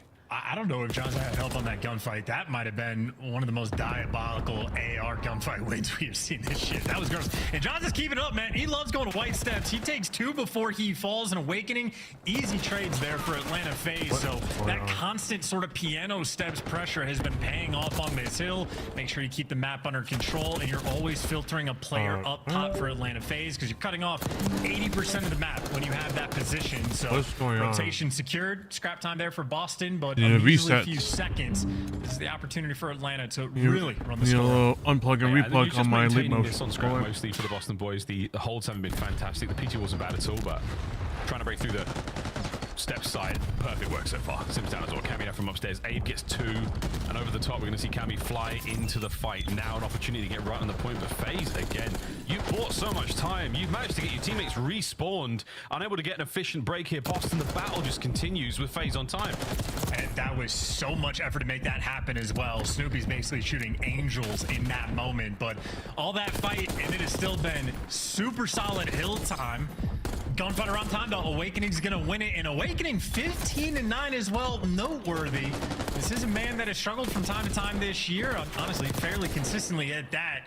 I mean, if he can turn it up against Atlanta FaZe, that'd be the right moment, right time. But after that first set of rotations, gonna be a 30-point game in favor of Atlanta FaZe.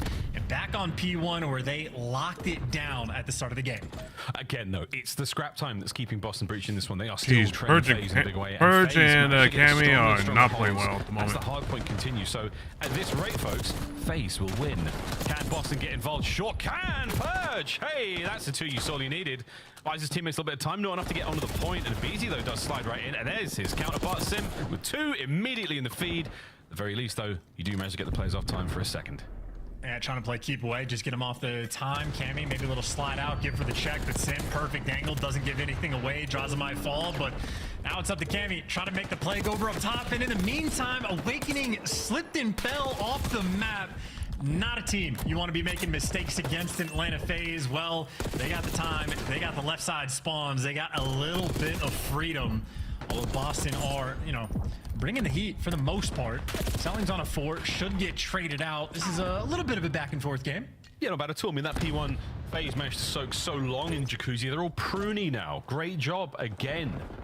And Selim there with the 59 seconds of hardpoint time. So pruny. As Abizi prunes both Snoopy and Awakening. Draza finds Cammy as well. Another perfect 3 in the feed. Last man, Purge. He's gone as well now. So 45 seconds to rock here on P2.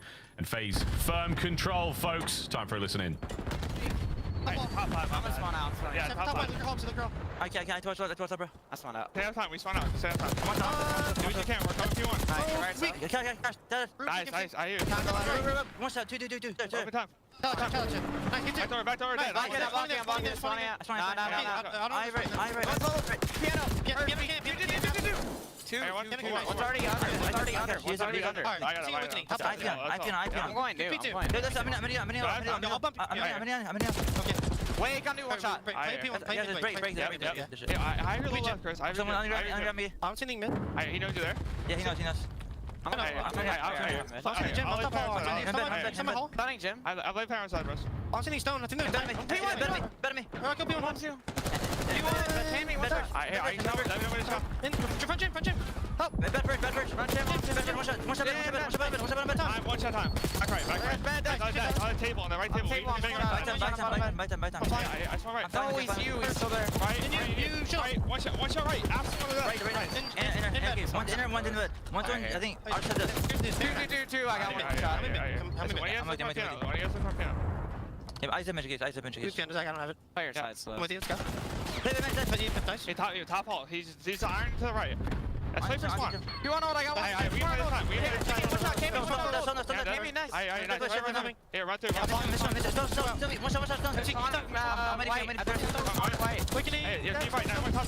shot. Two stone. Yeah, there's one there. Okay, two stone. Alright, that's all three. Three times, Tyler. Alright, one spawn out though. Back stone. One shot. One shot. He won it. One was three of me. Hey, one was close to me. Bottom right. I'm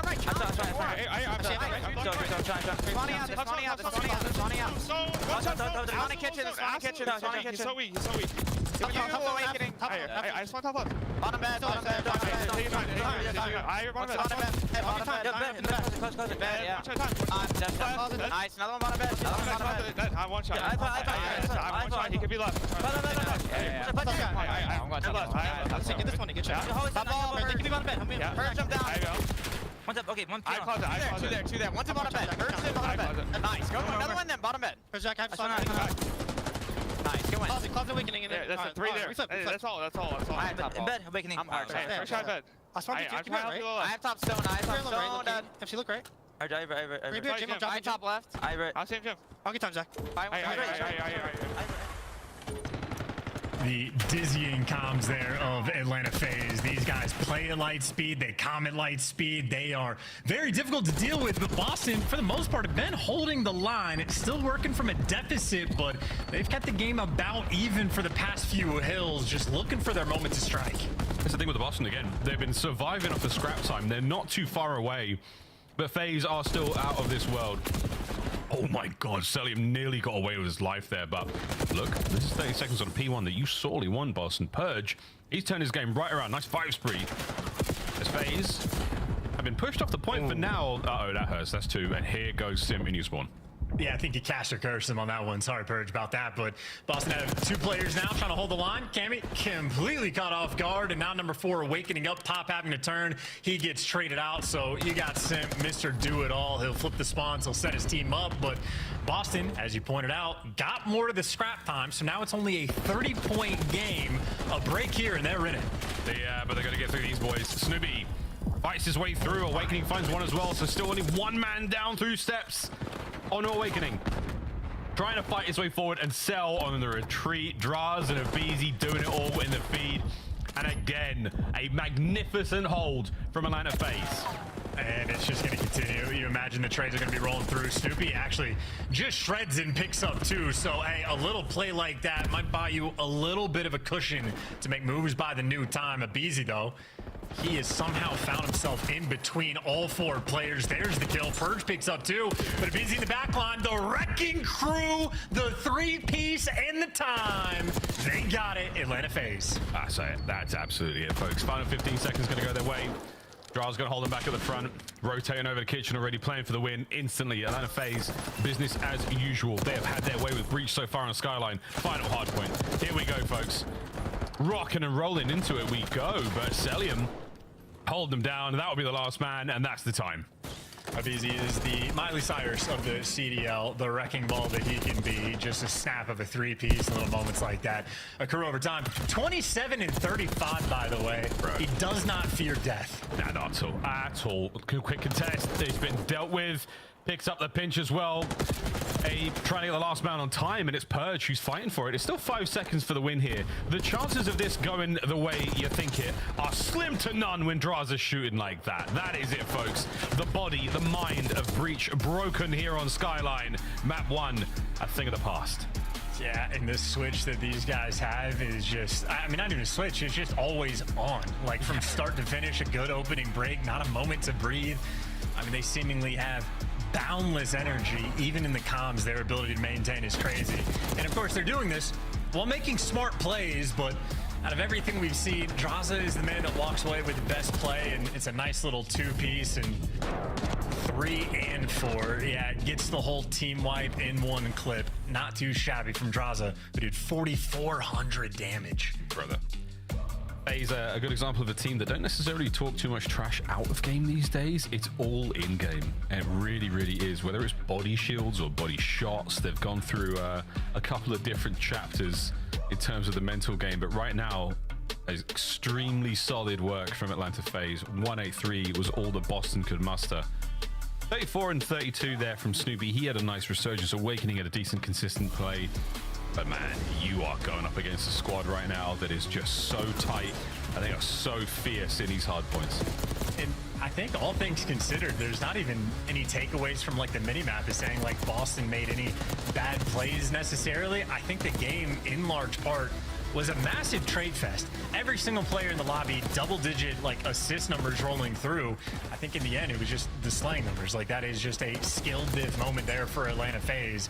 If you're playing the trade game, you're going to have to hang with the best. And I mean, you have just a few bad lives and you're going to get picked apart. But like ultimately, again, like Boston certainly had their moments. And as well as I think they technically played, you lose by 7 in a map like Skyline. It does not feel good. Yeah, it comes down to a couple of moments where like, all right, well, I'm watching the back. My name's Cammy, and I've got, you know, all of the bottom right-hand side of steps. But oh no, wait, Abizi manages to somehow get through and catch me. Oh no, now the whole team's weak, and Abizi picks up a perfect 3-piece. Like, it's little things, man. I mean, you have to play so perfectly against FaZe, and it isn't that flashy. It's not like we're doing anything crazy.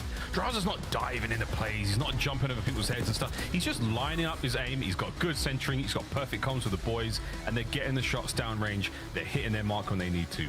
Fantastic gameplay from start to finish there on Skyline. Nothing crazy, nothing out there, just very smooth and very consistent.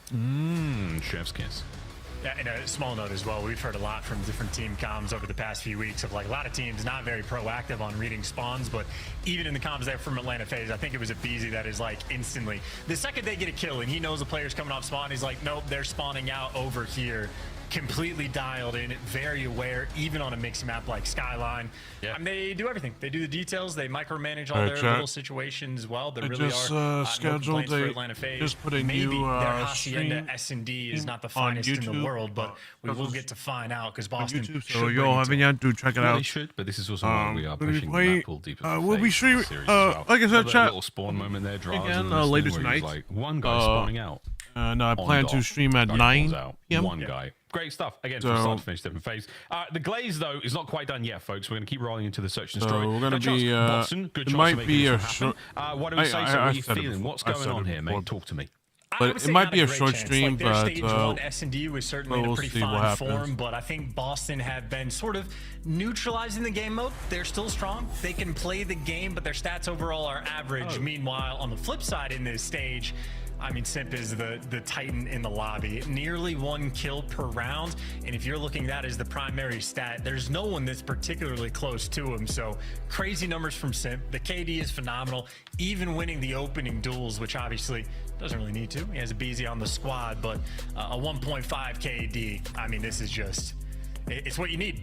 If you know LA Thieves are improving their S&D gameplay, you're watching guys like Hydra get better and better and better. Atlanta FaZe, no, that's the competition. That's what they have to match. Yeah, indeed. Well, Major 2 not too far away, folks. We'll be going to LAN. But these biased casters, you know how to spell it as well. We'll be enjoying the finest, getting it done. And the chances of it being an LA Thieves Atlanta FaZe final right now, just the way the cards are stacking up for both of our squads, are pretty high. And that truck is full of Scuff controllers being delivered to Hacienda. Great artwork too. I love how it's all this like Victorian era kind of paintings, and then I mean, well, the sharks are one thing, but then there's like the random bugs on the wall. So you get different art styles coming through on Hacienda. I think Dev's having a lot of fun. Absolutely. This is what a home. What a home. I don't think there's a single toilet in this building. I mean, that's tough. You got to do it outside on the flowers. Here we go, round 1. Or you just do it wherever Abizi wants to. He'll be leading the charge, and he'll find a way to get a first blood. As players inside of dark, first man in the mix, shots rolling through. He does get stunned and back down, but the vie for the top hallway control, I think both teams sort of chalk it up and back up. But if you got Simp with the bomb leaning over towards the A site, almost certainly that's going to be the call. Whole team is grouped up together, and poor Cammy, he's by himself. Boston, though, the bugle has been blown, and they are now bombarding their way across the halls of Hacienda. Here we go, folks. Cammy's called it. Are they going to be fast enough for the wrap? No one's going to be hitting the top dark corridor, so the fight is on. Cam's got the hit point advantage in a big way here, but he does not have the manpower. Brought down, and Boston with a little bit too much back and forth now. FaZe are the entire outer perimeter of the map set.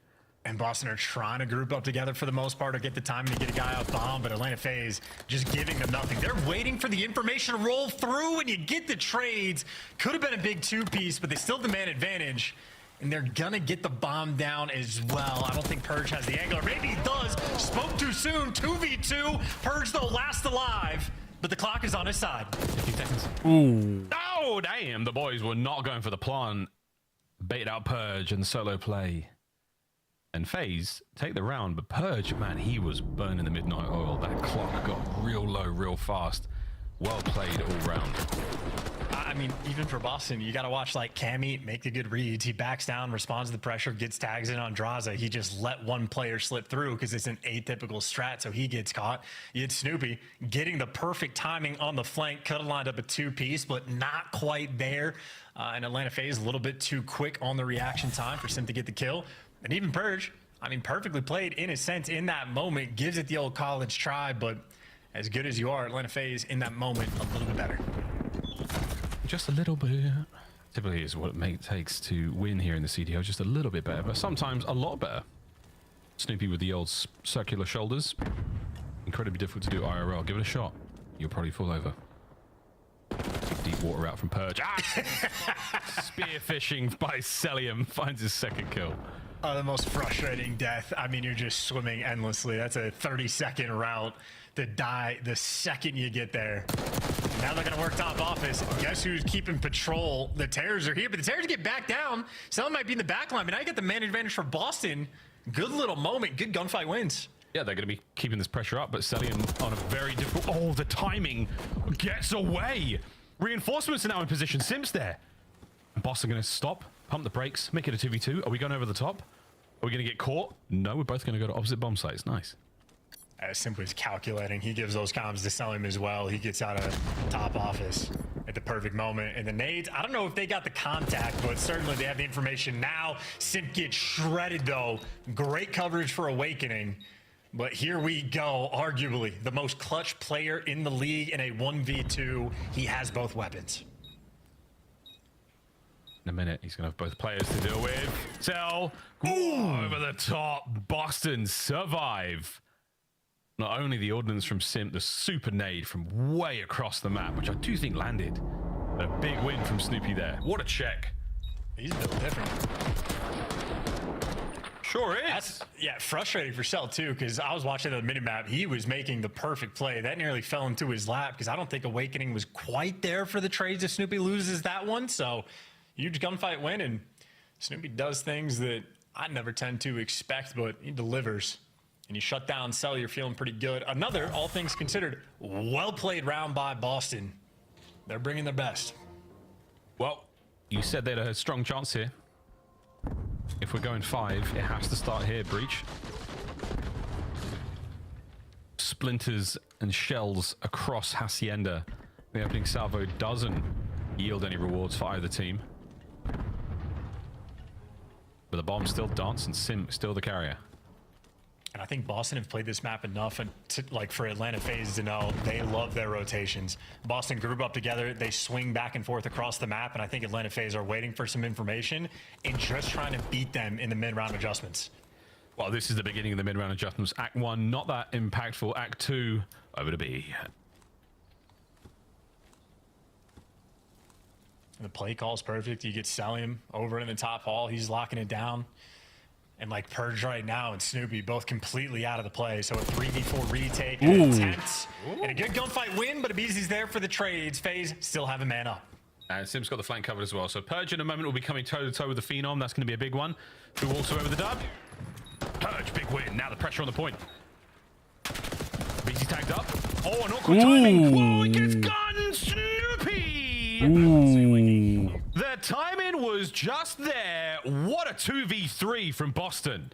Yeah, give that kid a treat. That is unreal, that timing. I think Atlanta FaZe, speaking of mid-round adjustments, not quite there. A moment of panic, it feels like.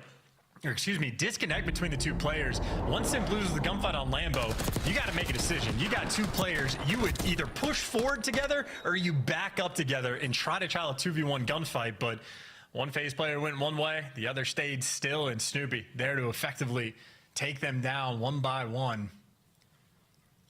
Well-deserved on the round. And again, credit to Burge as well, because that gunfight against Simp is not easy. Yeah, he's in an off angle, he's sitting in the corner of garage, and that is a win. You'll take that. Lead, Boston, Breach, 3 for Snoopy in a row. That's an RCXD. Will you make a dangerous, smart use of it? Back to the shoulders we go. No trophies this time, so all the nades land with no intel at all, but nonetheless, Atlanta FaZe still have the pressure stacked up in the right spot. And again, you've just sort of drawn a perfect little line down the map. Now you know exactly where the FaZe guys are not. Snoopy's still waiting for the bomb, but Cammy has been picked and plucked from the outer fences, so he's out of play now. And does that give FaZe enough intel, or sort of enough of a Peter tingle to know that they're above? That was a loud door as well. Yeah, loud as hell. Cell East. Oh, he double dips. Celium getting his fill in this round. Last man awakening. And he's in trouble. Go on, Joe. Takes one to the grave. FaZe equalize. I mean, look, beautiful work out of Cell. Finally, the execute, by the way. They've been pretty on point for the first bloods, but Boston had 2 different clutches already with the man disadvantage, but Atlanta finally take care of business. And when I say Atlanta, I really do just mean Celium, as you said. A very loud door, all things considered. And those are not gunfights Celium is ever going to lose. Yeah, he has the hiccups. Does he? Maybe just burp. No, he's got a lot going on. Yeah, could have been a little bit. We're giving him too much gas. I wonder if there's any a pro player might have the story here. Anyone had hiccups during a match? That'd be tough.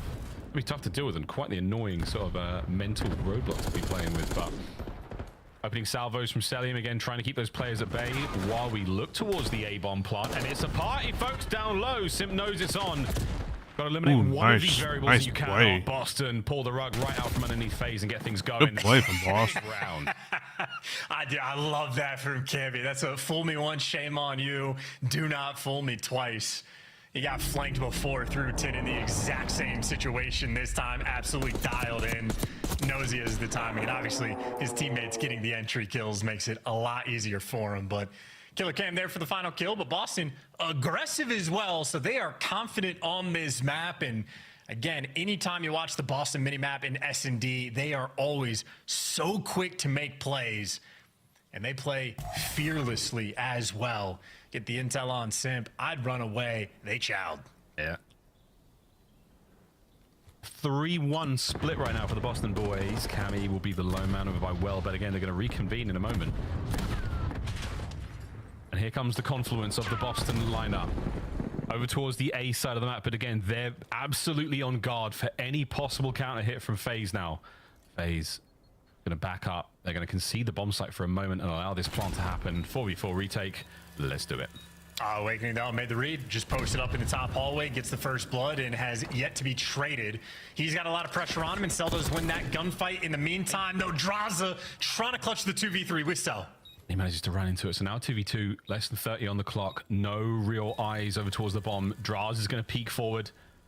Cammy, shoulder thrown, shoulder spotted, damage dealt. Celium still above. Now trying to make the play happen, but it's Snoopy on a wide and deep, long flank, helping burn the time. Eyes on Draz. Oh, and he's just going to keep going around the world, around the world. Celium now the 1v1, and that's not enough time to get it done. Nice job. As these Daft Punks find another round. Damn it. Cammy kills him on the end of the round. Boston, another good one. You ruined my pun. I was setting up for it. All that I know is Boston Breach right now. They are just flowing through the map. So aerodynamic. Every decision they make is so fluid. The route there from Snoopy, absolutely perfect. The wind just shapes their form around them as they flow through. Such a track, man. Such a good track. And Atlanta FaZe in this moment need to get lucky because right now, getting taken to task on Hasi. Absolutely. Getting taken in. All right, tough Boston Breach. 4-2. Cammy had a great round. FaZe, what's the game plan? Straight through the middle of the map? Go for it. Put it to test. Awakening's going to be there for the little bit of damage upstairs and the BZ. Oh, yeah, he's going straight through. Okay, here we go. Oh, no. That was the double disgusting. turn. The double turn. Holy. Double turn on. Holy shit. That is amazing. Dude, this is both those players snapping. Snoopy could have given himself whiplash. How fast he turned then. That was disgusting. Map point. And Boston's gameplay is so good too. Atlanta FaZe spent so many rounds almost playing like the, we're going to rotate you. We're going to play for the adjustments. We're going to sniff out the information and go make plays. Boston have two different clutches with a man disadvantage. Atlanta FaZe finally try to get proactive in the round and make a play through the middle of the map, and then they just get bullied. Maybe this is Boston's new rewind. God, I missed that map. Me too. They look good. Yeah, they look real good. Oh, the bomb site's been vacated. Cammy's running into... Oh, no. Sorry, maybe that. Snoop runs into it, though, and Sim picks up two. Can't get the third. Awakening's there for the kill, but doesn't get the bomb recovery. Got to get there a little faster, mate. Oh, the timing, Demon Joseph. A 1v1 for the map. Cameron McGilligan and the boys of the Boston Breach tie it all up in the search and destroy. I mean, we'll all be. Atlanta FaZe maybe trying to expand the map pool, but they might just be happy to have more VOD to watch on Hacienda S&D, and Boston Breach is absolutely the team to learn from. Cammy getting it done with the Jackal as well, so the cheeky strats out and about, and has to be said, word to Christopher Tunn, Awakening's had himself a pretty good series, all things considered. No map one didn't go their way, but Awakening is certainly a player that always I'm keeping my eye on. Has not had the finest year so far. And looking at the Boston camp, I think it's the AR players that need to step up, and he's been solid enough that I'm satisfied. Obviously, though, a lot of COD left to be played. It has to be said. Chance word to Chris Tunn. 6-2 is a very respectable scoreline there for Boston Breach. Hacienda continues to treat them right, treating them good, treating them nice. Well, great news, Boston. We stay on Hacienda until map 4. So now, if we do have to go 5, you get to enjoy a little bit more Hasi. Bad news, we play Control. And how does that go, Chance? It goes a 3-2 for Atlanta FaZe is how it goes. What do we think, Desk? That's what I called. Has to be said at game 5, right? Has to be said. Has to be said. Mm-hmm. Must be said. All right, let's talk a little bit about what we just witnessed. Why is there a difference on Hacienda? Why is this a trouble spot for Atlanta coming in? Listen, this is a random thing I remember from the BO4 year when Hacienda first came in. We didn't have control. We just had hardpoint and search. The year of BZ and Simp won champs. Okay. Their auto veto was Hacienda. Oh, okay. So, they didn't even like it back then.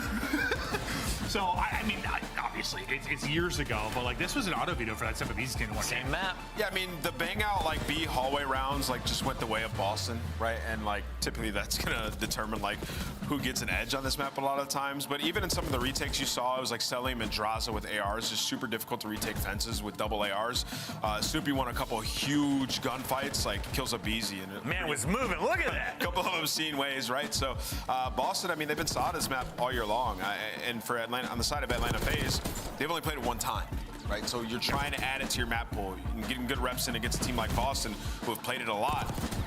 That'll do it for you. I mean, it's a lot of teams trying to improve their map pool, but it's teams in different positions, right? When you're middle of the pack trying to improve it, you're trying to contend with teams like FaZe. When you're a team like FaZe trying to improve your map pool, you're trying to win a tournament. Yeah. Like this is what gives you a gap, maybe over a Thieves, over a top team. Still some work needed to be done here. Obviously, it just feels like it's really obvious when you're a bit behind on a map like Hacienda. Like it's pretty glaring. They were not playing nearly as well as possible. Yeah, I mean it's like the timings in the hallways. Yeah, things you saw Boston were just taking advantage of it, like Awakening coming around and finding somebody, kind of just like looking the opposite direction. They just haven't had a lot of reps on Hacienda. Boston take huge advantage. We got a couple more Haciendas coming up. That game 4, another opportunity. FaZe haven't been great on Hacienda. They played it one time. That's one time in search. Like that's not something you're scrimming constantly. Yeah. It's like there's literally not been many reps at all. What's on the line for Boston? Well, right now, Miami has that 8th spot. You got to be top 8 going into Major 2 if you want to start in the winner's bracket. So they have an opportunity, knowing we have 2 more doses of Hacienda. Let's take a look, though, at map 1. What did we learn? To your point, though, Chris, too, I believe their last match is Miami as well. So if they were to get an upset here, they could make winners brackets. But we're going to jump into drawing conclusions. It's a really fun play out of a BZ. Kind of put Snoopy in the blender here for a moment. So we're going to roll it, and we'll jump into the mini-map. You see we're on P2. And right now, FaZe had control. Boston come in, they wipe everybody besides Abizi, right? You see in the kill feed, though, Abizi just killed Snoopy. He's number 3. Abizi is number 6. So what Abizi decides to do is he knows he's influencing spawns if he stays in this area, right? He doesn't want anything wonky to happen, so he's going to leave, and he knows he just killed Snoopy, re-pinch Snoopy, kill him, right? And then he's going to hold the back and actively block as the rest of his teammates come and push front, right? So he knows if he can secure one more kill and his teammates start to come through and trade, then they're going to end up spawning them out instantly, right? So look at Abizi, just kill Snoopy. All right, I know he's potentially going to spawn back there. Let me try to find him. Okay, I found him. I'm going to kill him. Now I'm going to wait a second, try to just play for a pick while my teammates get pushed up. He ends up finding all the kills, and then the reaction by Atlanta FaZe is awesome. You got 2 players instantly going for a rotation, somebody applying pressure towards mid. He's going to find a kill, and now you secure yourself a nice rotation over towards the next hill. Wonderfully played by Atlanta FaZe. A hero play out of Abizi, but he's thinking throughout it, like, how can I help my teammates off spawn? Ant was grabbing a play from earlier in the game. I was like, hey, get rid of that. Grab this right here. BZ just called game on hardpoint. Ridiculous stuff considering he was the only one alive. But that's Atlanta FaZe doing what they normally do on maps they're good at. How did we say they fare on Control Hacienda? Well, I mean, they were the first to pull out kind of the 4 sub-meta. They can play at a pace that a lot of teams have not been able to match. I expect them to be able to take this. Well, this is Boston's worst game mode, right? So they've been struggling at Control all year long. This split alone, 1 in 5 on it, right? So not a lot of wiggle room to make mistakes. We're guaranteed a game 4 as well. So can you give me some numbers on Hacienda hardpoint? Yeah. So map that. Boston have liked, and on the side of Atlanta, one of their worst hardpoints, 3 and 3 on it, right? Games 2 and 4 were where they're testing their map pool here, and now it's given Boston opportunity in the series. Can you take advantage? Boston, is this squad going to stay together? A win here will definitely get you there. Let's go to our casters right now. We got Miles the chance. Miles, take it away. Hi. Thank you so much, Chris. Hi, Clint. How you doing, Clint? Okay, so I'm with it on the desk here. Game 5 is definitely on the cards. FaZe, though, they're in the lab. You know they're in the lab. Chance Story's working on the bad maps. Story's working on the bad modes. This is still anyone's series, but the Control definitely feels like we're leaning FaZe.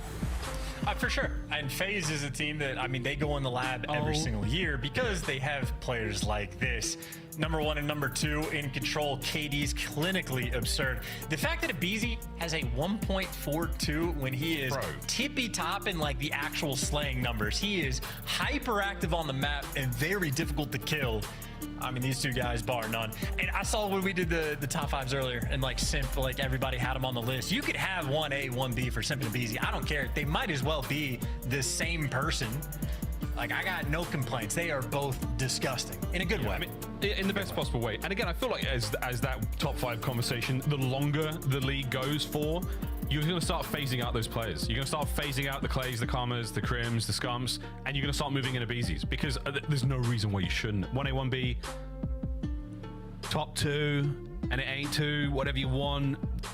This squad is doing it all right now. But let's find out how Control goes. MC's always in there in the running as well. I mean, that guy, he's got his own index. He's a statistical anomaly. I mean, Celium is truly one of a kind in every facet of his game. But back to Boston. A win here on Control chance would actually be insane. Like, insane. That could be a 3-1. I mean, certainly they would be glowing if they're able to pull this off and get that map advantage. But see great vibes out of the boys. Cammy, I think, using his controller as a gun, him and Purge, chatting it up. And what a life those two had. I don't know exactly where Purge is from, but I want to play with a Scottish person. That seems like a fun teammate to have. Yeah, absolutely. Cammy, yeah, using the old Scuff as a machine gun. A classic move, folks. If you've never done it, pick up your Scuff and give it a go. It works really well, like a sort of Thompson if we're in the World War II days. Right now, more of a Jackal PDW. Boston so far, though, Chance, they've had a really tough run. As far as, way back to Feb 22nd, where they took Ultra down in a Game 5. Well, they were taken down by Ultra, rather, in a Game 5. That was the beginning of the end, as far as we can tell. 3 Ls in a row. Now, FaZe, though, they're out of the slump, and they're back into, as far as we can tell, a much, much better place. Thank God you beat the Falcons. Thank God you beat the Gorillas, mates. Because Heretics tomorrow is not going to be an easy game at all. Oh, sorry, on March 15th. Yeah, they'll be putting up a fight for sure, and we talk about this all the time. The middle of the pack fights right now for champs, those are all the matches and like series that you're going to have to win, because we have a clear-cut bottom 2 teams in the league. Maybe clear-cut bottom 3 at this point, but Optic I still think might be sitting in the 8th spot. But all the teams in and around the mix, I feel like over the course of time, no one's catching Atlanta and LAT. Those are your solidified like 1 and 2. So there's going to be like 9 or 10 teams fighting for like the final 6 spots. You have to win these battles. And if a team like Boston falters, like they did maybe against a C9 or that Game 5 against Toronto, you have to find somewhere where you can make it up and maybe make FaZe that team. Major 2 standings, folks, again, as we touch upon the bigger picture. With a slight focus here on Major 2. Again, FaZe sitting there in our top 5 as far as the wins and the points go, but Boston, look how close they are to the Heretics as well. I mean, if you get a win against the Heretics on March 15th, that is an ideal scenario to be in. And FaZe as well. Losing this one puts you in the 2 and 4 Boston, which is not a great place to be. Again, walking away with points at the very least is a good thing. I mean, Falcons and Optic yet to get on the board. You don't want to be going too far down. The lower bracket, not a safe place, folks, here in the COD League. The winners bracket, even more dangerous. We'll see how that all goes at the major, though. That's a story for another day. Let's get back into Hacienda, get back into Control. Okay.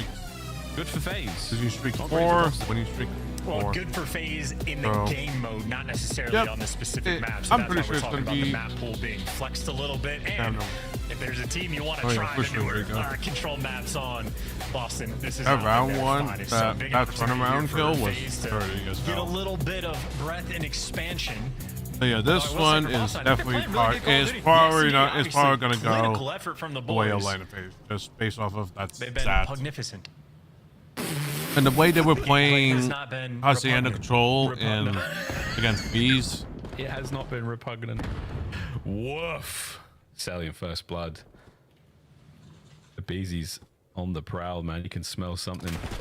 Also, the placement of that fireplace. What is that heating? The top of a stairwell? Absolutely not. Who built this place? Big wake. And Cammy keeping the zone going here. A little bit of a contested B. We're dancing. We're shooting. And Cammy back at it again. Cammy with 3. Yeah, with the pistol, too. How about that? Why even bother? I mean, the Jackal, worst gun of the 3. Pistol's OP. Yeah. Snoop's still going with the Jackal at a massive disadvantage in that kind of gunfight using his Jackal, I presume. See, Purge should have been using his pistol. He gets absolutely rocked by Draza of the Ames, who's now equipped to deal with nearly everything he can get thrown at him. Good job, Snoop. In the same run, Draza's found him twice.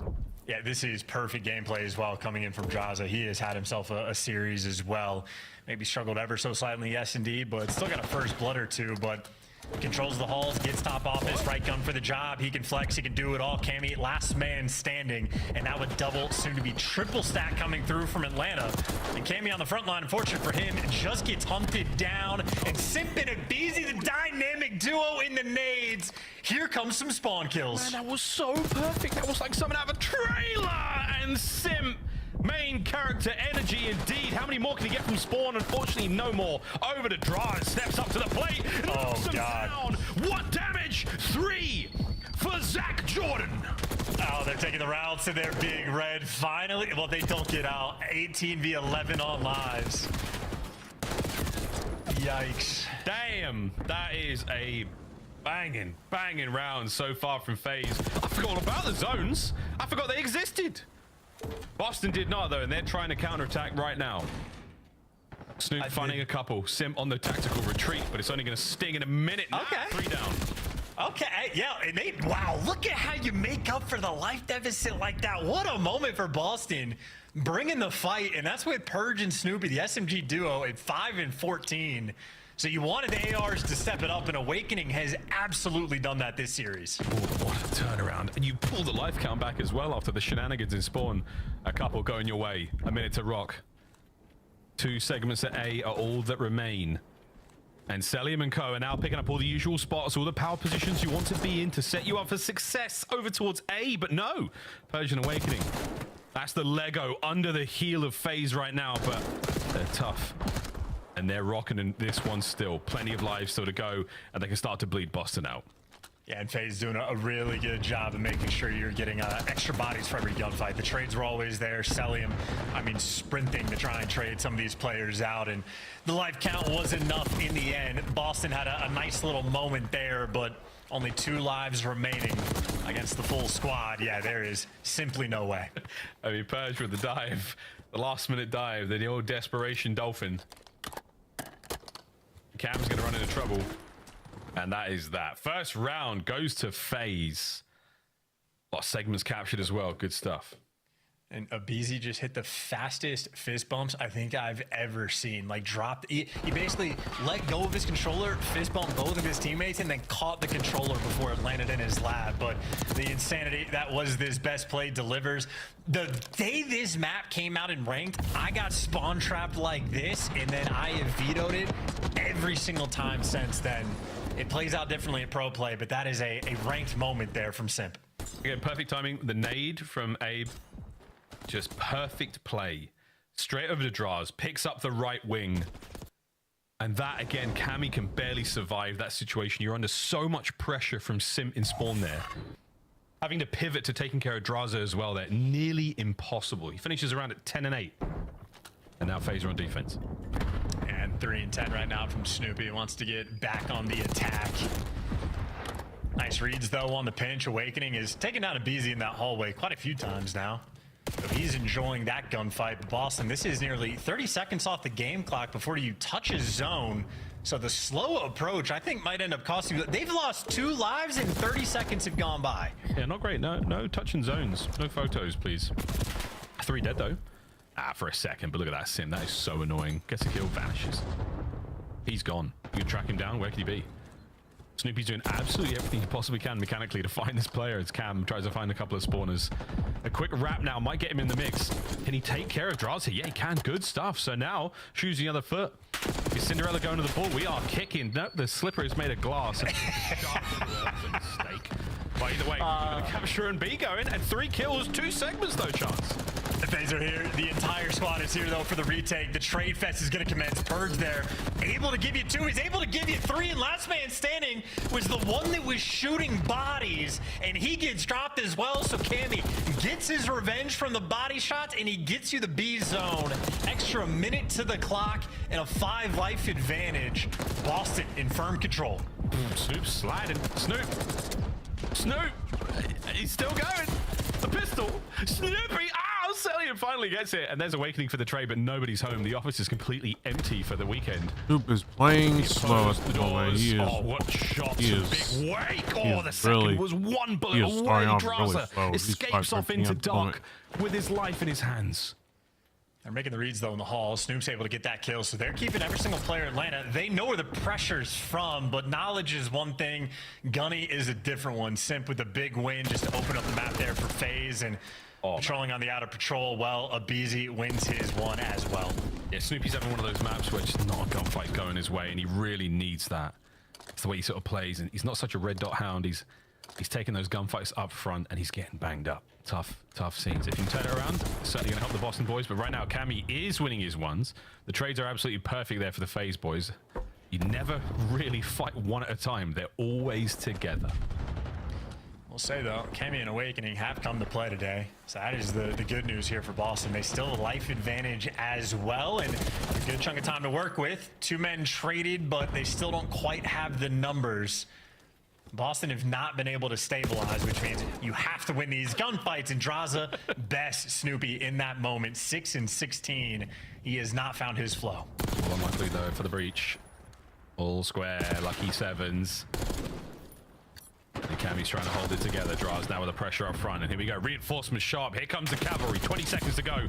Draz brought down, but Cammy, not a lot of hit points there as Abizi keeps them trapped into that fatal funnel over by the bottom side of you. An unfortunate team stun, but are you able to get forward, lads? Are you able to get upstairs? As your teammates are getting banged up around your final 10, this should be the round. FaZe should be going up by 2. Crazier things that happen. Here comes Snoopy. You've got time to get out the window. There it is. Purge. Awakening. Celium. Awakening. Celium. FaZe. 2-0. Draza, Abizi, Sim, Cell, players, Atlanta FaZe, round win there, up 2-0. Map, Atlanta FaZe looking good. They handled just the pressure well enough, and then it really was just a very long series of like, you're vying for position on the map. There's no spawn traps really going on. It's sort of a 50-50 standoff, and Atlanta FaZe just very consistent about winning their one, so the trades always end up going their direction. Boston just could not breach and get that little something extra. And I think in my mind, that was very similar to like the story on Skyline.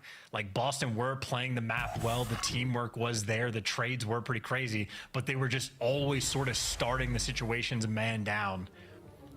It's a tough one. You need to start out stronger, and certainly you're looking at the SMGs for Boston to turn the beat around. Oi, nice work. My bad, guys. Yeah, not what you wanted at all. 3 dead, already on the point. It's a 4-man stack, gentlemen.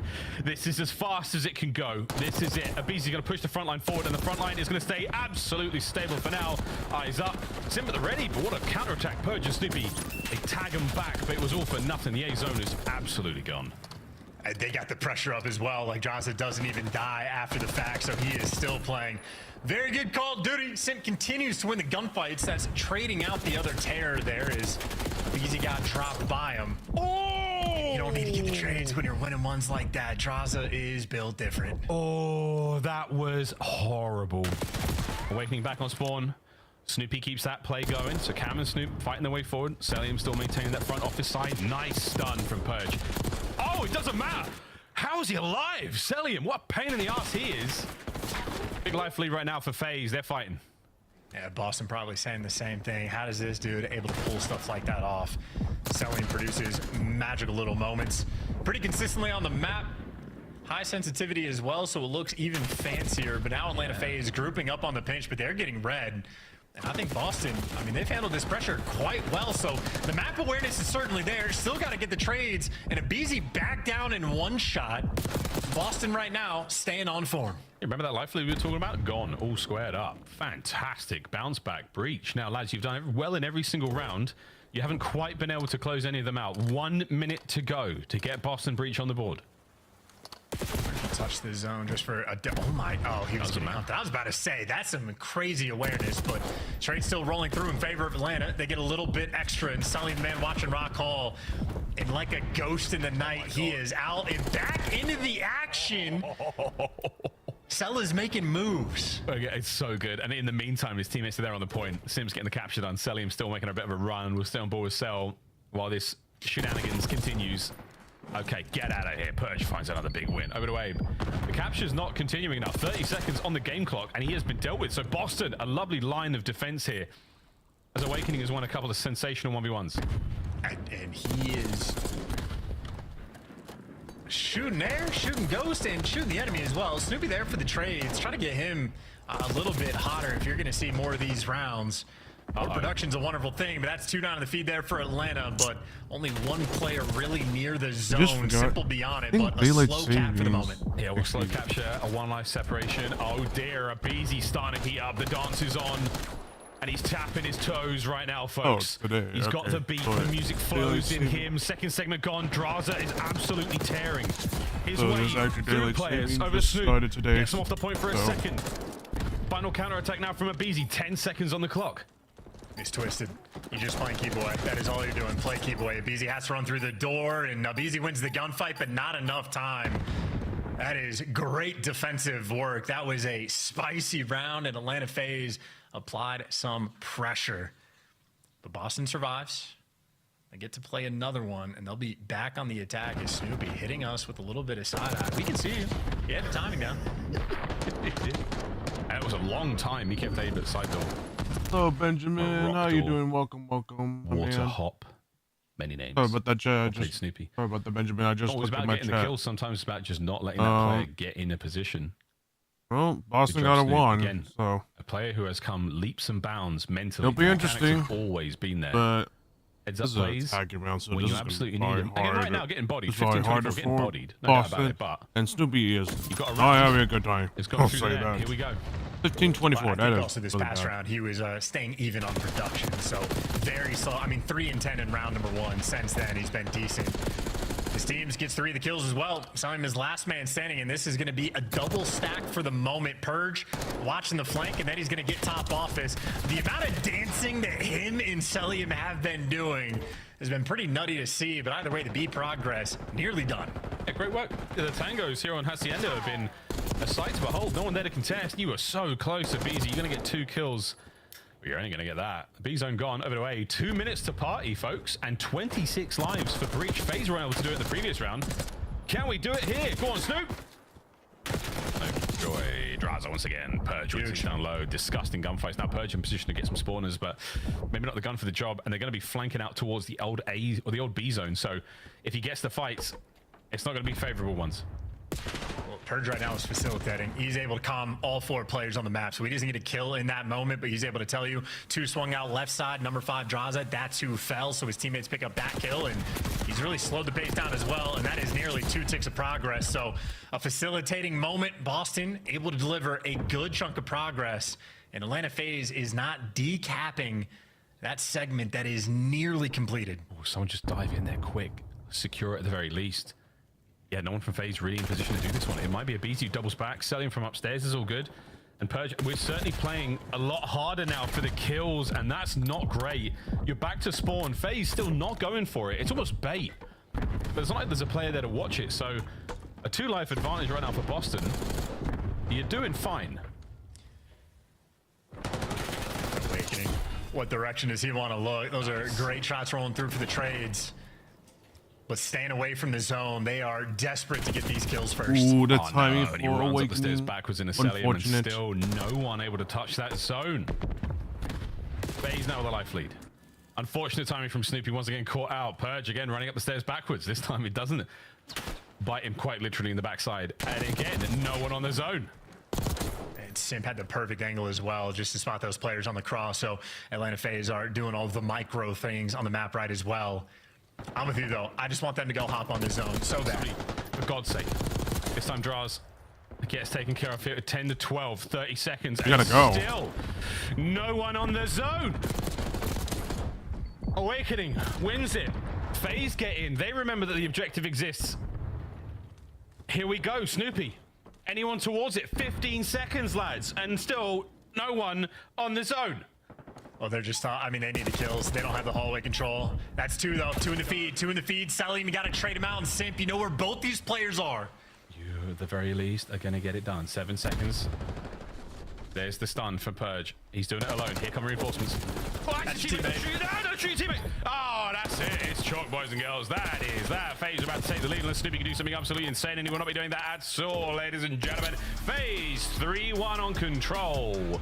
And that is no idea what they're doing. Like, play the damn objective. Like, get a couple kills and run to the objective. Again, like, yeah, it's risky, but it's worth a try. I mean, you had the tick. Pretty well. Like, You almost had the second tick all done. So I don't know what they're doing. Good reads. They're trying to control what they can. Just struggling to win those extra gunfights, and with the mounting pressure, well, you have those tweak moments towards the end. And of course, to cap the A zone, we're talking about jumping on it for the single segment, but it feels like a death trap. You have to worry about 3 different spots from Rock Call, 8 different windows, it feels like, nades coming from everywhere, flanks through secret. So it is a nightmare to actually be able to get control of it. So easier said than done. And has to be said, damn, he's in my head, Ton. Can't believe it. Snoopy, 19 and 33, absolutely struggled on that. Yeah, it was a minute and 24 that's the seconds. that's the zone remained that's where untouched by Boston either team. sometimes like on it's a Hacienda, 50-50 when it comes to Boston, but when you got your star SMG player Snoopy going 0.5 or whatever the ratio is, that's a big problem. And you're gonna lose if your SMGs are not popping. Then you're gonna lose because you got the 2 best SMG players in the whole of CDL. So you gotta go. You gotta be popping off. If you're not popping off, you're gonna lose. Boston gameplay, because they're bringing the fight. Awakening and Cammy has stepped up for the team, so signs of life indeed. And I just know it's 2 maps. Like, look, they struggle in control. I think 1 in 5 now throughout the stage, so that is something obviously they're going to have to be working on. But in terms of playing against Atlanta, the point Nameless has continued to make, and he made the right read early on, is the Hacienda map number 2. You got the dub there. In map number 4, there is so much potential to force this series to the depths. So I'm liking the gameplay. I respect the gameplay. We've had some tough Call of Duty today, Miles. It's been a rough day. This is the palate cleanser. This is such a good palate cleanser. Again, when it comes to watching FaZe play, it's always nice. But Boston, we're getting to see some nice maps out of them against a top squad, so they're bringing their A game. And we saw it in the Surge. We get to stay on Hacienda. We finish out this trilogy on Hardpoint. Here we go, back and forth. It's an AF-BAF so far. Will it be an AF or will it be? Yeah, it's a. I don't know. You know what I'm doing. That's tough. This is tricky.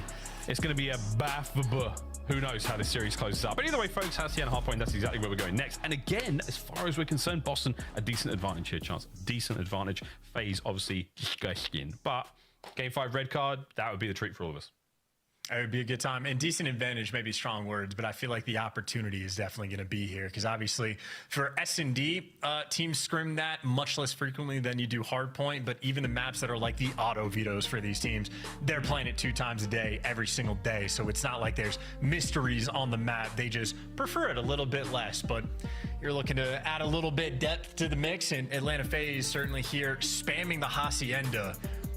At least as far as the respawn goes, looking to keep things under control. Like, it seemed like they were doing all of the detailed stuff. Players in the top hallways, making sure you're standing in the right spots to like see across the map, every angle of entry. You're at least constantly getting that information. So, I mean, dialed in, handling the map well, and obviously Simp and Busy. Boy, did they enjoy Black Ops 4. No strangers to the map at all. Not at all. Not at all. Remember Beezy's Sorg, grapple plays, War Machines? Not really. I don't think I remember the First Bloods. I don't know how many. I remember, dude, low key, best grapple player in the game, if I remember right, might have been Asim. Like, purely on the grapple is what I'm saying. Yeah, no, I'd see that. Shout out Asim. We know you're watching. 32 and 23 so far in map 1. Cell had a nice time on map 1. Map 4, though. Here we go. Do you think any players in the league have nightmares about Dylan God from the Black Ops 4 year? For sure. There's a degree of there's a degree of trauma there. Hope he's doing good. He's doing great. Aid and Cell, first bloods. Oh, Aid. Oh yeah. Snoopy's done. 4 dead. Get the hill. Listen, man, Rock Hall control is everything for this P1 off the opening break, and Atlanta FaZe just triple stacked it. That is their way of commanding that presence. And if you're flanking potentially to flip spawns for your team just to break this time, I mean, that is just a sign. Things are not ideal. You do get the kills, however, and unfortunately, you are not going to have the spawns long term, but Purge, I mean, he's going global. Around the world once again, this time Draza There is a record scratch and a full stop on the end of that sentence. Cam, get rid of that trophy maybe. Get rid of Stellium first. The shots pushing him down. Damaging to the second player as well. So Cammy's done as much as he could, but sadly Purge. Trophies are a problem. Great awareness of spawn. Draz is there. Reads that, deals with it. Waiting for that front aggression. You got to pick up on the side door as well. This is a break on the cards. Ooh. There it is, folks. Dude, wow. Yeah, That's a and good Awakening on break. the 5 spree as well to make that happen. So initially on the minimap, things were not looking good, but they ended up playing it off well. And I mean, a good hold. 35 seconds is a ton of time. 2 players from phase through front, but Purge has that. 2 players trying to go through Zig, but Cammy and Snoopy working together. They clean out the lobby players, and watching front is the easiest thing in the world. Boston Breach, that is a hell of a moment in this game. And you even got Purge blocking spawns, making sure nothing crazy happens. This is a very well played P2. A delight. An LG absolute never. delight. Wow, that was a stray. Caught me on guard. Who didn't get caught on guard. It was FaZe, Cell, Draz 3 in the feed, last man awakening. And he's still playing for this spree, but look, man, you got all the streaks you need. You got yourself that Hellstorm. You can actually call it in right now and take care of this setup. Keep that lead going. That's it. Demon Joseph waiting for the lads to get in a position, but sadly they've been pushed out, so this might not be as effective as you wanted it. Here's the afterburners, and nobody's home. Yeah, and Cell gets to sit back on the God Step Spy office and just rack up some easy gunfights. Actually, that wasn't even him, so he picked up the 2-piece from somewhere else. I mean, cruise missile invested. Typically, you're going to see that on the P4s. They gave it the old college try, and now they are on the receiving end of an absolute beatdown. Kill feed has been nothing but FaZe. That's like 7 kills now in a row, maybe 8 that FaZe have been able to collect. Yeah, this is going to be a very, very clean transition towards the new hardpoint. Sim will be the man at the helm for that decision, but for now, it's going to be Draz soaking away time. And again, enjoying the great outdoors here on Hacienda. The grapevines. He didn't hear nothing but the rattle of gunfire from a Beezy there on the Cammy, and that's going to be the lead change right now. FaZe in a sweet spot, but hey, straight off a spawn and straight into time. Rotation's done. A Beezy manages to slip out through the threshold, and from the threshold into the power positions go FaZe. Perfect coverage as well. Needed 2 players to chow out of there and sell him right there to back up his boy. Cammy, though, doing a good job to stay alive and sort of keep the play active, but Abizi takes the fight to him, and that means a lot of players going to have to flood through front. Draza roaming the halls, roaming over towards front. He's got the trophies, and you got the P4 time. Boy, it'd be nice to have a Hellstorm. Well, for now, you've got office control. You got problems in mid-map. For now, you got great trades. They're selling him all over it. Trophies working overtime, tactical retreat just to reinforce the boys to the point. Snoopy pressed the advantage, no advantage found. 3 dead, last man Cammy. And he's got 1, he's got 2, he's got done. That is that FaZe from fences to rock. Superb work. Yeah, genuinely, that the Hellstorm on a hill that is next to a massive building, and then 10 that you can hide inside and bottom you if you need to. Wrong place, wrong time. So the idea was there, but now you're down by 60 against Atlanta FaZe, who are shooting extraordinarily well. I mean, the problem there for that play from Wake is his teammates weren't in a position to capitalize on it, but we can pick that to pieces just the way Abizi picks apart Breach right now. He's on 1, folks. 13-9. Are we looking at a meat shield, body shield scenario? Yeah, we sure are. Confidence is key. How does he kill these guys? How's he doing it? What's going on? Is he cheating? He's not cheating. He's disgusting. I mean, I've heard players say it before that, like, anytime we talk about best shots in the league, the ARs always get the love because it's like the max range gunfights kind of deal. But from pro players that I've heard mention, Abizi's name is always in the running for finest shot in the league. Yeah, for sure. I mean, think of the damage you can deal with on a slide. Think of how much pressure he picks up on these entry kills. Yes, 2 more here. Go on, son. Woo! Good job, Cammy and Snoop fighting out. P2 was really good for Boston Breach last go around. The glaze comes to an end, but before it can even dry, Boston have got the time. Yeah, and Awakening might have to stave off 2 players through well. Salim's got the lobby under control. They're trying to work it. Abizi strikes for a gunfight. Awakening just gets bodied, and just like that, P2 is the best thing there from Boston, and how that cookie just got slaughtered. Who's killing cookies? Just eat them. DJ. 2-2 split for Breach. They are poles apart right now, but we'll see if this pinch works. The Phalanx right now. Holy! Nearly gets both in an unbelievable turn of events. Contest is on. Purge is in. The dance complete. And Draza picks up the last there. 18 to go here on P2, and the dance towards the next hard point is already on, and it looks like Boston are just going to lose out by a second or two to Abizi. Yeah, just hitting old like that and giving extra kills towards Draza, who knows that they're spawning in the back as well. So Atlanta FaZe are keeping track of this. They got a wild spawn over towards boat. And I was really worried I was going to sneeze, but I don't. Meanwhile, Sin, great trigger discipline. And look, they're going to get tin control is the difference. You wait for your teammates to get control of the indoors portion. And they kill everyone. That's how you do it. Difference. You get the kill as they call it in. They're going to spawn up, and they're not going to have protection. Always protection, folks. Especially you boys. Especially. As right now, Sim protecting the hard point. Whoa! Abizi takes care of that. Purge on the dive once again. You're down 70 right now if you're Boston, and it is not looking pretty. But again, despite the Hellstorm and all that tin control chance, they got full control. I mean, yeah, hanging out, doing their thing. Hanging. Extra kills here for Selly potentially, who wants to focus on that rotation. And on the foot race, Atlanta FaZe are going to be towards noontime first, because Boston are they fully committed to getting that old time. Now, I don't know if you remember the last P4 miles, but FaZe held it for a perfect full 60. Yep. And Abizi's going to be the entry guy here, so they got a 65-point lead as Hill pops. And Boston are full sending. Holy Abizi, man. It's the first guy damage is enough. The second kill is play. ridiculous. Purge over the top rock. He's got the boys to consolidate as a rock with a play like that. I think right now, Purge needs to Trophies step it up kicking at this arse point, in the because background. like Snoopy, You've had so many just, good just holds, not so many playing. good breaks. He's not playing well at the And moment. make this hard point look that bit easier. Yes. They're doing God's work. Yeah, no, I was going to say that is, in my mind, a very dangerous way to play this map. Very risky to be hitting old like that and maybe giving up the rotation, but Purge snapped in that moment.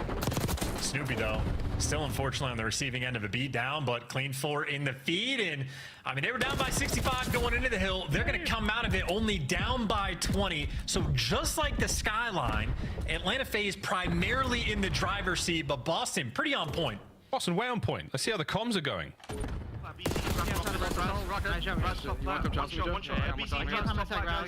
BC on corner fences. I'll see him there, son. One more.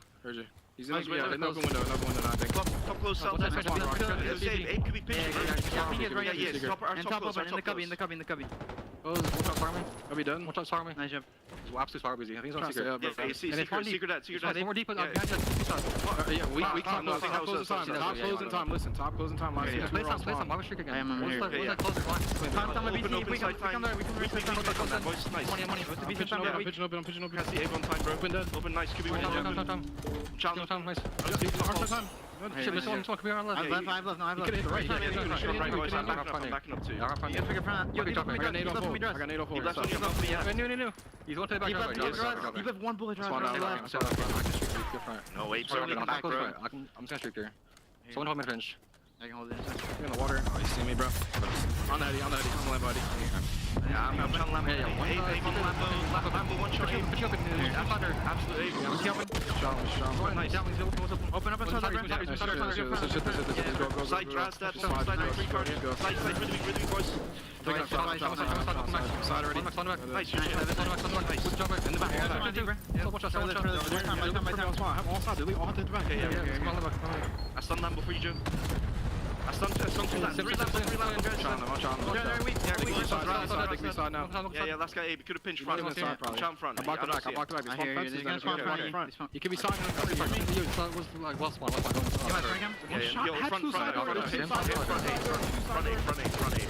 Front A, we should try this. We should try this. Stun Lambo. One shot on Lambo. Absolute then. 2-0. Yeah, we still spawned here. Yeah.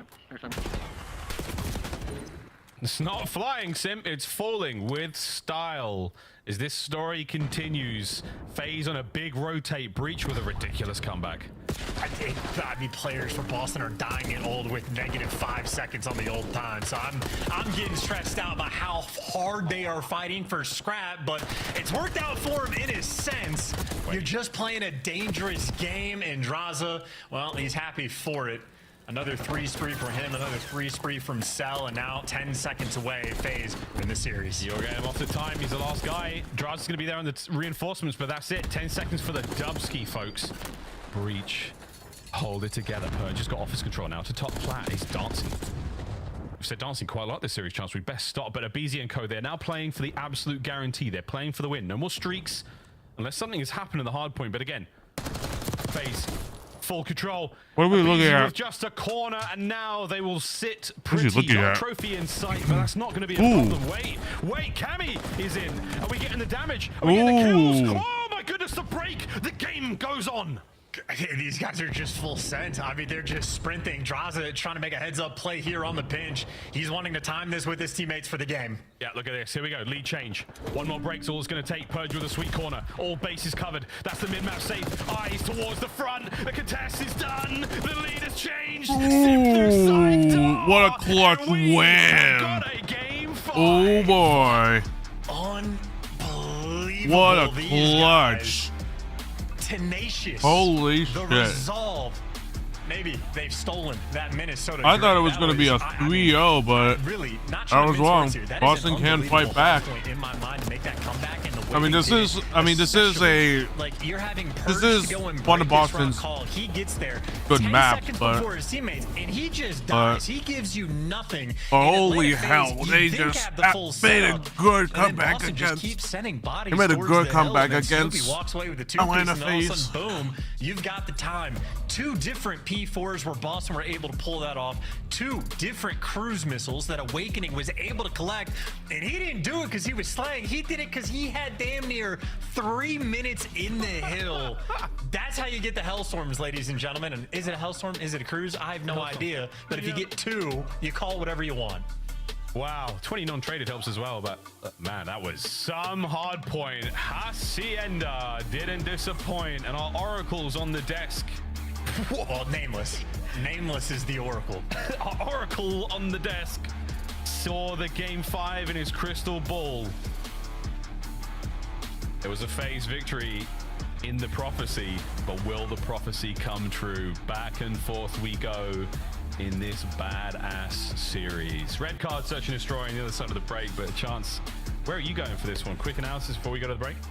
I'm just happy we as a community can enjoy some good Call of Duty being played on the main stage. That's what I'm excited for, because today has been rough. It feels like it's been a long time, folks. Believe it or not, on the other side of this break, no, it's not the end of the show. It's game 5. Boston Breach, Atlanta FaZe. The showdown continues. Can Boston get one on the board for the green teams, or will Atlanta FaZe continue their reign of terror? Find out after the break.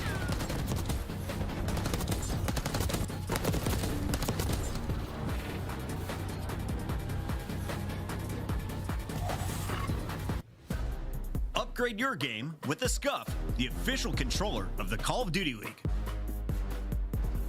The Esports World Cup is an official partner of the Call of Duty League.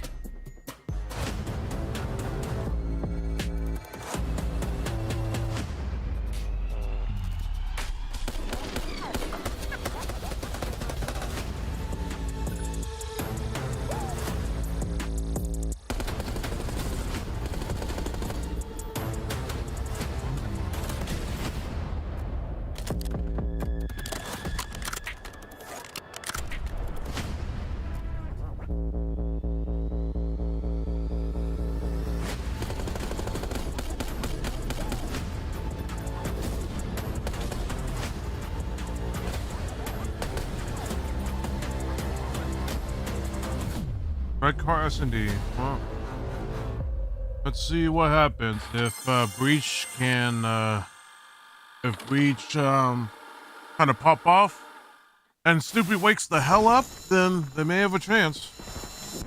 They may have a chance, but you know, Atlanta. Well, I mean, obviously Atlanta is probably testing this map as well, so they're probably just gonna be like, oh, if we lose this, oh well.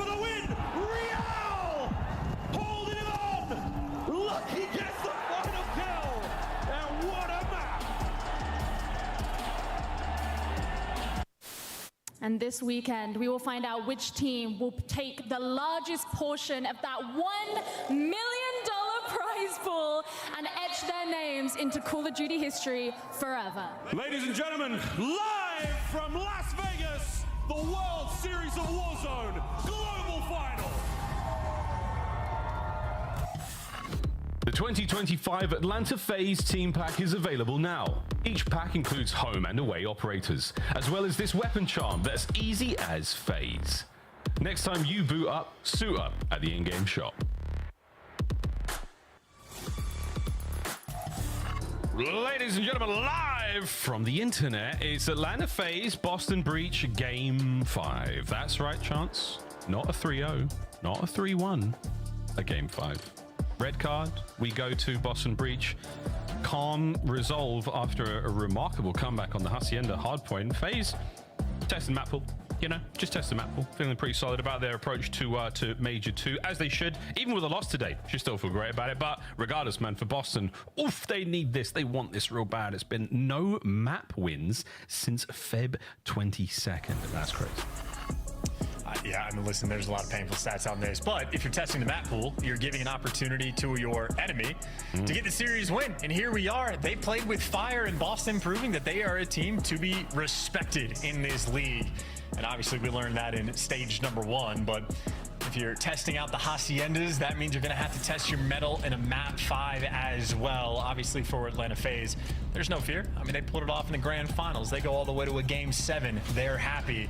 And how about that for specifics? aBeZy purely in map number 5's evolves. 23% for multi-kill rounds, by the way, is clinically absurd. So that is not just him being the best first blood player in the game.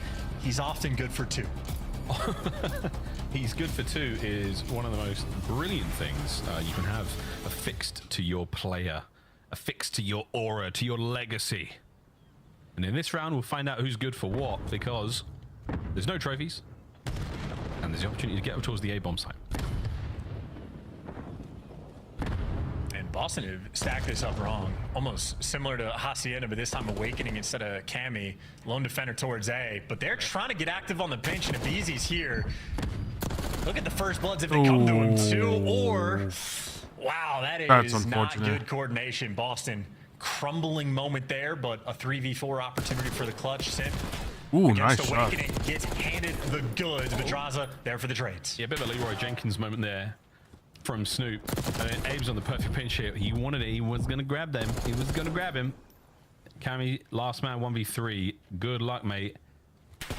We're going to need to see a whole lot out of this life. Reinforcements are all there. He's got 30 seconds. Causes a whole lot of problems here. And what? Hello. Cammy, go on, mate. He's running. 20 to go. Oh, if he, dude, he could have caught aBeZy in that moment.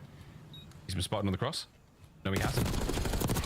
Ooh. 1v1. Cammy.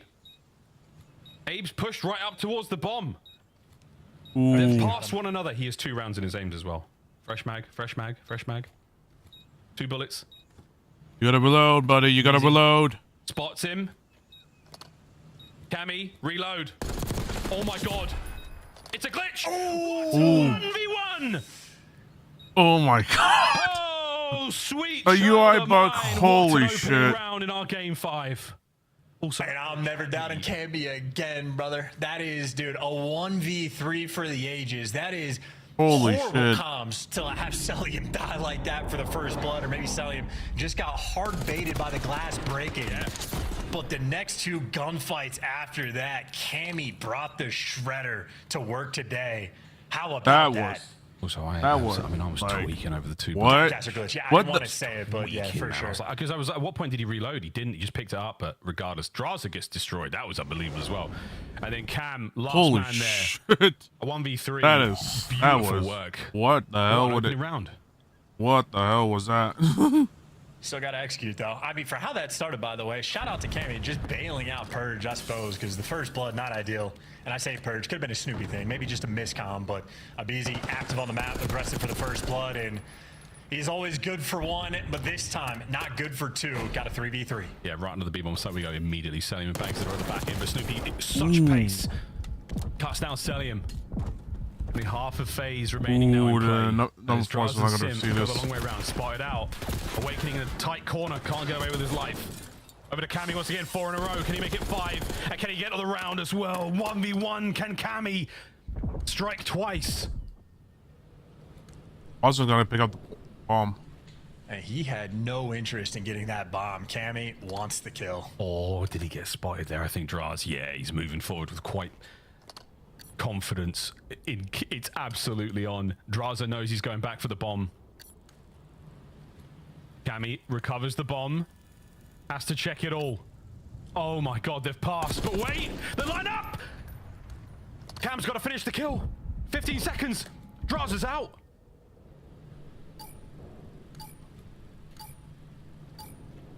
Is Draz looking for it?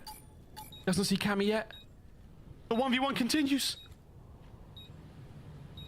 And the unreadable. Once again. Here comes the fight. Ooh! Cammy! Back-to-back rounds. Not a clutch. Not a clutch round. Holy shit.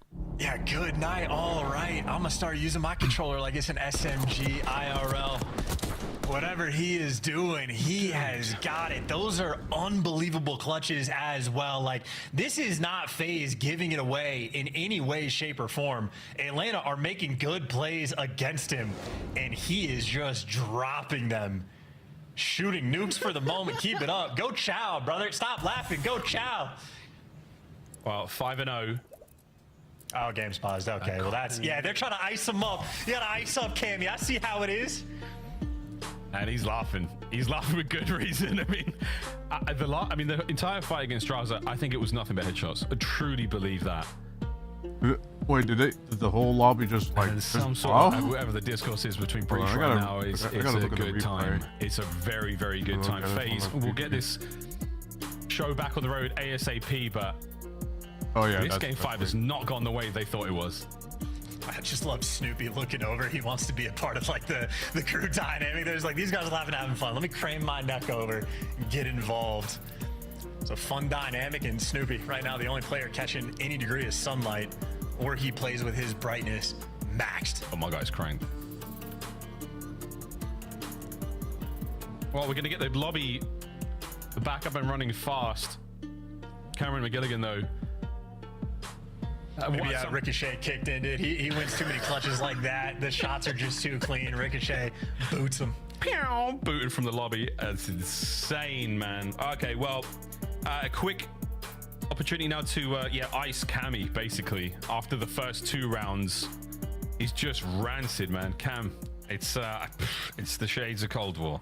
It's such a cliche now, but we're gonna go to a quick break. We're gonna resolve this issue as fast as possible and get back to the Cammy show. Don't go too far, folks. This is the COD League, and this is, believe it or not, a Game 5. Upgrade your game with the Scuff, the official controller of the Call of Duty League. The Esports World Cup is an official partner of the Call of Duty League.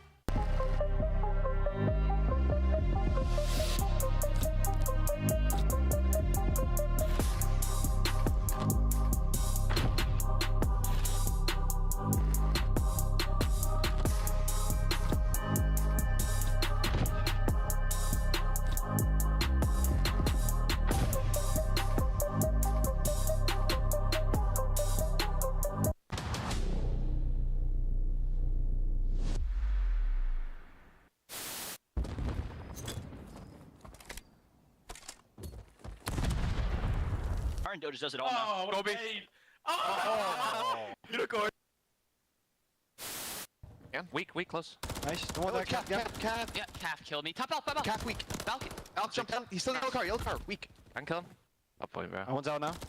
Mid cut. Too slow, buddy. You haven't got time to go dumpster. You haven't got time for that. I got world starred. Oh my god. Yeah, he was shooting guff. I've just seen that in the death cam. The guy's jumped off plan.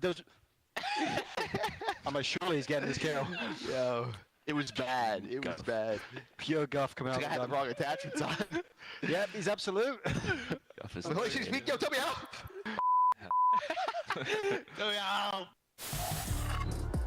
Well, mesdames and messieurs, welcome back. A player who is not shooting guff is Cammy right now, who helps Boston Bridge get themselves to a 2-0 round count so far. But we are still getting the lobby together. So we got some video clips, we got some highlights, so we're going to throw it another break. And hopefully by the time that happens, the lobby will be absolutely hot to trot. Chance, thoughts on the first 2 rounds?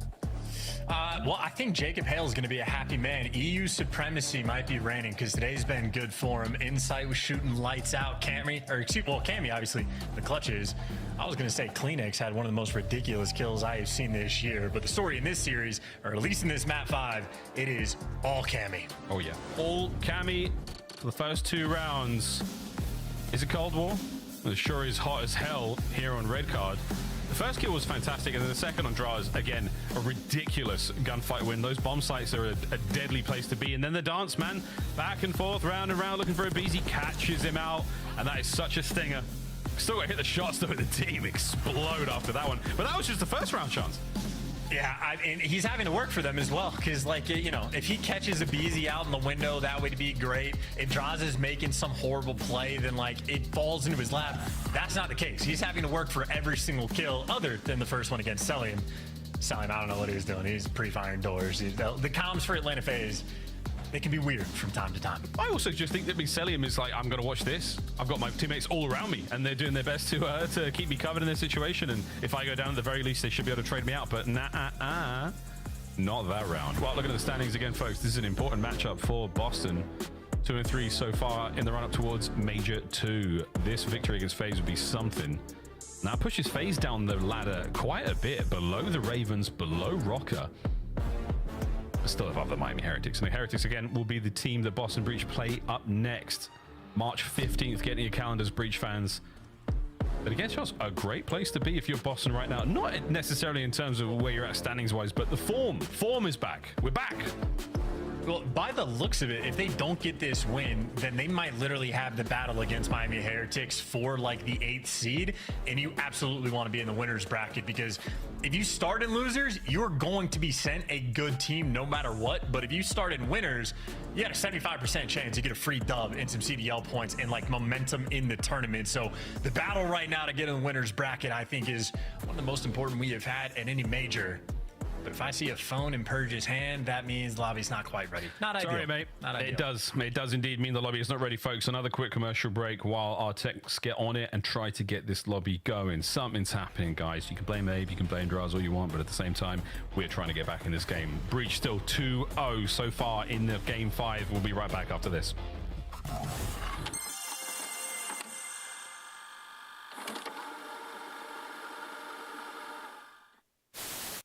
Listen, where am I looking here? It's Mother's Day, all right? Call your moms, all right?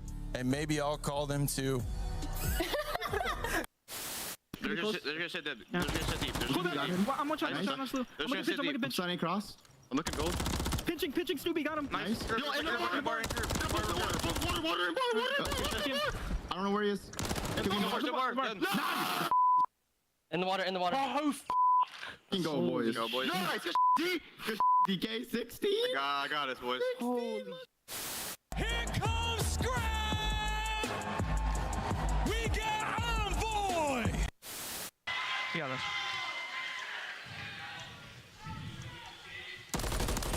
Push me. I already pushed. I'm a forklift. Take your time.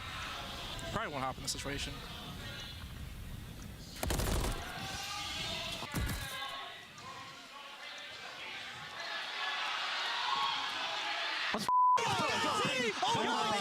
Come on. Nervous. I was about to say, I think you have to. Oh, see that, dude. I couldn't see it either, but I thought I thought you'd have my cross there.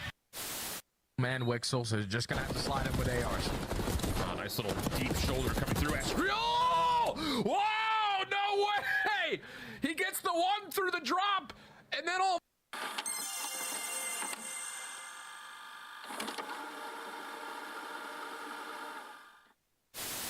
No, he's mid desk, laying down mid desk. The long desk, snaking the long desk. Nice play. Good Let's go, Clay. Let's go, Clay. I ran at him, bro. Yeah, you should have with the Vaz for sure. All good. Behind one. Top window. Frosty dead. I'm in their spawn. Nice. There's be another one on me. I'm pressuring. Was Rooks or Jay? One's on me.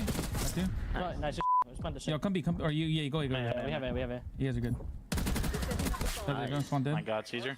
Flank. I'm just trying to shoulder and everything. Just get off board. Oh my God. That was dirty. But like good. Just no. I was working picks, bro. I was working picks. You heard some words. Scrap and Draza now getting the opportunity to go toe-to-toe. Who gets the final chance to head to Twitter? We're about to find out. Let's do 2 weak. One more. Weak. Get killed. Back out. There's two. You can refill your secret in a second. She's one more back door. I know your secret. Back door. Holy Eric. Last one. Nice, Eric. Good story, man. You can't kill me. What's your...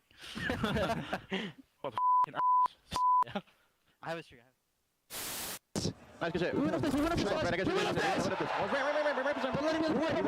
I have it. Dead. Nice. Dead. Let's go, guys! Let's go! Let's go, Bruce!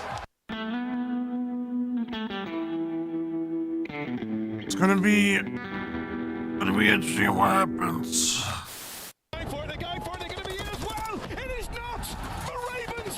It is a Phoenix that has risen from the ashes here at the Major. They take flight. They break the curse.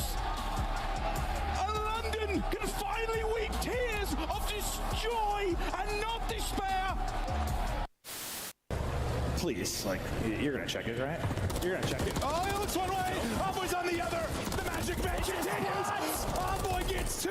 Scrap gets another. It's all on Nasty 1v3. I promise you, he's in that corner. Yes, it's his corner. It's Envoy's corner. Oh my God! The pleasantries exchanged between squads. There's the check.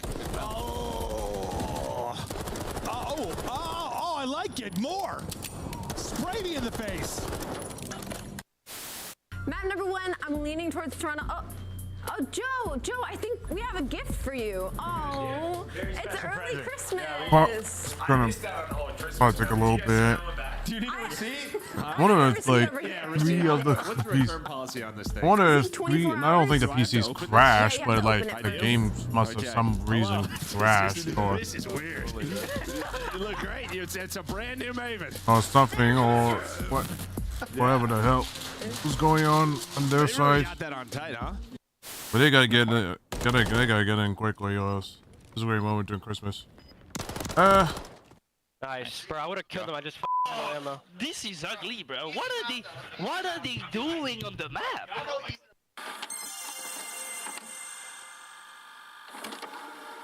I find that cringe, in my opinion, but that's me. I'm in. And we can. Front of me dead. And we gonna head. One more me. I'm in. Dashing one shot dead. I'm in. One shot. Dead. Wait. Take cross. Look at how they gotta exit. We gotta find him. You guys get smokes if you're a little weak. He's running the outside. You're right. Close, you're right. Let's go, baby! Come on! Let's go!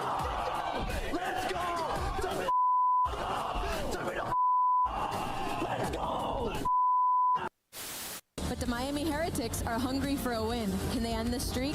Then, Toronto squares off against Minnesota. The Rocker will need a masterclass from the rookie Lindsay. What is Ben doing here? Can you walk us through what kind of y'all's situation Yeah, what's is the right setup now? you got going? Apartment? So we have a like a kind of like a penthouse apartment and a whole bunch of setups in here. Do you guys all live together in this penthouse? Who's cooking? Who's whipping up the meals after a win? So Brian gets the penthouse. We're all staying at a different apartment. Okay. Still pretty nice, not quite a penthouse, but you know, we spend every day here. It's Brian Saints living in a penthouse? Call of Duty can make dreams come true, children. You heard it here first. All right.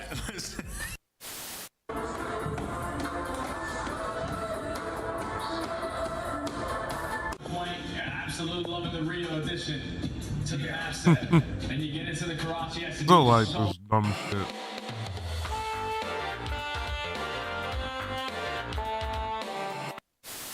If I leave, do you guys leave as well? Do you remember me from DMZ? No, I don't think so. Oh, if you're the leader though, I don't know. Oh, I just got clotheslined by the jumper. No! Jump, jump, jump! Get in.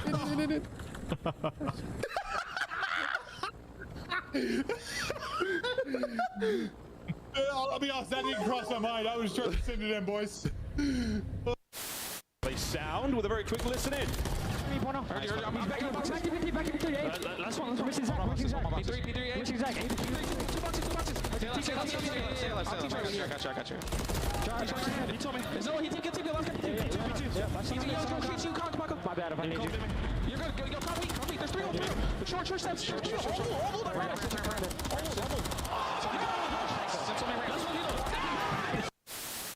We're gonna be really good. I like your trophies. Which one's your favorite? Yeah. Honestly, I don't know. This one seems like insane. Look at this one too. Like this is crazy. Like the golden nut, baby. The diamond nut. Excuse me. You know what I'm saying? How could I not be like? How could I not feel like I'm not gonna lose? You know what I'm saying? Like, come on. Yeah, and that's what I was gonna ask you. Is like, Sib, you're coming into a winning culture. These guys won champs. We obviously. Second tick is done. Abizi is cheesing. That is filth. Series isn't over yet. FaZe now a chance to smile. Nice pick up. Was right by Jen. Pickle's like close to on you somewhere. He's on the door. Pickle's gonna be close. Yep. Alright. Oh my god. Come on. Good game. Like that. That Dante takeover.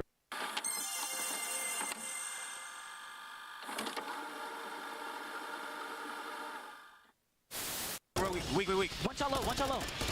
Rug was weak. He was weak. I'm just holding the iron. I couldn't get him. He's one off a streak, Teach. He's working bomb quick. He's playing confident. You saw him. You can't get on till 8. Oh, frag. Wait, what?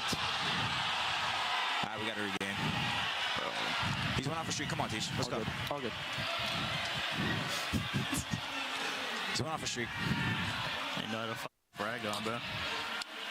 All good.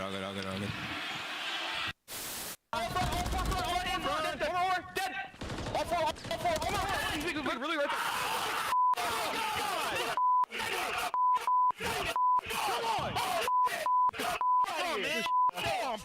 Yeah, got me.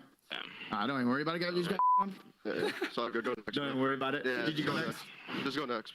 Yeah, we're good. Oh, we gotta laugh that one off, boys. Oh, yeah, we got that one off. Bad. We gotta laugh that one off. Correct. Do you think you could beat Kenny in a Gonna dance be. off? Yeah. Oh, he's lying. Gonna be. Really? Yeah. In my head, I'm thinking he's unstable on his feet. He's lying. No, this is broken because I'm dead ass not lying. I could smoke him. I'm just thinking about his front door porch where he was like trying to control his legs and he crippled on the floor. That's like the first thing I got. Damn, I'm lying on that? That's bullshit. What? I mean, I smoke him. Where is he? Record that you and Karma and crew at the top are feeling safe with 3 rings. Karma, Crim, 6, and Clay all with 3. H, J-Cap, Apathy, and Arsenes, as well as Simpa Beezy with 2. And that list should stay the same. We're safe for now. Nobody's catching us this champ, so I'm happy about that. We do have quite a few world champions up on that stage. We got 4 of them up there. I had to bust the rings out. I had to bring them out back to their natural habitat. They were forged in arenas like this at Call of Duty Champs. Hey, I've got to go with the New York subliners in this one. FaZe warmed up the subliners. Vibe check, bro. Dang, man, Paco has carried me in a rank. I like how in this stage in this like mode, like New York would like usually they would just focus on teams would just focus on like themselves, and not bother like who's picking who. But it's like kind of like how New York is. I kind of like how New York is just kind of like yay, like seeing who's picking.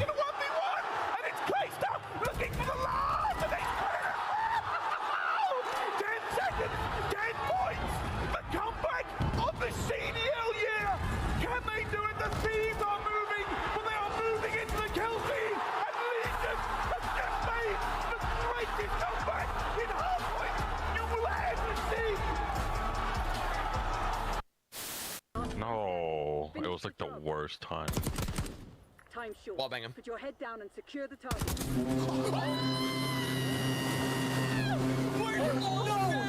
We're so back, baby! No way! We're so back! Deranged Native! Deranged Native with 100 gifted subs! Back him up, make it on the plays, it's Crim 6.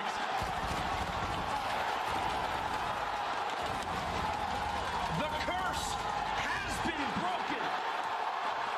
The dynasty has been cemented. They are the greatest roster in Call of Duty history. Optic Gaming are officially the Call of Duty World League champions. You just to the staircase. We're gonna be getting pinched. I have no ammo. I have to push up. Yeah, you just push. Dead. Umbrellas. And just don't line up with me.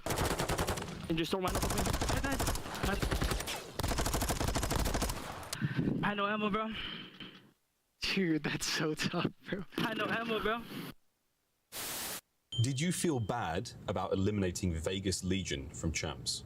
Yes and no, but yes. How long Just are they? him, like, How long? I don't know, What's it? What technical difficulty do you have? Like, them guys. Yeah. My bad, Clay. Keep that shit together.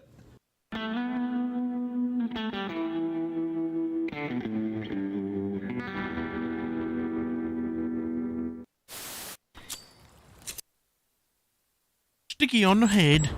Tap out. No, down. Yo no en izquierda, no ahora, están por medio. Pícalo. I'm trying to cut. Or some cut for shot top. Oh, we can't trouble this? Well, that's tragic. At least let him mill. Oh yeah, I forgot. I think that side. Nade hit one a couple times and stunned mid cut. What am I doing, bro? Obviously having a big performance there over at that train hill. This guy is looking to finally really pick it up. He's had a few slower maps, but I guess he's finally caught his bearings. Now 16-9 and forcing the issue on the flank. He's inside of their face, as that's going to be 5 in a row. How about 6? It's 6 for Capsidal. He is woken up and erupting right now on the subliners, making 8 in a row. Hop and look over him. You can see everything.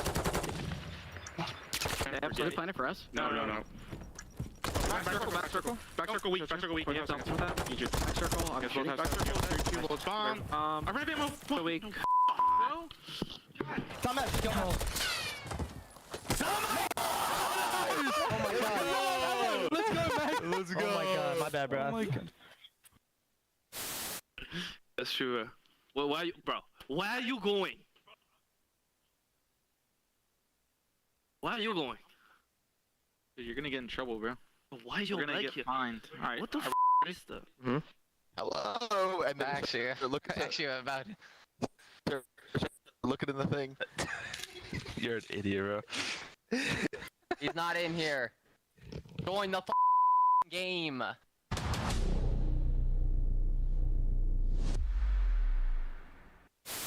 One tractor for sure, okay? Oh, bomb, one shot. Heard you. Oh, bomb dead. Nice, good job. Oh, bomb dead. Bomb dead. Bomb, one shot. You want bang, one bang. Nice. One square. Drop on bomb. Give me a sec. One shot dead. Nice. Last guy broken. Bring me. I'm gonna hop. He's still broken. Broken weak on you guys. Nice. Is everyone They're mindful. Go A. Yo, next time go A, guys. Yeah, they're gonna get one bang dead. Yeah, nah, this is insane. I mean, baiter. It's like both side. Watch out, he might be ironing you. I think he's looking for you. He is. Low boat. Nice! Oh my god. Good map, Ken. Holy god. He just took us home. Oh my god. Bro, I can... No way.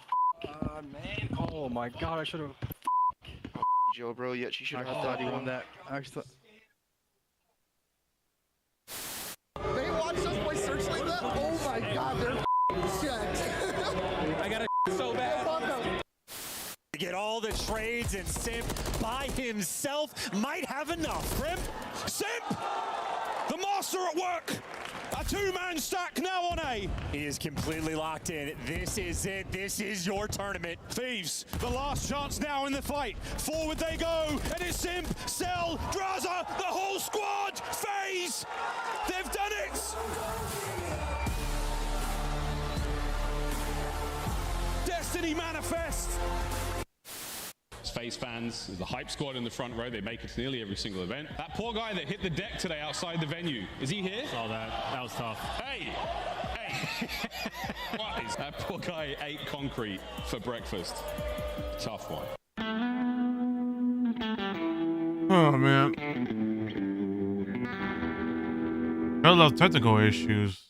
My white chat. Great damage in. It's gonna be all in a four. They drop them. Lucky with both. Fickle is roaring and heretics. They have to really like all they need to do is just reconnect 3 players. Like, what's going on?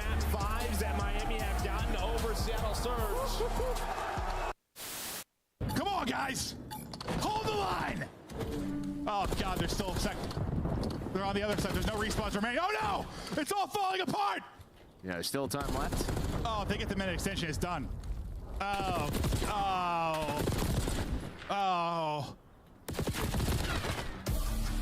It's done. Well, you said it was the law. It is the law. No, this is literally, it's literally the law of control, though. It is, man. It doesn't matter how. Well, hello there. We are back and ready to kick it into the map 3. I will say, like, it's hot in the building. sometimes this game just doesn't make like this game sometimes just doesn't make sense. That, like, just the way that, you know, the way people play like the game is just sometimes it's either sometimes good, sometimes weird. It's so like it's so interesting on how. That's on their side. I'll block. Oh my god.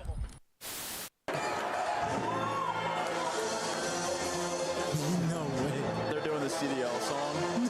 No way. Are we about to get started? Yeah. Are we about to get started?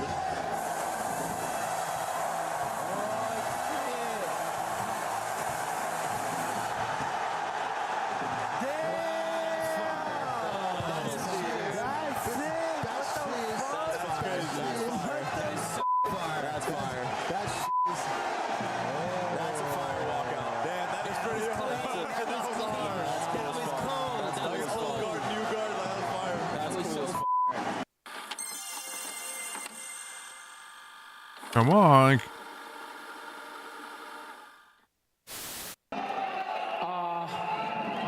Don't stare at each Hydra, please. Holy. They're playing record. They have to play. They are both water. One shot. There's two water. They went red. They went red, Clay. Did they? Yeah, they went red. Both red, both inside red, both inside red. They went front door, they went front door. He's hopping. Watch his water. I have your word. Back door. They They didn't see you yet. Nice! Let's go, Clay! Yes, sir. Look at the route that Shotzi's taking, shutting down the entire. Oh my gosh! Yeah, look at Ant on the mini map. Depending Guy's on an what the absolute timing butt of cheeks. this looks like, Mac gonna go for the waiting for the elevator. Plan, He's patient. We've got 3 different floors worth of areas to explore. Your Shotzi, and now the time starts to tick against Optics defense. And I don't know if Sib got a sound cue that potentially someone's coming in the elevator. I guess not. Here he comes. Shotzi on the pinch. He gets someone's playing towards top window, and unfortunately, Sib, you just were not ready. Middle, run. I'll get bomb checks. I'll go top and get bomb checks. Hold pinch. Make sure someone gets bomb checks. I'll get bomb checks. He can go third. He's telling you. Back on. Not weak. I'm upset. He said, should be sent. He said something. What was that?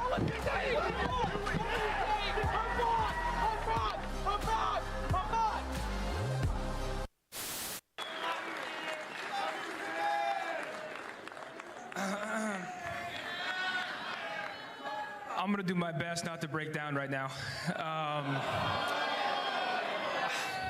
This game changed my life. I was an overweight 15-year-old kid who didn't feel like I had much purpose, and then this game, this community legitimately changed my life and gave me confidence and made me feel like someone. I have my family here today, so I can't think of a better way to say goodbye than on this stage in front of my family. They've made so many sacrifices for me. I mean, my dad was driving me to tournaments anywhere and everywhere. My mom, she flew to Chicago with me for my first ever tournament. And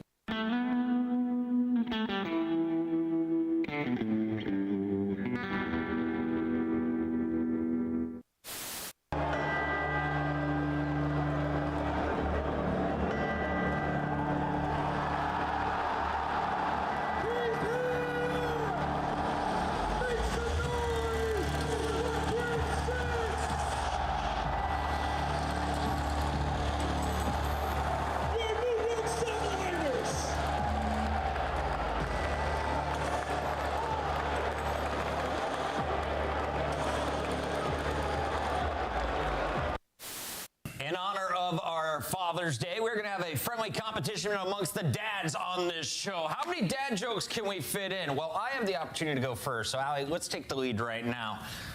Why can't bikes stand up on their own? Why? Because they're too tired. Got her! All right, let's keep this moving, Nameless, because we got a lot to talk about starting here with the standing. What do you want to say to the fans out there that's been supporting you guys? Fuck Optic, fuck the green wall. Vamos! And that's gonna do it for me and Vico here on the stage.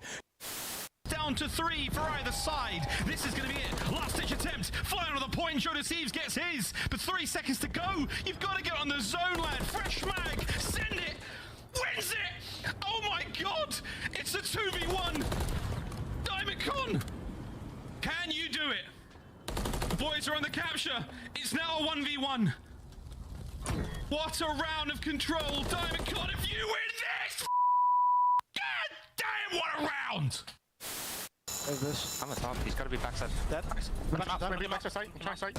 What? Nice. Come on. Get up. Hey, we got that. What are we trailing, bro? You go. Let's go. Holy shit.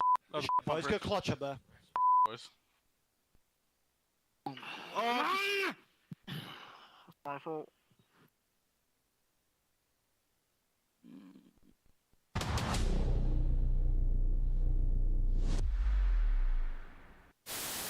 As well. All down to the smoke play from up high. He's going for a joke. Johnny down. 1v1. And Real singing across the stage. Yeah, I'm feeling great. Those guys are frauds. It's Sunday. We're on land. Reverse sweep. It's easy. I don't see anything, bro. I literally top right, top up. Put your head down and secure the target. Planting the bomb. I need him top left. He's in the little thing. Come back in. Come back in. I've already bombed that. Yeah, bombs on. Yeah, that way. I can kill that guy. Above you, too. Above you on the gear. No man's right now. Hit them again before they baby. Hey, bro, I'm on Mars, right? I'm on Mars. In the city of angels, these devils have just torn Toronto. Oh, we got Fame here. Fame, how you feeling, man? Oh. I'm feeling good. Happy to be here. Fantastic interview as always from Fame. Wonderful lad.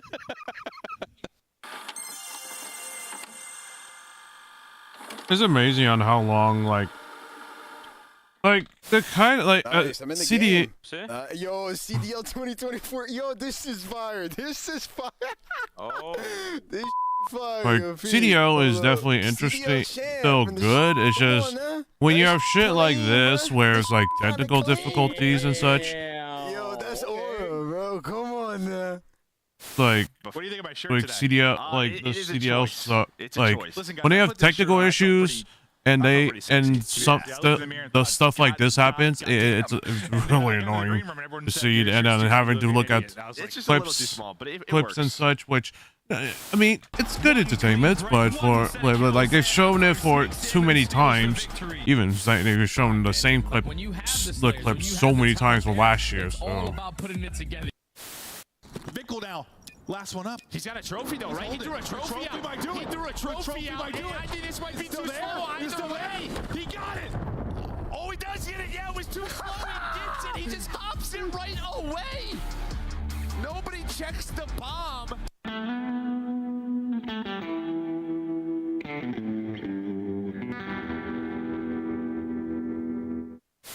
Skies dies, and then in a 3v4, effectively, New York Subliner slid on through. Or setting it up. Oh, look at that! Absolute athlete. You're f***ing dog, kid. How did get? I'm not winning a map at Chance Finals. Let's go! Let's go! Come on, bro! You're heavy, you're humble! You're f***ing humble! Walko on movie, you're f***ing ass! Soy tu papa! Come on! Soy tu pinche papa! Scrap just stood up, celebrated, took off his headset. He got another round! You're so mierda! Mierda!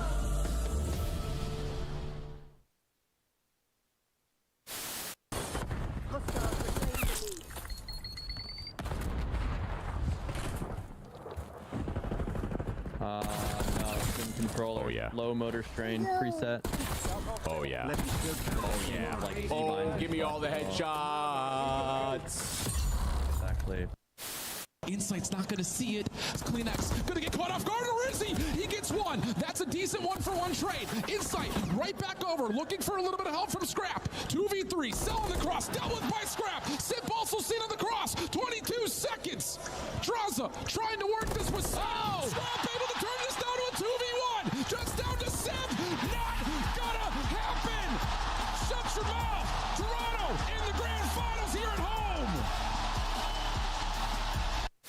That will be the game. Just get into P2. Get the final second. 250 to 110.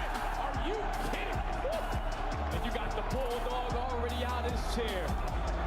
You know when he's in that mode, he usually gets it done with the SMG, but his AR was simply uncontested. Finally coming back. Hopefully the momentum is Boston's momentum hasn't slowed down. There's more than just the game on the line. It's like, you know, a lot more bragging rights. I think the very first map is the most important map. If you go down that first map to Optic, chances are you're not going to win the series. I think they have like over 90% win rate after they win the first map, so it just really comes down to that first map, I think. When you go up 2-0, it's really hard to come back, and we're really good at sealing the deal and just closing the... We've been practicing pretty hard and, you know, watching a lot of film and stuff like that, so I'm just fully confident we're going to walk away with the W. Yeah, Reese, all out time for your teammates to work this pitch because you know what Hydra is capable of. Finds that kill onto Insight. Skies across the map, finds the second. Now Sid left in the 1v2 on this side of the map. He finds the first 1v3. Off the reload! Oh my goodness! One was fine. Two was a goddamn miracle. Billy, lie. But what the hell? What the hell is that? Wait, that guy's bowling. Wait, he's watching bowling. Look, look. You see, he's watching bowling. Yeah, what the fuck? I gotta troll, bro. Wait, is he trolling? Wait, is he trolling? Wait, he has to be trolling. Wait, is he trolling? He's gotta be trolling, right? Wait, he's gotta be trolling, right? That's not right. That's an Easter egg from the CDL. I set up. I'm on the stairs. Nice. I'm looking you. Could be outer. Outer. Nice. 3v1. See, nice, baby. Oh my god. I mean, I'm trying to scam it. They won't even kill me. Can't win it on the point. Scrap and the boys get it done. Back on the f***ing desk, play. Back on the f***ing desk. You're f***ing dog shit, kid. How did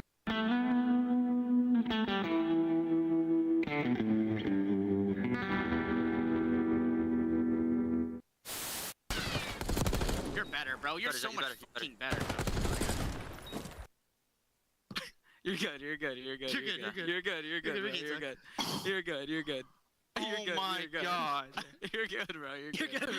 good. It doesn't matter. It Yeah, you Zach, you weren't meant to win that. Nice. Go, baby. Good job, man. I couldn't stretch it. Let's go. Good job. You needed that.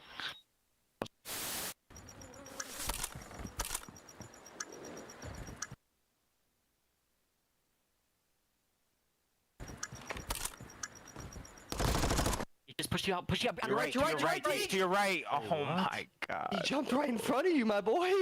That was unlucky. He literally jumped in front of you. That's him. Bro.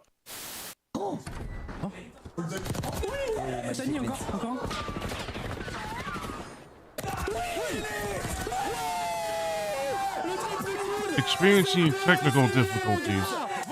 Great.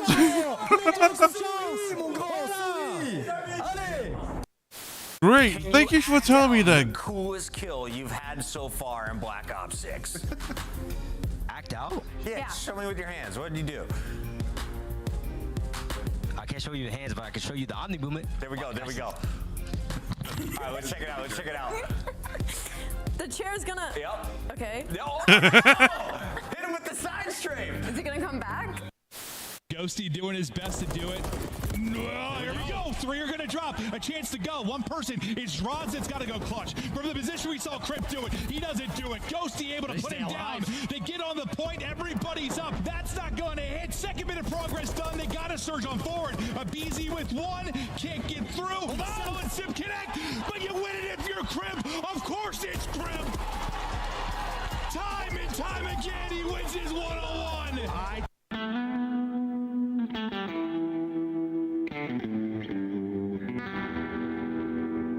Oh, great. Well, Standy will get free info here onto Assault. Quickly that's going to be awesome. He's going for the assassination. Didn't hold the button down long enough. And Assault says not so fast. Let me tell you right now, these guys play every day. You should know you cannot assassinate someone when they are a little bit taller than you on the map. And unfortunately, a little bit taller than you. You know them hands from Assault. They are definitely warm.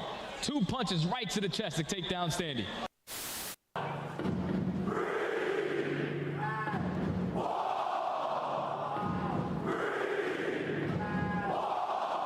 It's crazy. Also, it's been also crazy for these almost 2-3 years. Well, actually, no. I started this whole watch party thing on Major 4 2022, and you know, it's been kind of a. We're planting the bomb. Oh my god. God, ball, come on, give it to me. Bomb is armed. No, I don't think it's behind you.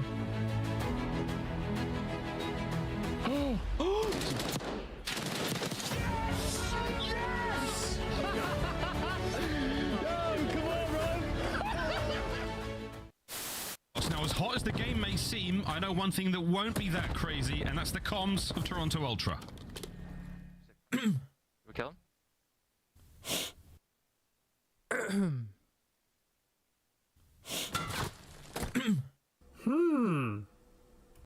Calm as ever, Toronto Ultra. Now to the other side of the stage. Oh no, I'm dead. I'm dead. No way. By self-revive? Nope. Honestly, it works out. I'm starving.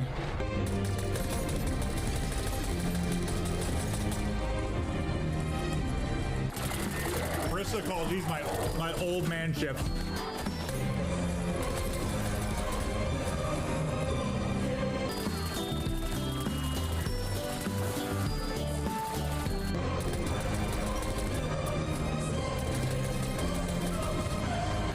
I was about to say, it's been crazy since I've been doing this thing for about almost 2 years, for about two and a half years now. How do I have the same amount of eliminations as you? Yeah, that's some horseshit. About 2.5 years now since like,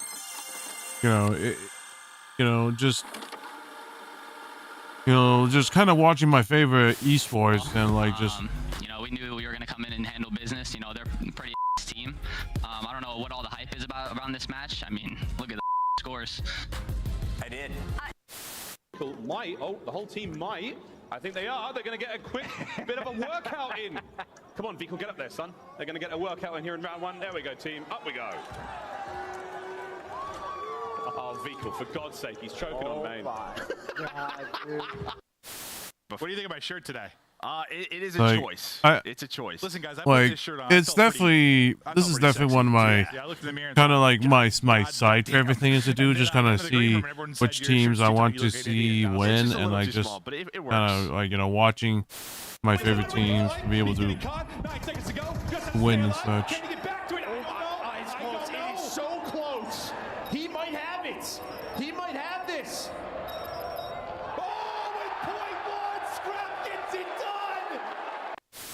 To make the play. It's been all about him all tournament long. It can come down to a 1v1. Oh, he's not.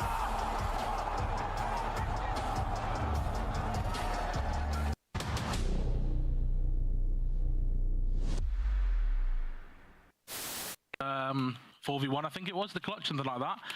And we were just, playing the round out, and I hear, oh, cat, he's pushing at him, thinking, oh, he's dead, okay, so let's play it nice. And then I just hear a roar behind me, an absolute roar.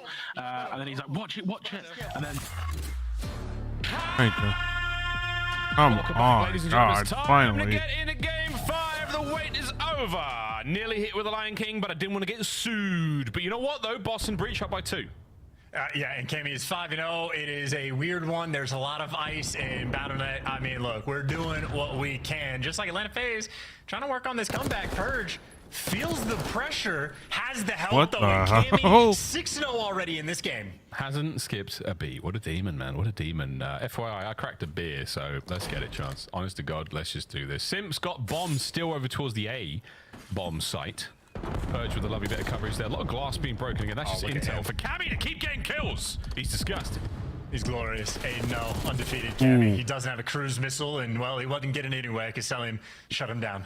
Yeah, I mean, Selim's got really lucky, even been able to land that final bullet, because Cammy's disgusting. 3v2, though, with Boston. Still with a man advantage, but they've conceded a decent amount of the bomb site. They're going to go for the old Raparuski up through steps. In a moment, FaZe might all be dead. They're playing for A as well, or at least Selim, as the bomb might be high-talented over towards B. No one's really turned for Boston for this, but with the man advantage there in good position, Selim hears everything. That is unbelievable. Yep. That's disgusting. That is, yeah, that's the great equalizer. 10 seconds, though, on this plant, and he's going to get it down. Not a huge amount of presence here from Boston. And that's good tags from Awakening, but you've separated FaZe at the very least. I just turned my volume up in case that's like a me thing, but that's insanity. Selim is tagged up and hunted down, so you got a 2v1 and BZ here for the clutch. First Blood Machine, can he clutch? He's got time. Backs on up. Breach are going to play this Titan together. Purge and Awakening. Here we go. 20 seconds. Check it all, boys. Oh my God, no way, Abe, no way!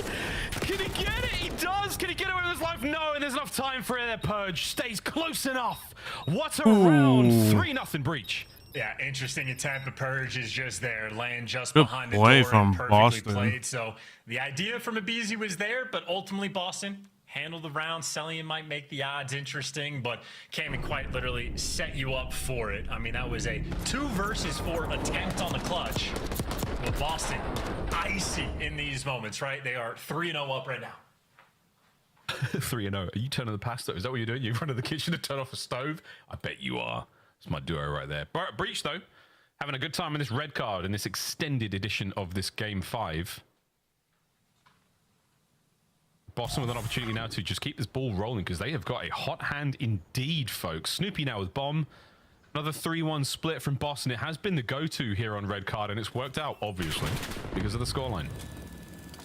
Cell, I think, might have gotten eyes on two right off the rib, so they're just going to go for a quick reposition, sliding through the middle of the map. I would imagine a BZ could hear that from over towards Ticket. Ooh, damn. But Purge fries him. What an angle. Cell's in trouble as well. Oh, wait, no, Sim's down. Over to Abe. He picks up the flank. Eyes on Snoop. Good shots. Not enough for the actual kill, though. Draza does what he can to keep his teammates in it. Purge has got a corner. Oh, dear. The balloons pop. Over Purge as that one is done. And Abe now. Oh, my goodness. What a round. Wait. Finish the kill. Cammy is the last man there, and FaZe finally stop the bleeding. Finally get on the board.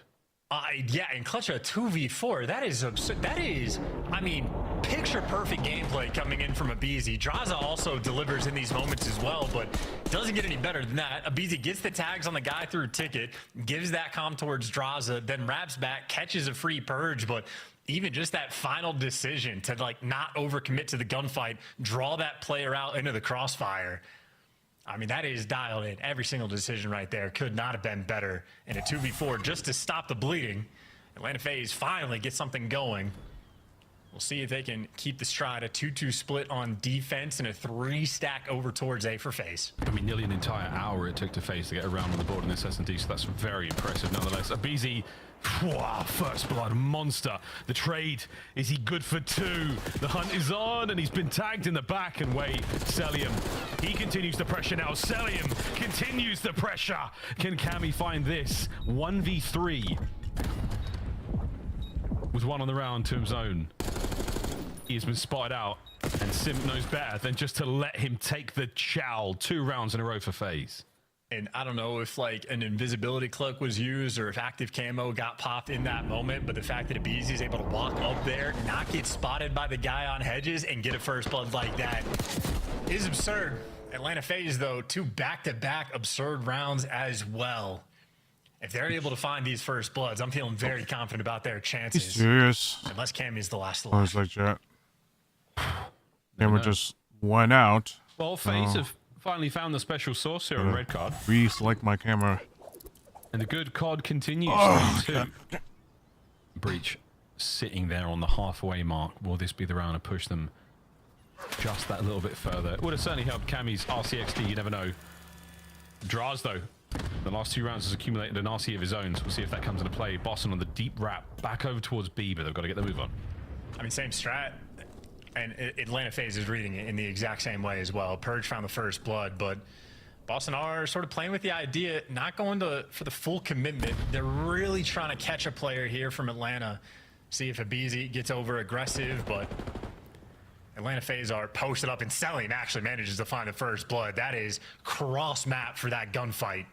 And FaZe have been fine when they get the first bloods. Cammy is still alive, though.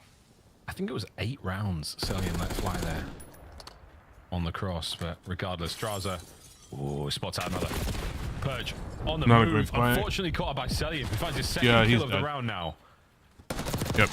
The old nothing you can do about trade. it. No, we can't not going to be there. He's on the defuse immediately. Cammy keeps the play going. Sim last minute save.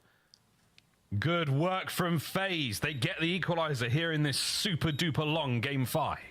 Yeah, and these are snappy rounds as well. Celium, again, just a gunfight that is not easy to win, finding any pick at all in that type of circumstance, but he delivers, and I like the adjustment from Atlanta FaZe. You know they're going for the sort of wrap in, wrap out, trying to play the mind games, but on Hacienda, there's a lot of fluidity to it. You can make a lot of plays on that map. Red card, very easy to lock down on the defensive end, at least by comparison, so Boston really just spending a lot of time in their spawn. A little bit of confidence is sort of falling out of the Boston Breach boys. They need to tighten that one up. They look so strong in the build-up to that last equalizing round, but here we go again. Back at it with the first bloods. If it wasn't going to be Simp, it was going to be a Beezy now. Snoopy has been eradicated from play. And look at this. This is going to be an A call for sure. They're leaving a Beezy over towards B site, and he's shooting his gun. He's just keeping up the pressure. That is purely a distraction. You just have Awakening in depths here to watch this push, and maybe Purge wrapping over slowly through the middle of the map, but way too slow. Bomb is down for free. And if Simp gets out with his life, it's huge. Oh, he's playing it slow.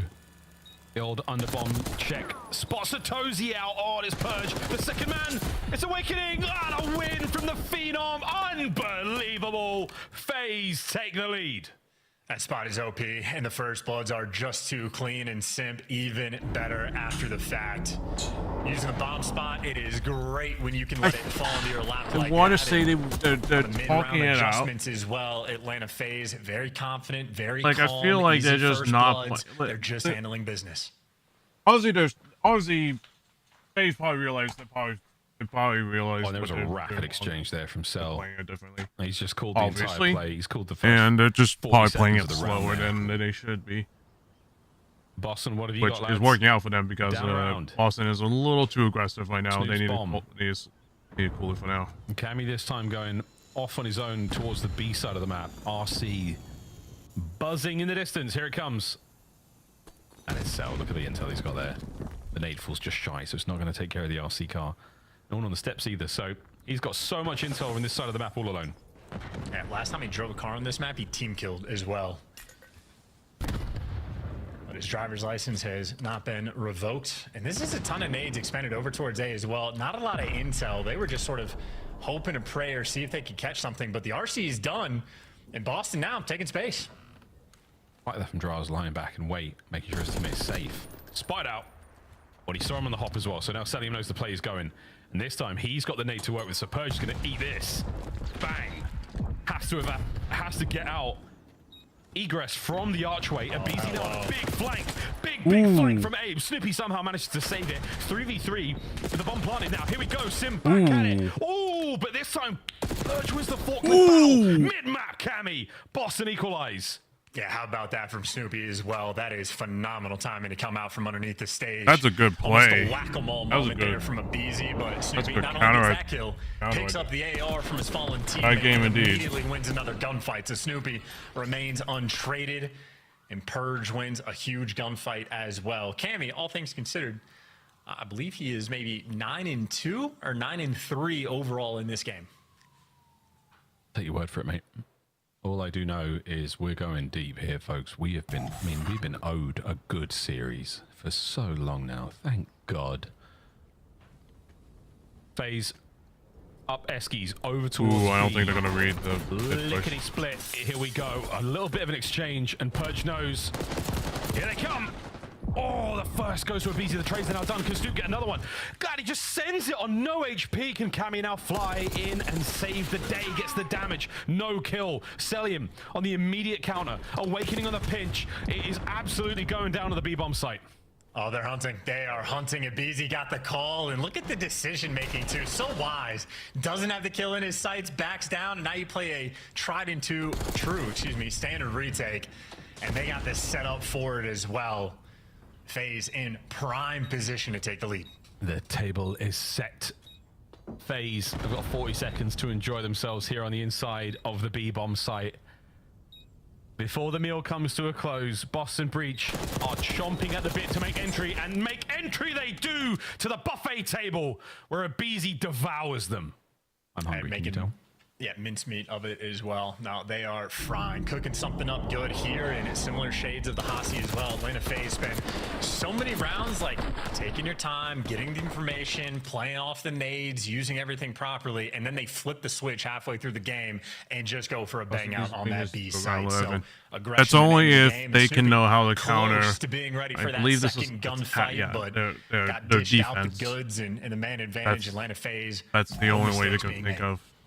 That's the only way they could, right at the Match moment, point, Atlanta FaZe do right Good now. God, there have been duels there for the FaZe boys as well. It has been a difference maker. Mother RC. Back to the tried and true, where so much intel gained from this position, but this time, eyes poked out, and now Boston advance. I don't think anyone's going to read this. That angle is crazy. That I wonder is if you go disgusting. prone, if you could check it from Purge. I think Purge can actually see him. He can actually see his player model through the grate, but he can't see him. No! Dear God, Draz traded immediately. Towards the A-bomb site we go, but here comes Sim. Heavy pockets now emptied. The frag grenade, will it meet? No, it doesn't land. Awakening now with a little bit of a love tap. Celium on the back hedges, backing him up. Reinforcements now moving in. FaZe are worried about the plant, but they're worried about the pinch. Sim takes care of one problem. 30 to go. And there's no trades rolling through, and they haven't even gotten the bomb down. And they had a There's no 3v2 time. around the site, and now they There's no have time, a and disadvantage, and they are tweaking. Wait, Snoopy! No, 1v1! Less than 20 seconds to go. And Abizi, what will he do now? He's not going to see this. He's not going to see this. Who's just sent it into the middle of the map, and Abizi. The 10 seconds on the clock. Lines him up, guns him, done. Atlanta FaZe in a 1v1, an emphatic Abizi. Well, the weight of the world I picked FaZe winning off this, his shoulders. but I didn't expect Shoes it to on, be a mate. game 5. Somebody get ready for that post-match interview. This long series is over, and FaZe get it done in 5. If Snoopy just turned a little bit on his left, he would have made it a round 11. If that 50-50 gunfight would have worked. Here's what it is. Unfortunate. On the reset, they won the first round. Cammy kept like the flow state going as well, but then they just started to crumble round after round. Atlanta FaZe, excuse me, just played a clean game. Red card, super solid. A couple different strats, mostly standard stuff, but they choose their moments right. And watching Abizi play, whether it be for the first blood or after the fact, he does have supreme gameplay. Maybe top 5 all time. 6 first bloods in a row there for the FaZe. I just feel like they just out of that. So look at the opening all doors those being one essential dual there for FaZe wins. success. Like, cheers, boys. Drink to that one, Jeej. Unbelievable. Unbelievable. That's like crazy many search and destroy by all accounts. Unfortunately, it did have to go the ultimate distance, not necessarily in the round count, but in the time, of course, because Battle.net was down. But Battle.net was down. That's That's I think for Boston, interesting. unfortunately, missing out on the 10 points, but they have to hold their heads high. You've got 2 massive map wins against FaZe. You've got some great reps against one of the top teams in the game. Chance. I don't think they can be too disappointed with this unusual outcome. Yeah, and their battle against Miami Heretics on the 15th is going to be a fun one indeed. Might be the decider for winner's bracket or loser's bracket, but it does depend on how Heretics next series plays. Take it away, Des. Let's get the hell out of here. Thank you, gentlemen. Good job, guys. Way to start the game, casters. All right, let's break down the final search and destroy. And Abizi, is this his best week of Call of Duty that we've seen in Black Ops 6? Ooh, I mean, he's had some good weeks. He captured 2 Minnesota players yesterday. he's had some really good moments. Ace tonight. I mean, he starts this too, because you're up 3-0 if you're Boston. It starts with that 2v4 with him and Drop. Yeah. We were watching the green room, and they pull it off, and you're right here. Oh, this is what propels them. This moment is what gets them back in it. They pull off the 2v4, and from that moment forward, Abizi starts to take over. He ends up, on 6 or 7 straight to close out the game. One of the best, if not the best, search and destroy players of all time. If you're Boston, you got to put the foot on the neck there, right? And stop giving them opportunities. Because in that round, you had B control, and you had numbers in a situation. They all tried to run out, right? And take their side. And, if you don't have a general idea of where they're playing, maybe don't do that. Let's just take the bomb plant and play our trades. And what happens is they give them that 2v4, and from then they keep taking risk alone without their teammates. Snoopy sprints out one round all the way through B, ends up getting first blood, and FaZe like, okay, we'll just go A and plant the bomb. They win from there. So when you let FaZe crawl back into it, and as they start to get deeper into the game, they're going to adapt, and you're going to get exposed, and that's kind of what we saw throughout this one, man. Yeah, it's a massive opportunity for Breach. It's weird. I just don't. You don't really feel good if you're either team probably, because if you're Breach, this is your advantage, your chance to take advantage of 2 weak maps for FaZe. If you're FaZe, and if you're FaZe, let's ask Celium right now. He joins us live in the winner's circle. Go ahead, Maven. Yeah, I guess Cel, what's up, baby? How are you? What's going on? What's going on? I'm doing good. How about you? I'm doing great, man. All right, so you guys play some of your weaker maps in this. You talk about the Hacienda Search and Destroy and the Hacienda Hardpoint. You guys are trying to improve there. Haven't played much of the Search. You're 3-3. Well, now 3-4 in the Hacienda Hardpoint. That's where you're trying to improve. It didn't seem like you found many improvements. What's your takeaway from this series? You won it, but the 2 things you're trying to work on weren't too great. Yeah, well, I feel like for the match we lost, it was like very sloppy. Even though it was like very close, it was like very sloppy like out of us. But I think map 2, I think they just outplayed us. But I think map 4, I think we like just it was so sloppy the entire time, to be honest. MC, the search and destroy throughout this stage, yeah, I didn't even notice until I saw the stat. I was like, you guys are like 2-5 coming into the series in S&D. And now that makes sense why Simp said you guys have been putting in work there in practice. In your opinion, what has happened in that game mode throughout this stage so far? I honestly just think teams have caught up in search a little bit, and I mean, all of us are trying to like find new strats and find new stuff to do in the map. So it's definitely a process, you know. Yep, absolutely. And to be fair, with these maps right now, it's like it's tough to find new strats. It is, like with this current map set. But I know Simp said like S&D is like your single most important thing you're working on. What do you think though, as an individual? Is there something maybe for your gameplay or the team that you think is the most important going forward before Major 2? For me personally, I feel like search. I've been trying to work on search for this major because I feel like everyone knows what I do in the map pretty much. So I'm trying to switch it up and just be more active on the map. Yeah, you got your sell spots. You need to find some more sell spots. Yeah, yeah, pretty much. So, final question. We will see you on land in just 2 weeks as we all head down to Allen, Texas. Where does FaZe like to eat? Any suggestions of places to order from? Well, I love a spot called Chewy's in Texas, and I'm gonna for sure get Cane's, so I'm gonna get Cane's over there. I've been to Chewy's about 1,000 times. I get my Post Malone Dallas Cowboys Cup. It's great down there in Texas. I have been to Chewy's so many times. Yeah, that's Phil, good. we gotta let you go because they need to end the show. I love you. Thank you. You're very All right, sounds good, guys. Peace out. Have a good night. Fantastic human. What is Chewy's? Chewy's, it's like a Tex-Mex place. Yeah, get some tacos, bro. Yeah. All right, we got to break down everything that we saw, including the best moments. This is your scuffed play of the game. Let's take a look at Atlanta FaZe. Game 3. Simp, Draza, call it.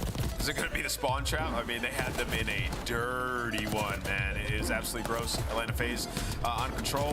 One of the better control teams that we have in the world. And, right when this map got added, we were worried that this would happen way more often. We just haven't seen anybody get all the way up to Boathouse and on the bushes and trapping them. FaZe were able to do it. But to Boston's credit, they responded really well within the round. No, they really did. But, like, we've seen someone get to that bush heading. Yeah. And kill 2 or 3 people. I've never seen, like, 3 people ping it in. That literally looked like a ranked game. In barn, in Boathouse, and on bush. But then I think it was like 7 straight kills for Boston, and they got out of it pretty well. But ultimately, FaZe able to take it. But still, I don't know. Yeah, they're as much as like we're getting on Optic, and some teams are sloppy play. Like FaZe, as good as they are, like they've got some shooters. There still are, dude. There are some sloppy moments. There is, spawn, like 100%. They're guilty of some misplays, and it's going to cost them against a team like Thieves is playing so well. If we get to that like a final again, I think our seeds are kind of started to sort themselves out, and all of the top squads today win their matches. Let's go back. Wasn't really close here. Number 11 versus number 12. LAG gets the 10 points out of this one. Name was the first win for either squad in our Major 2 qualifier. Well, I mean, the first 2 maps should have went the way of Falcons, honestly. I feel like the nerves just simply got to them. Like this is something where if this is in a couple of months from now, like I feel like Falcons, the nerves will have subsided and they'll just outright win. I disagree, just because like. You think they're going to still 19 times, until you like win a hard point? The nerves are going to be there. You've lost so many. I just feel like they ramp up. Even if it's a month from now, and they still haven't won a hard point. I think it's the same thing. You're just scrimming so often. You're going to be in these moments. You're going to be like, all right, I have to figure out a way to control my emotions here, and they're going to end up closing out. Dude, they played better than the Gorillas in the search and in the hard point. Like majority of the time to the very end where they just throw it away. So, but either way, Gorillas getting a much-needed win today. Kismet was a dirty dog in that game 3, and the UCA 3-0 from LAG. My big takeaway: Linz had a great day, silenced a lot of haters, and also his English really improved. The man crushed it in the interview tonight. He did, man. Lynn's, trying to be a star in this league, man. On his way, definitely has the talent. Keep your eye the question. on the youngster. He's got a lion on his arm. Let's take a look, though, at the blonde-haired demon that goes by the name of Neptune. Today, he faces off against Rancor and Miami Heretics. The Heretics run. It's kind of tough. Yeah, Vancouver's pretty good. It is. I mean, Rancor has been disgusting. Rookie of the year. Like, I mean, granted, there's not a lot of competition right now for that particular position. It's like him and Falcons. So, like, Rancor's got it. And Lunars, yeah. Yeah, Lunar. Well, yeah, true. As of late. But I thought Vancouver would take this one. They ultimately were able to. Heretics played them tough pretty early in the series. They really did. They honestly played them tougher than I expected them to, especially when Surge got a couple of protocols in the series as well. But I don't think it really changed my mind much about either team. Either team, I thought they both played well. They moved up into the top 3 in seeds. I think that's the big win for Vancouver. Yeah, I guess I already had them there in like my power rankings. Yeah. But yeah, now they're 4-1. Now they're actually there. Yeah. Now the results are mirroring kind of what we think of them. Yeah. And you know, for Miami though, I mean, I thought I saw like really good control improvements today, especially on that protocol map that Surge has been good on. Miami is a stressful squad because we know how good they can be. They're still sitting on just 20 points, 2 wins for the qualifiers. They are on the edge of that winner's bracket. This man, though, has locked up his spot with his team. Vancouver will be starting in the winner's bracket. A 7-1 performance, ridiculous 7.0 search and destroy. When it came over to Toronto Ultra versus Texas, I said no. Not everyone can hate on Optic. They're going to bounce back. Silence all the haters. The haters are yapping away on Twitter right now. You take a look at the numbers. They were not pretty. Kenny was kind of bullied.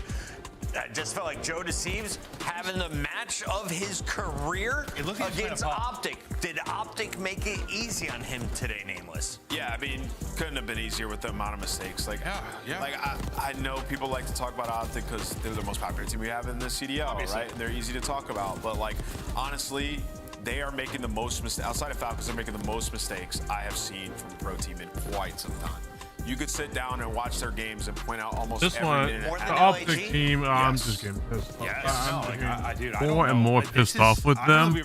Just because like you're expecting a team who won champs last year, and you suck ass right now. Where are they? Like, where are they? What? Like, hello? Toronto Ultra with the win most likely will also be starting in that winner's bracket. A big dub today. And Joe Deceives with great numbers. Where's Toronto now? Well, after a rough start, they went to 2-2. Now 4-2 at 40 points. We have a 4-way tie. A big day for Vancouver and Atlanta FaZe as well as Toronto Ultra. No, absolutely. And you said we're getting a real good shape of how this thing's going to look. I think we're going to have a little bit of a battle probably for that 8th spot when we think about heading into the major. I honestly thought Breach was going to win this, but I just feel like Boston, unfortunately, they did. I think they just next week's schedule. We have they didn't really slow it down. You are holding the door at 3-2. Well, this will be the last week, you draw everyone. LA Thieves on And Saturday. You close it out with Vancouver. Then the following weekend will be major. Heretics have a chance to climb. They face This is Carolina gonna be and nice. Boston Breach, Matches who so kind of far. controls their destiny. Nameless, dude. Oh my goodness, man! Some of these matches. This Optic one, versus I am LA really Thieves, hoping. obviously, This just one, now it's like, we'll see what happens. In the past, we're like, because right now. Yeah, I mean, I think I'm really excited for Friday. I mean, Miami Heretics versus the Royal Ravens and Ultra versus Surge. Just kind of see where Ultra stands right now. Absolutely. Last time they played, what, 3-0? Right in the minor to Surge. So can Ultra look better? Quint, great long day. We're out of caffeine. Thank you for joining us for another Maven Sunday. We'll see you soon. I had a great time. Thanks for watching. You're all very sexy. Cheers. See you next Friday. All right, chat. So, what a day! What a unexpected long ending. Just because, I didn't expect this to happen. I didn't expect the long technical difficulty, which apparently was bound to, and then just be down at the moment. Like what? But, anyways, y'all. For those that don't know yet, I will be streaming again later tonight. I'll be streaming again later tonight. And it's gonna be Black Ops 6. Gonna be probably grinding and playing with some friends and such. So we'll see what happens, and I'm gonna see and hopefully tonight's lobbies aren't gonna be horrible. So we'll see what happens.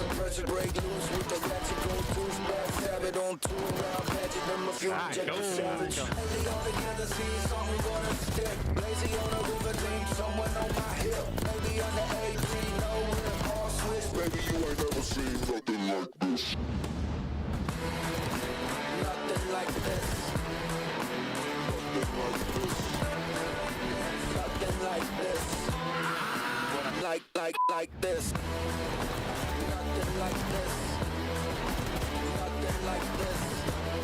Like, I don't know what to do with the, I don't know what to say to the Vegas squad. Like the only thing I can think of is just tell them to just blow up, get a challenger team in, and that's it. That's the only thing they can really do, realistically, if they want to save face. Because right now, they're like a laughing stock. Like, I understand, and like try to get those people, that squad back in challenges and see if they can really truly prove themselves. Because right now, I understand what they're trying to do. They want to try to get the best Saudi COD team out there, but it's like when you're the.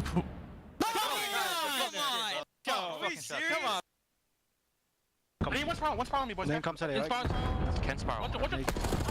Sparrow, there's two. Go around me. Last guy, he's low. Stay low. I'm 245. Oh, sorry. I Get it, bro. Holy shit, Like, I just don't. I don't get that. I don't get. I'm just no. Actually, no. I'm pissed off with. I'm getting more. I'm getting pissed off with Vegas, but I'm getting more pissed off with Optic. Obviously, they don't know what they're doing. They're clearly. It's like fighting each. They're like fighting each other, and this is not how I see Optic.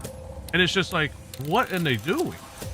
I don't know what they're doing, but it's like, you know, there's not much you can do about it. You know, just gotta hope that hopefully within the next couple months they get their shit together, find a groove in this game, and just hope that they can do it.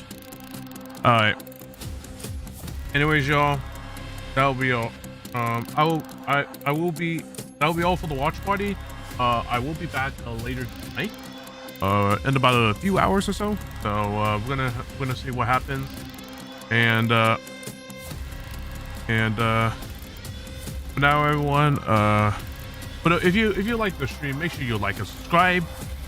Like the stream and subscribe to my YouTube channel, which I'll be streaming again later tonight. To be sure to don't forget to also check out my socials right here, everyone. And also check out the sponsors that my esports organ I'm a part of, God's Laser is sponsored by, and the merch as well.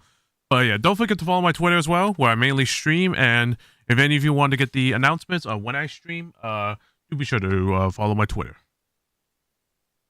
Anyways, y'all, that's gonna be it for now. Thank you all so much for coming to the watch party. I'll see you all later tonight.